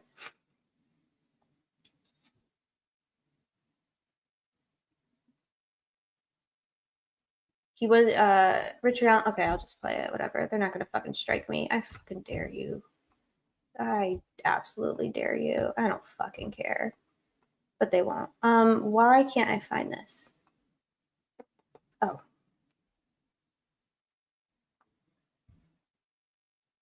Y'all, we gotta get Rick out of there. I don't think anyone else is gonna. I don't think anyone's gonna fucking help us do it either. It sucks. Okay.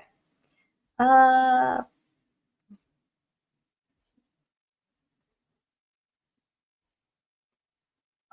fuck. Why did he do this interview?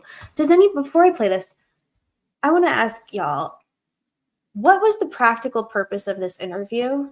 We didn't learn anything new. There was nothing there was no development or announcement except he had to cry about the bridge guy video. Okay, he could have done that, and he did that in the first 4 minutes. Why did this go on for 2 more hours? And why did they keep everything that they kept in? And why did he do this interview at a time where they basically shut down all interviews? He's done all of his, interviews. He literally just said he's got a murder trial that he's prosecuting in like a week or two. So somebody helped me understand the practical strategic purpose of this. What are they trying to get ahead of? What are they trying to prepare for? What are they trying to instigate or shake loose? Like, why? Because everything in this so far is really, really kind of damning.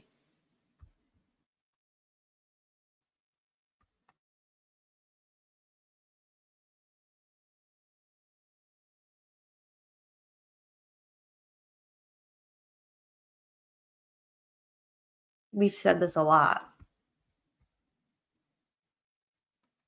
We've also accused them of some funny business with the video. And notice Nick never says that the video that came out wasn't he doesn't call into question the authenticity or the accuracy of what has been claimed about the video.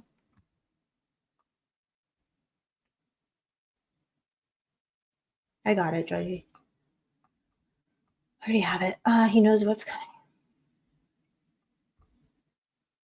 Realistically, I think the interview was planned long ahead of time. They just haven't been able to fit it in because their schedules until now.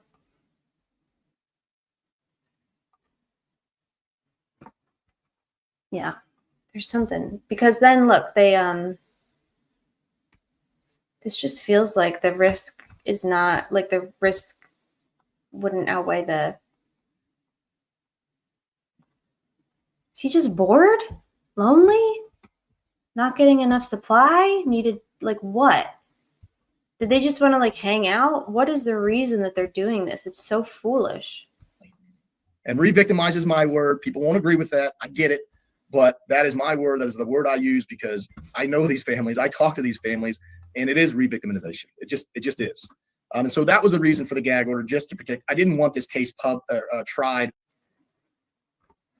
I can't go back every time I hear something fucking outrageous. So on the courthouse square. I wanted it tried in a courtroom where it's fair. We all have the same rules. And that was the only point of it. So that's why I did both the gag order and a protective order for the discovery. So you lied. You lied. Wait, you did the gag order? You did the gag order? Mm-hmm. Okay. Richard Allen's arrested. He hasn't confessed. In fact, I've seen his, his interviews, his interrogation, whatever it is, at the with law enforcement, and he doesn't confess. He claims he didn't do it. He wasn't there. He didn't murder Abby and Libby. But you guys arrest him, and he starts singing. Is that what we call it? He starts confessing. Yep. He denies it vehemently 27 times. People who watched that interrogation said it was the worst thing they've ever seen in terms of law enforcement conduct, and they've basically never seen a more perfect example of a totally innocent person being read techniqued, and yet he doesn't crack. Yeah, so they interview him, and he says he doesn't do it, he wasn't there, and then you arrest him, and he starts singing. No, Lauren, no. That's not what the fuck happened, and you fucking know that. She knows that's not what happened. That's not what happened. I actually have a problem with the way that she just said that. Yeah. You know what? If you torture me, I'm probably going to sing too.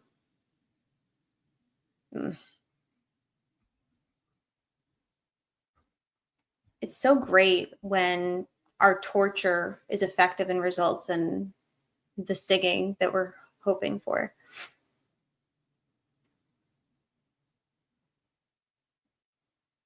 He starts singing.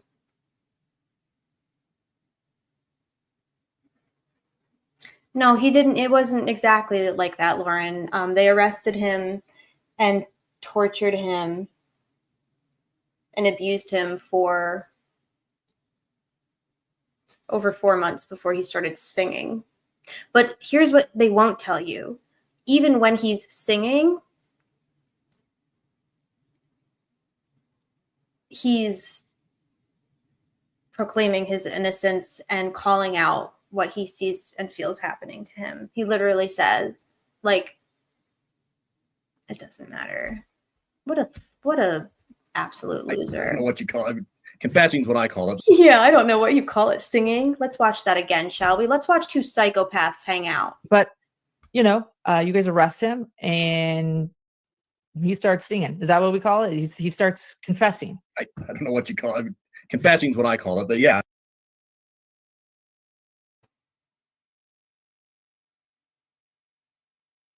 Look at their faces. Look at their faces. Right here.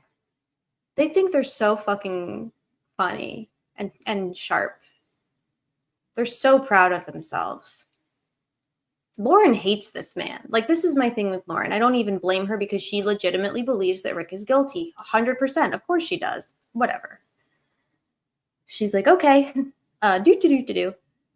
That's the face of somebody who thinks it's funny that a guilty man is singing.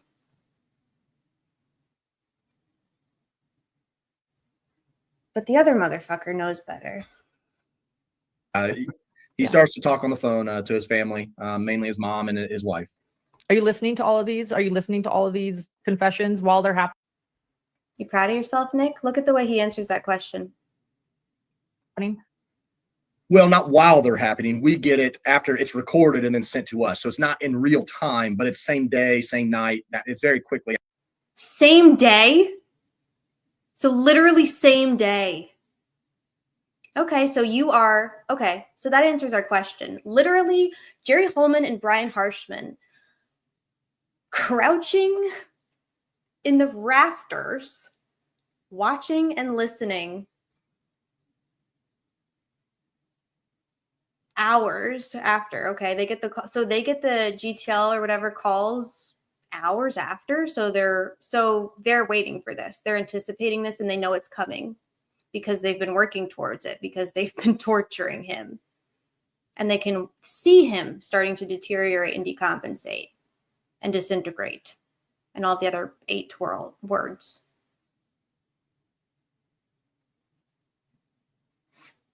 They were literally checking his texts and phone calls every single day, waiting for the inevitable crack.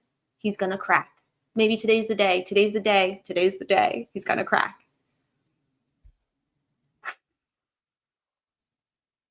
I've seen the face before. Yes. After those things happen, yes. Hours Okay. and date or hours. And at or this point, he same has day. a defense, right? He quickly has a defense. He's confessing. What are you thinking when you're hearing these confessions? For me personally, I was just thinking, okay, it just reconfirms everything that we have anyways. It confirms all the evidence that we have. And so it just starts to make our case more solid, I guess, if that's not really proper English. But again, for me, it was just confirmation of everything that we already knew. It was just confirmation of my confirmation bias. It's basically Mount Everest. So what was the difference between his confessions and, say, Elvis Field saying he's...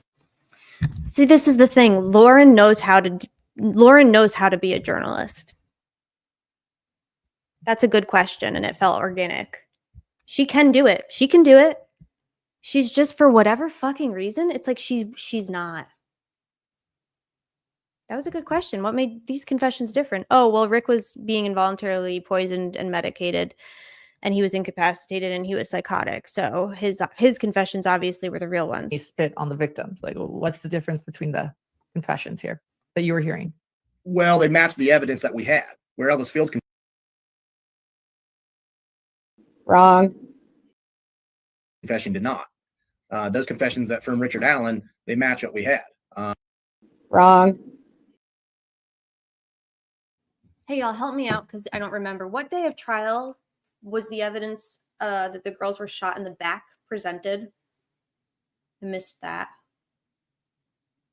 And what day of trial did they talk about the fact that the girls were buried in a shallow grave? And what day of trial did they talk about Rick Allen's gun, something happening to his gun on the bridge and him dropping a bullet on the bridge? What day of trial did that happen? What day of trial did they talk about the fact that Rick Allen has also murdered his grandchild that he doesn't have? And so I think that's the main difference for me. And and maybe I'm going to turn to John here, because I actually wrote that down when we brought up Ellis Fields. And please don't turn to John. We talked about how context matters and how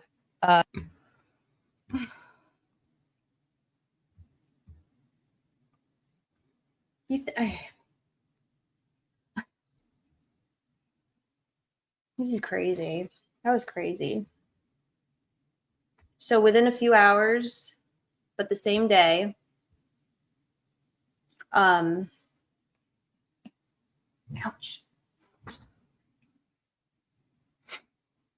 They get the calls and the texts. Okay, that's gross.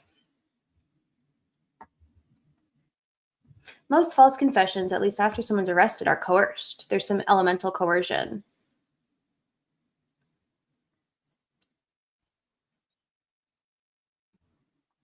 Every time I think I'm done with this shit, I find another part that makes my head explode. I don't really care what Dr. John has to say about false confessions because he's not an expert. I'd much rather hear what the expert said, but we don't get to hear what the expert said because they're blocking, us from hearing what the expert said. So let's hear what this nincompoop, Sasquatch hunting, Everest climbing motherfucker has to say about false confessions, because God knows that's bound to be fruitful. Tell us, Dr. John, you weirdo. Pattern of aggression in law enforcement officers that took the stand who talked about it. There was no video supporting it, but they mentioned, it seemed like, I don't know if you can answer this. Wait, what? What is he about? What are they? Let me go back a little. I don't know what he's talking about. There's no video to support it, but the officers said it happened. That's literally the perfect synopsis of this case.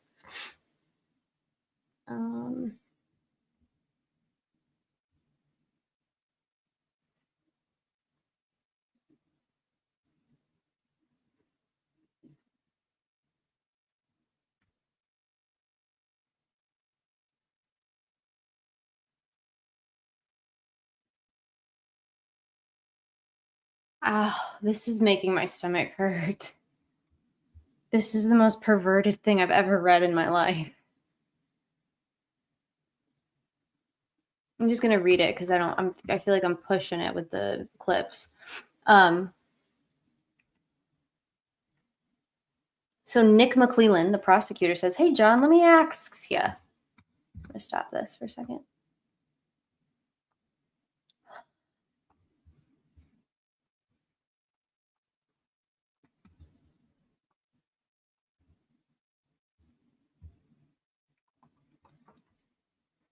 Hey John, let me ask you. The timing of the confessions has always been important. Has always been important to me, says the prosecutor. You got an individual taken to prison. He's in confinement by himself. Another word for solitary confinement, Nick. He's got this dependency on his wife, specifically, I believe, and now he's separated from her. He's in a situation he's not familiar with, and he's lost. And he's also lost his lifeline, I guess, for lack of a better word. So Nick, I don't disagree with any of that. This is like consciousness of guilt shit almost. It's like he's like totally eroding any kind of like plausible like deniability or like you a fucking Bond villain just like outlining all of the evil deeds and plans that they did. Like you don't have to keep talking, but you definitely should. We really want you to. Anyway, in the process, he tells his family that he's found Jesus. He found something to lean on, and he starts to read the Bible. And he, in my opinion, realizes that part of giving yourself to Jesus is repenting your sins, or at least admitting them. Tell me what your thoughts are about the timing of the confessions. Yeah, this is him denying that this is torture, and this is also him denying that this is anything other than a symptom of his delusion. Here's John. John chimes in with his scripted answer. Yeah, I think it's really important. I think it adds validity to his confessions in the sense that he wants to get it off his chest, right? He tells us in the confession that he wants to be in the afterlife with his family because he wants the pain to stop. He wants to die. He wants to die so that he can be with his family again. That's why he's doing this. Not because it's rooted in reality. It's because he thinks that if he just confesses, it'll all be over and the pain will stop. It doesn't make any sense. This is not a logical thought process for a man who up until this point in his life has been pretty much solid and reasonable and logical. Yes, RA had mental illness. It's really scary. It is 100% scary. What part about that adds validity specifically, Dr. John, you absolute muppet? He is a muppet. The only way that he can be in the afterlife with his family is to confess and tell the truth. He wants to be forgiven.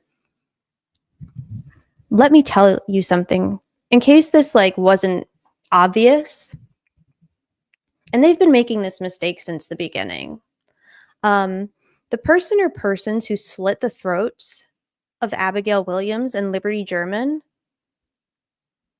doesn't feel bad about it. They're not wanting to relieve themselves of the weight of that because they don't feel it. They don't have a conscience. They're not staying up at night just reeling, needing to relieve themselves of the guilt. So you're already looking for the wrong person if that's what you're expecting to happen. That's not a thing. They don't feel bad, actually, at all. So if you arrest somebody and he starts to demonstrate serious signs of serious distress and devastating emotional and psychological pain, and regret or remorse or whatever the fuck you're painting this to be, that doesn't sound consistent with somebody that would do this. And Dr. John, you're a psychologist? I think it's time for some continuing ed. How about everybody in, well, you're not even in India. I don't even know where Dr. John is. I feel like everybody needs continuing ed, everybody. Let's all go back to school. Yeah, the whole bullshit about how guilty someone feels is ridiculous. This crime was not an accident or a heat of the moment slaughtering. It certainly wasn't because someone got spooked and panicked. You go to heaven if you murder 2 girls and confess to it? I have questions. He claims to be a professor. That's scary. Yeah, no, to me, it just adds more validity, you know, to the confessions in terms of, you know, the argument against that, I guess. I mean, I guess the argument against that is that he's being tortured, you know? I guess, says the psychologist. I guess the argument against that could be that he's being tortured and that he's psychotic, says the psychologist. Because he couldn't discern reality. He couldn't provide a true confession. I mean, that's the argument.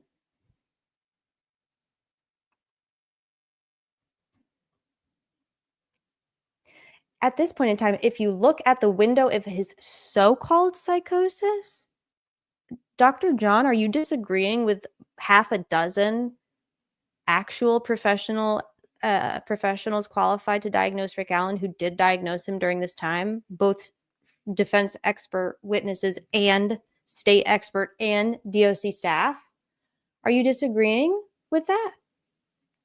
Which in and of itself is questionable. Dude, you really should probably not be practicing psychology. I'm just saying. That's insane. There's questions about whether or not he was faking or malingering. No, Dr. John. Daffy Duck thought that he was malingering, but Daffy Duck doesn't even know what malingering is. Daffy Duck doesn't even know that there's a standardized measure to assess for malingering. Which all the guards, even his therapist, felt like he was probably malingering. Okay, she's a state actor. She was literally communicating with the state and investigators from the beginning. The guards don't know their dick from their foot. I don't care what they think about mental illness. DB, why are you awake? Go to sleep. I thought we put you to bed. I thought we tucked you in.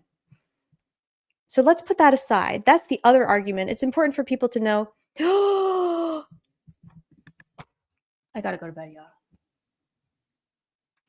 Dr. John, the psychologist, says it's important for people to know that his psychosis occurred during a limited window. March, April, May, June. That's 4 months longer than it should have and needed to. That's a really long time. Guards sketching anime movies. DBI ate it. You only need one confession.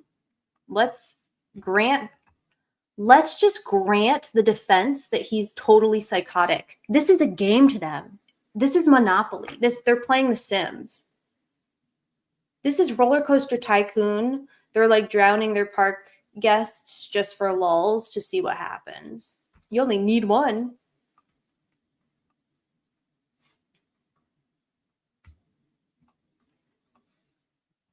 A 2-week window of psychosis? That's fine. That's right. The actual evidence and exhibits and records are out there. So 2 weeks, huh? 2 weeks of psychosis. That's convenient.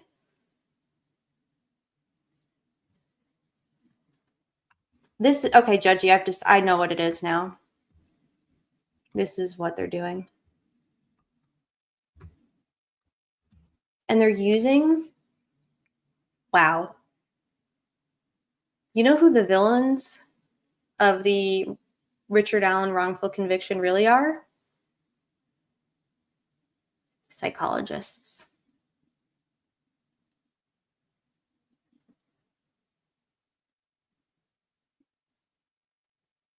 None of this is true or accurate or even remotely in line with the facts of what occurred at Westville Correctional Facility to Rick Allen. Yep. So they're saying that the thing I keep seeing is that his psychosis was time limited and that there were confessions before the psychosis and after the psychosis. Therefore, they're legitimate confessions. That's great. But the problem with that is that y'all also at the same time, against your own best interest, decided to surveil Rick 24/7 and record it like Nazis. So the evidence doesn't support this false narrative that you're regurgitating and pushing.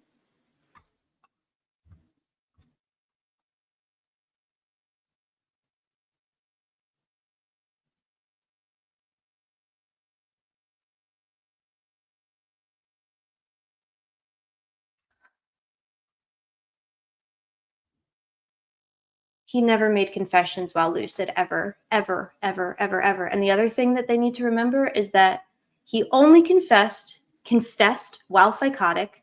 However, he proclaimed his innocence vehemently before, during, and after his psychosis.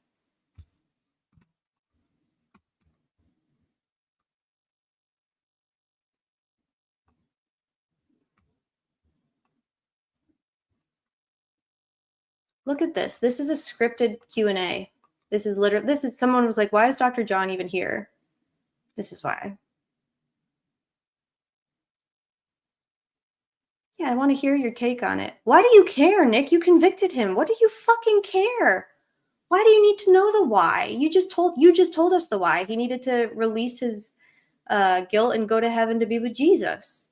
Is that not a good enough answer for you? Why do you need to know why? Or do you just need a psychologist to tell us why so that we can just buy that without asking any questions?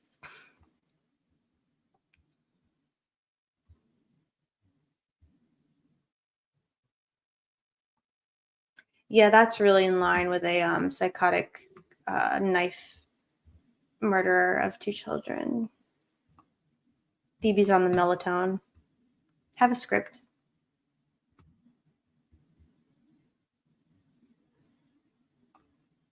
Nick's own experts confirmed that Rick was psychotic.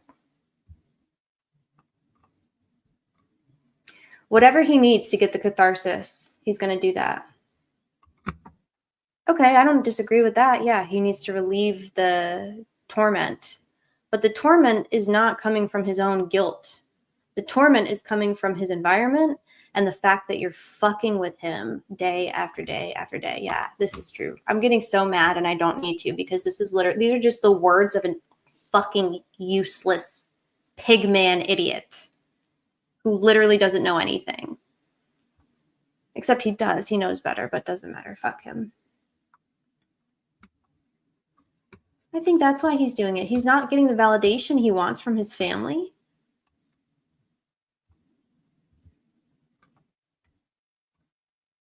Wait, what? What?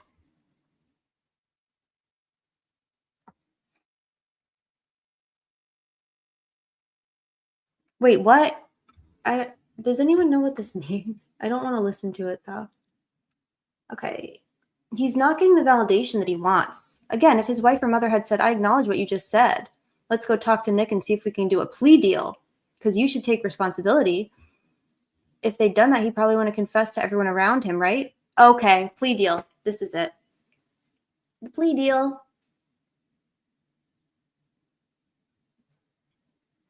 They're so insecure about their conviction that they're going to now try and make the story that Rick didn't even want to go to trial. Judgy, this is the answer that we were looking for. Wow. Damn. Well, y'all, it only took him an hour to set the stage for it. Ding, ding, ding, ding, ding, ding, ding, ding, ding. Mark it. Figured y'all out, you fucking losers. How long do you think they planned this script? It only took us, what, fucking 5 hours with a ton of ADHD and interruptions to figure out what the purpose of this staged interview was. Plea deal. You don't have to worry. We just really don't have to worry about an appeal or a shaky, shoddy conviction being overturned if the defendant himself just, pleads, never wanted to go to trial in the first place.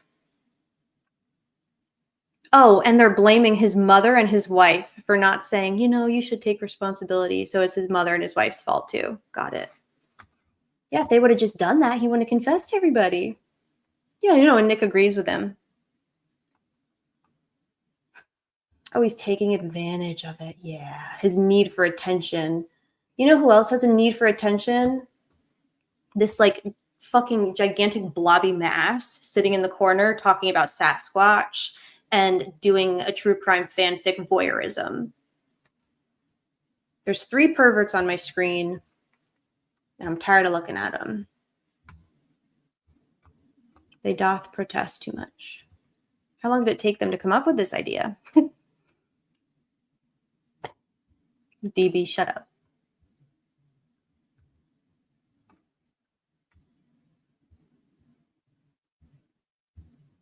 Mm-hmm. Yeah, he's seeing these people face to face instead of on the phone. That doesn't make any sense. We're shocked that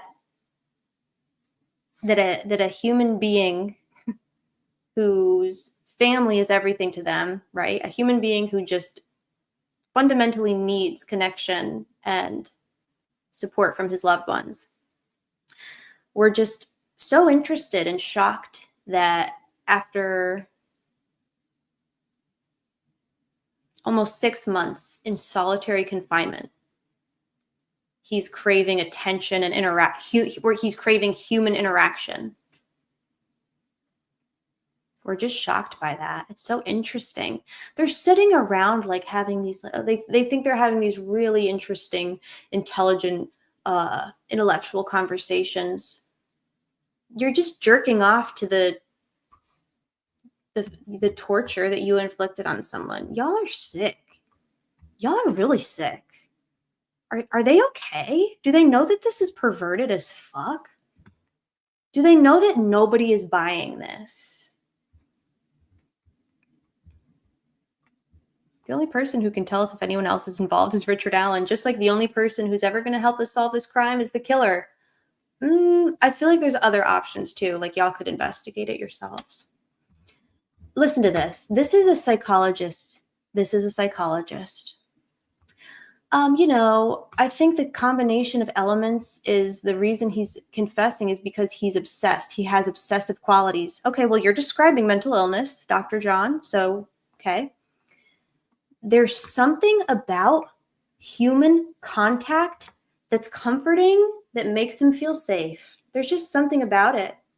There's just something about human contact after 7 months of sensory deprivation and solitary confinement that this attention-seeking man finds comforting.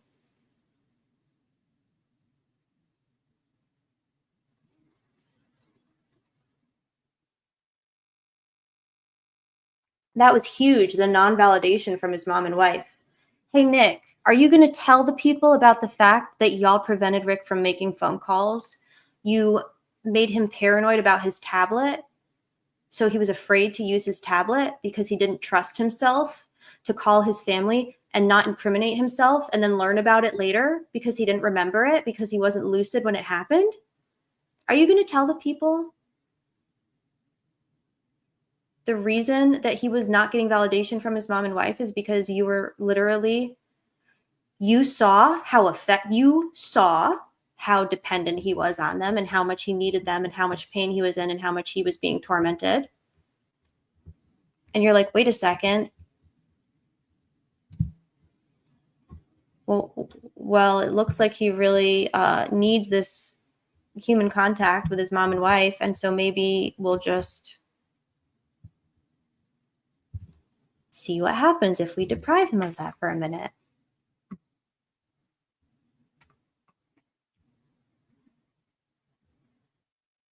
Well, Rick made comments throughout his stay during his psychosis that he believed that God was speaking to him, that he didn't know if he was alive or dead. He was hearing voices telling him things and calling him names and telling him what he did, but he didn't know if it was his own, if it was real or fake.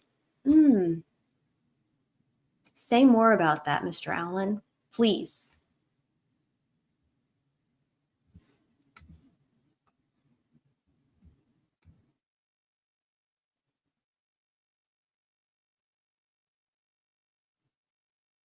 No, I believe they were literally fucking with him. And I do believe him when he says that there's something wrong with his tablet and that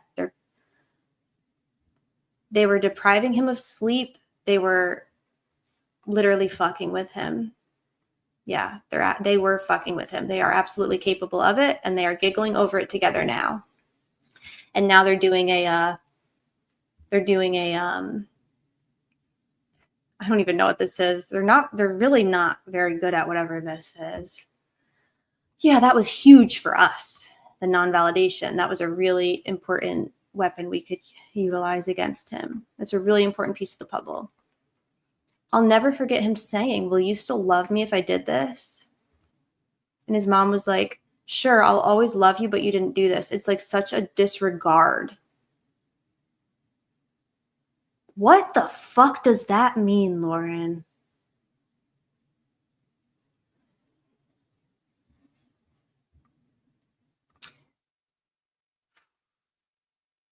That happened in March, Cat, the religious stuff. But Brad and Andy, in their motion in April, say that they noticed his deteriorating his deteriorating condition since like around Christmas, New Year's, which, you know what, is perfectly in line with why every civilized, developed nation in the fucking world agrees that nobody should be held in solitary confinement for more than 15 days. DOC says that nobody should be held in solitary confinement for more than 30. And when did Rick start to develop or demonstrate signs of deterioration? Right around fucking 30 days. Wouldn't you know it? Go figure. It's almost like there's like science and research and evidence to support some of this stuff, you know? But Nick doesn't believe in science. He only believes in non-validated, unscientific, made-up ballistics tests.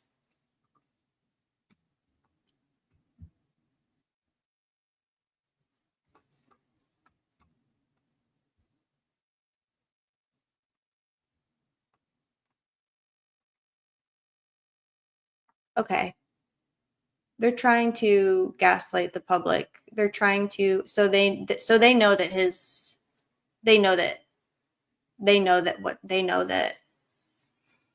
they want the public to see the evidence of Rick's deterioration and psychosis and torture, and they want the public to understand that he's faking it. So they know that this is coming out.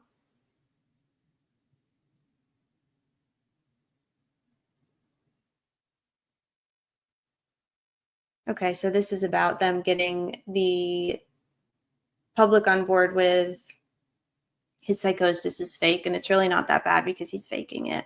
So even, maybe he's like psychotic, but also like he's needs to relieve his remorse because he wants to go to heaven.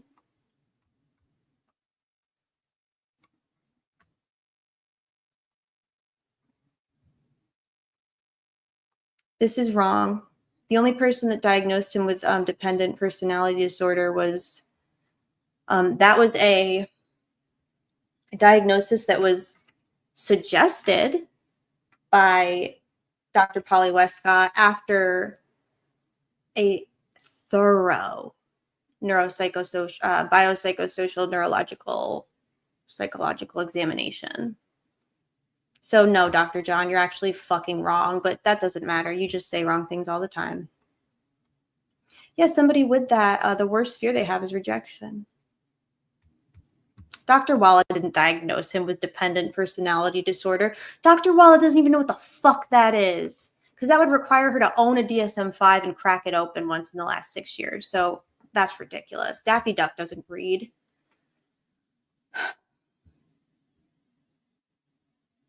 All right, that's wrong. So notice his psychosis is fake, but his personality disorder is real. Oh, why? Is it because society on the whole misunderstands personality disorders? I agree with this too. And they're mischaracterizing what that was. It wasn't like, oh, he has it. She's saying he's demonstrating traits of somebody with this. However, Dr. Westcott's not a buffoon Daffy Duck and also recognizes that it's probably not appropriate to diagnose someone with a personality disorder while they've been in solitary confinement for a year. So don't worry about that. Yeah, they're going to use personality disorder against him. Of course. Why was there no audio? Was he confessing? Why was there no audio? Yeah, Lauren. Yeah, the court prevented. Yeah, Lauren, that totally makes sense with what we've seen for the last 3 years. The court prevented the audio from coming in because it was favorable to the state. Get fucked. They're so fucking stupid.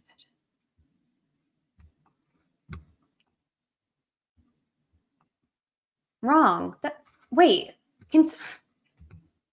What? Wrong. Wrong. What are you talking about? What does that mean? Wrong. Oh, okay. So basically, Mullen destroyed the audio, and so they need us to believe that there never was any. So how do they have these recorded audio confessions? Really? That's not true.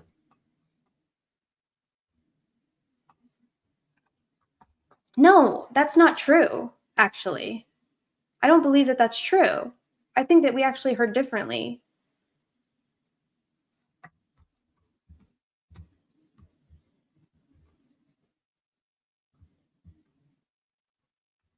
Lauren really wants the gratuitous, perverted details of this.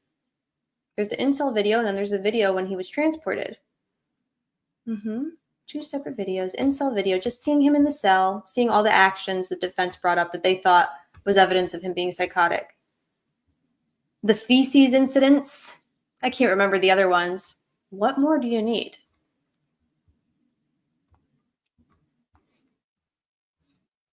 I mean, he's being recorded 24 hours a day and he's in jail for 2 years. So obviously let's be real.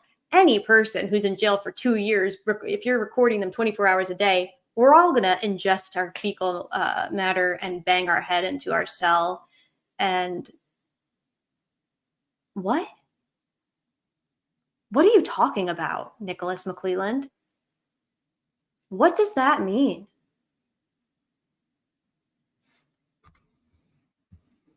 Yes, Judge Ye, I think we need to fact check this because I'm almost positive because that was something that, if I'm not mistaken, I'm pretty sure the fucking prosecutor is the one that objected to the audio and they had to have a sidebar over it, right? Exactly. The only reason there was not audio anymore, and if it's not destroyed by now, because I'm almost positive there was audio at one point, the only reason that audio is gone. Yep. Nick thinks he can say whatever he wants.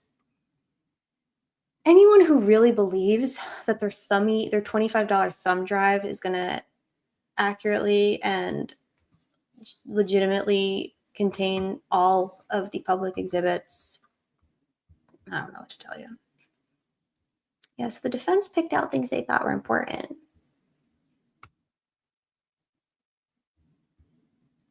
Just like I picked out the phone calls I thought were important.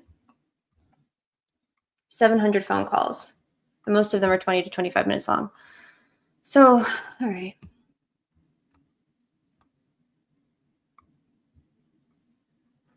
Oh, I don't really want to watch this part, but this is really gross.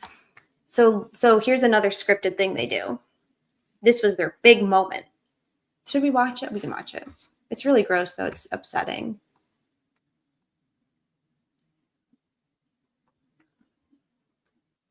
They're so fucking slimy, dude.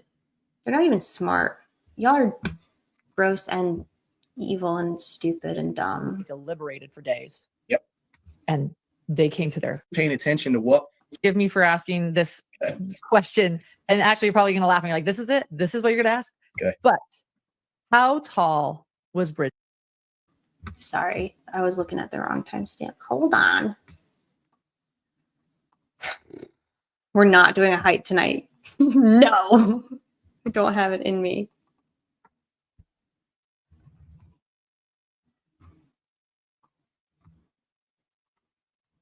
It's almost 3 o'clock in the morning. Why am I awake? I need to go sleep. I'm gonna play this last thing and I'm gonna sleep. That's ridiculous.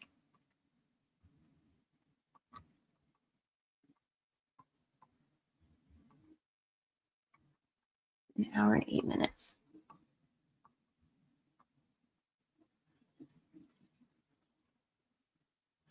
You couldn't show it. It's a good word. Was of interest to me was something that happened. Something play. So obviously, there are certain things that are barred from being admitted into evidence during a trial and are not shown to the jury because they are irrelevant, prejudicial, et cetera, et cetera, et cetera. So those things just don't come in to evidence, and then they just keep it moving. However, when you really, really, really, really, really want the public to see and hear something that you think supports your theory of the defendant's guilt, you find a way to get it out. And the favorite methodology of these stupid fucking idiots stateside is to use mediocre, low-level podcasters and YouTubers. So that's what they're going to do. Okay. There were some things that you wanted to show that Judge Gold said, no, you can't do that, ruled against you. One of them was of interest to me, was something that happened with Richard Allen in Cass County. So after he'd been moved to a different facility, because there was a lot of controversy over the other facility, what was it you wanted to show in trial that you got, it was nixed? You couldn't show it. It's a good word. What a narcissist. She said my name. She said, she used the word Nick is in the word nixed. I like that. Are you okay? Fucking weirdo. I can't comment on it since it wasn't allowed in evidence. I really can't comment on it. It was obvious. I mean, it was video of him in Cass County. I can't comment on it. Here's my comment on it. I can't comment on it, but here's my comment on it. I would respect this dope more if he would just not do the first part of the bullshit dance that he does. You know what I mean? Just do the bullshit, you know? And we thought that it was something that would benefit the jury to show his demeanor. To show his demeanor? Is that because that was literally the only fucking thing that you could find in your exhaustive investigation into every facet of Richard Allen's 50-year existence, plus his 2 years in solitary confinement? The only thing that you could find to support him being bridge guy was one video from Cass County, where after 2+ years of torture and torment and acute and now prolonged psychosis, Rick flipped out. He had an outburst.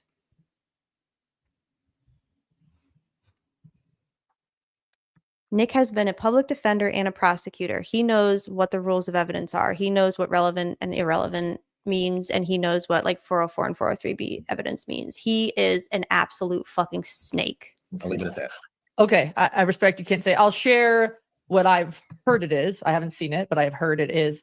Well, since you can't say it, I'll say it. Well, and you argued, some things in court that I also heard, but that it was of him threatening the guards, of him being violent and threatening violence. He was violent or he threatened violence, Lauren? Let's be precise. Let's be precise in our words so that if and when the time comes for the cranks to weaponize them against you and your lies, we can do it properly. What are you trying to say, Lauren? And even threatening with possibly the use of a knife or a sharp weapon. Why are you stuttering, Lauren? Speak up. Speak up, honey. I respect you can't say. I'll share what I've heard it is. I haven't seen it, but I've heard it is. Well, she's seen it. Let's be so fucking for real, Lauren. You've seen it. And you argued, some things in court that I also heard, but that it was of him threatening the guards, of him being violent and threatening violence, and even threatening with possibly the use of a knife or a sharp weapon. That's what I. Did he say I'm gonna use violence against you with my knife or my sharp weapon? Honey, I committed the offenses as charged.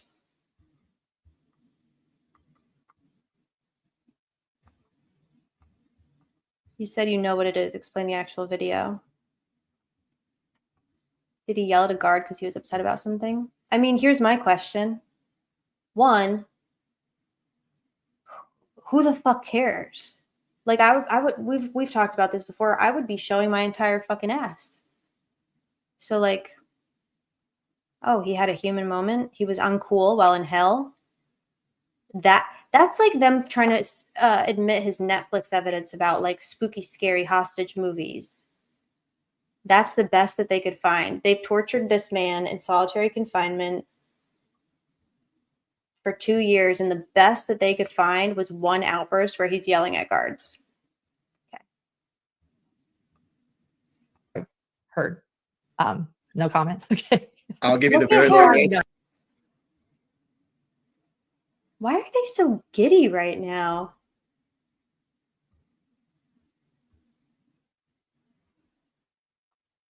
Violence and even threatening with possibly the use of You look so a smug. knife or a sharp weapon. That's Yeah. what I've heard. No comment. Okay. I'll give you the very low answer that I So you already fucking said that it wasn't appropriate for you to comment on it because it wasn't admitted at trial. That be a leak, motherfucker. appreciate your opinion, and that may be what it is, but I can't comment on it right now. Fair enough. There were on that issue, by the way, there were certain law enforcement officers that took the stand. Fuck these people, man. All right. Well, I'm glad that we figured that out. We've decided that the purpose of this charade was to get ahead of the exhibits that are inevitably coming out. Nick has no idea what's coming out, and he doesn't like that position very much. And he doesn't know what, he's trying to predict for what's coming out because he has no intention of releasing anything. So he's trying to predict for what exhibits are going to be coming out next. And he can't. And so he doesn't like that.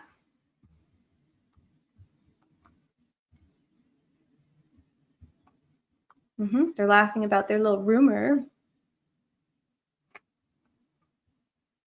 Dr. John liked the idea of showing the jurors the character assassination. In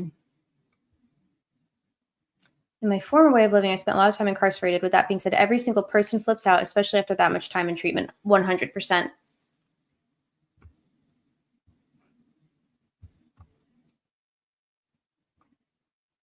Nick doing spam.